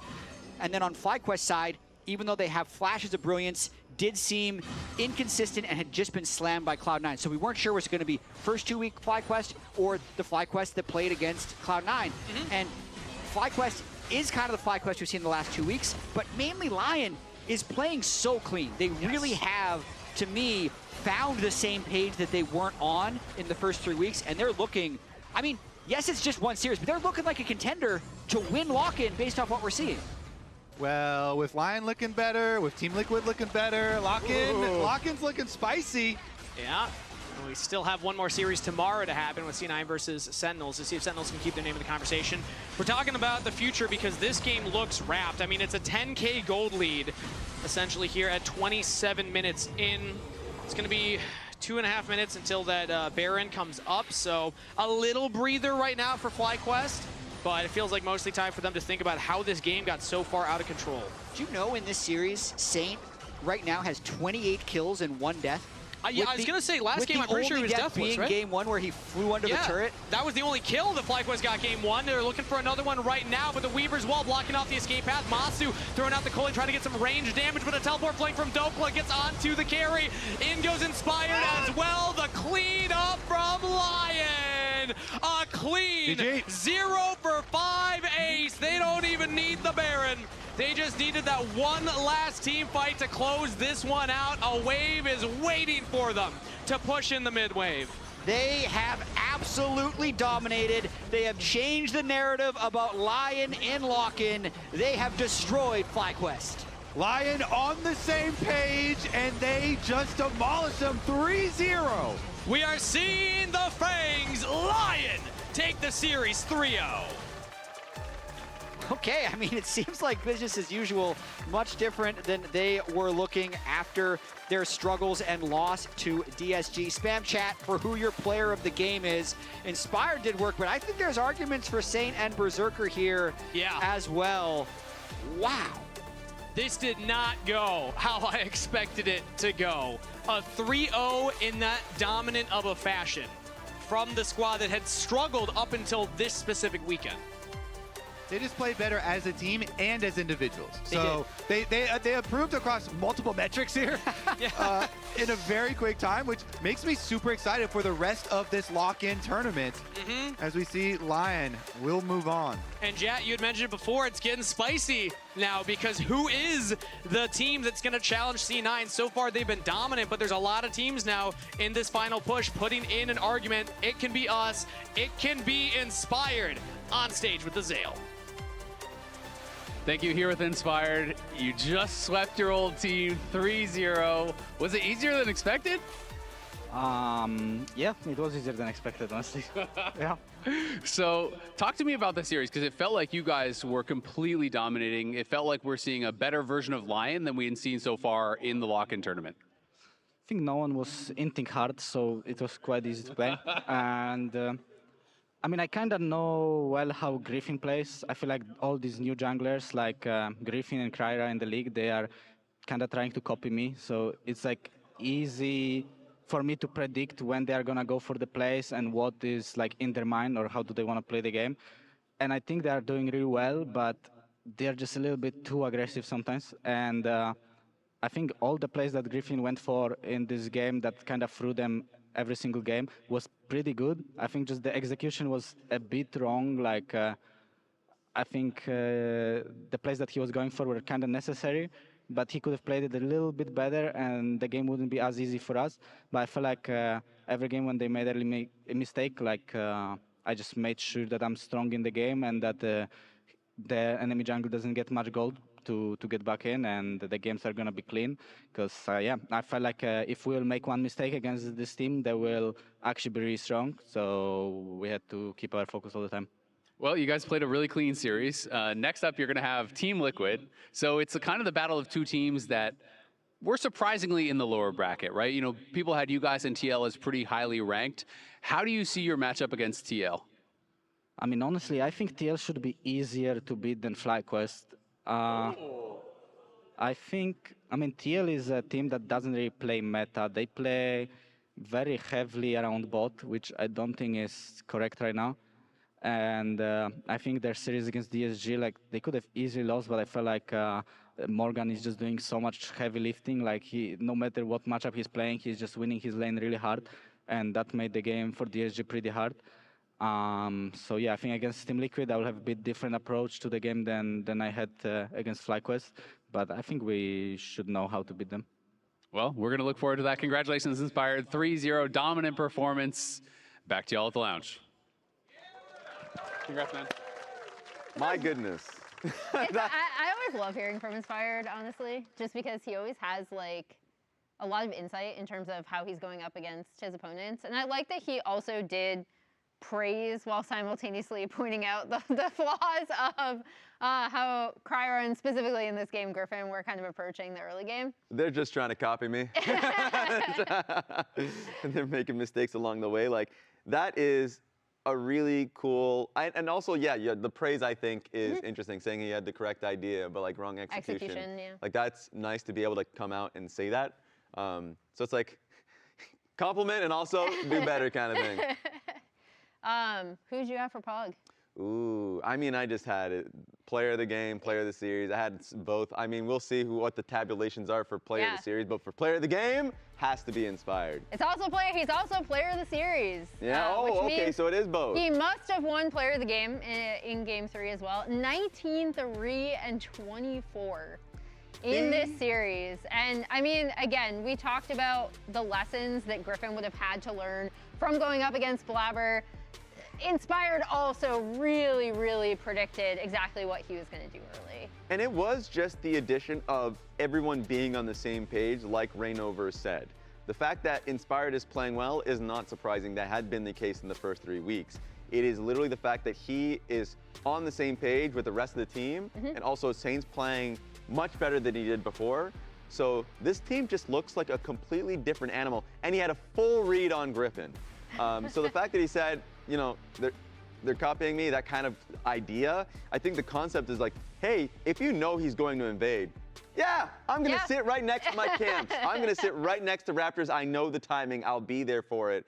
So it looks like this one for the player of the game. For this one, the fans had it as mid lane, Saint. So yeah, and honestly, I really loved seeing Saint really rebound in this series. It felt like he was struggling a lot in their prior series, not just with linking up, but making really, in my opinion, uncharacteristic individual mistakes that I thought were absolutely shored up today. And on top of that, he looked really well coordinated with Inspired and the rest of the team. And it now means, as we take a look at this bracket, this lower matchup is going to be an absolute banger, with both Lyon and Team Liquid 3-0ing their opponents in really, really dominant fashion. We really do have Sharks in the lower bracket. This is the first time I've experienced a situation where whoever is in the upper bracket is being sent out and Sentinels is sweating, right? Yeah. Because like there is that series that's going to happen tomorrow, yes, like between C9 and Sentinels. And whoever loses that has to go up against Lyon or Team Liquid, who look like completely different animals. So there's a lot there. And I'm super excited. I'm surprised because like when I put in my prediction for a 3-1 Lyon, I didn't think it was going to be this lopsided. Yeah. And it just feels like the 1 week break that both Lyon and TL had really got them a chance to sort through all their issues. Yeah, and we talked about the roster construction. We're finally seeing that in action with this Lyon team. And as you said, though, C9 Sentinels, tomorrow, we'll find out who we have for that series tomorrow as well, because that's it for us today. We will be back tomorrow at 4 p.m. Eastern, 1 p.m. Pacific for C9 Sentinels. Get them waving too. Thank you for, oh yeah. Bye. See you guys. Bye-bye. A Lyon yet to find its claws. With pressure mounting, this would-be super team needs to find their footing now. When is here? Yeah. When is here? I'm gonna ult in 10 seconds. Okay. When is flanking? I have ult in 10. Gwen, no W now. Nice. Pushed up, we can maybe end. It's a slaughter of a game one with a 21,000 gold lead. Game one to Lyon. Oh, use ulti, sir. I'll just use ulti like this. Yeah, looks good. And I'm behind Just them. take it slow. Yeah. I'm driving with Rift into them. They use Rumble ult already, okay? Yeah. Look here. Look at Cassio, no flash. Cassio, Yeah, no flash. I'm turning Lumber. It looks good. Just Come. keep playing slow. Keep playing slow. Corky's really far. Corky's really far. Okay, I'm going. Okay, we're coming now. They took gate behind us. Lucian flash. Rumble, no flash. Rumble. Top lane one, heal me. Yeah, I'm looking. Okay, I'm going mid. Where did Corky go? That Corky was far. He just played it. Huh? Take it slow. I think has flash. I'm tanky, okay? Just keep hitting it. I'm dropping now. They have absolutely dominated. They have changed the narrative about Lyon in lock-in. They have destroyed FlyQuest. Nice, guys. Let's go. GG! You played really well. I read this guy mind. Like, he's such a rookie. Like, he doesn't give about anything. I mean, I respect that. If his support had experience to tell him what to do, if his support had experience to tell him what to do, like, they could be good. He's really aggressive. I like it. Yeah, I think he's not bad too. But like, they're just not connected, and they can't do that, I think, like this. Nice, guys.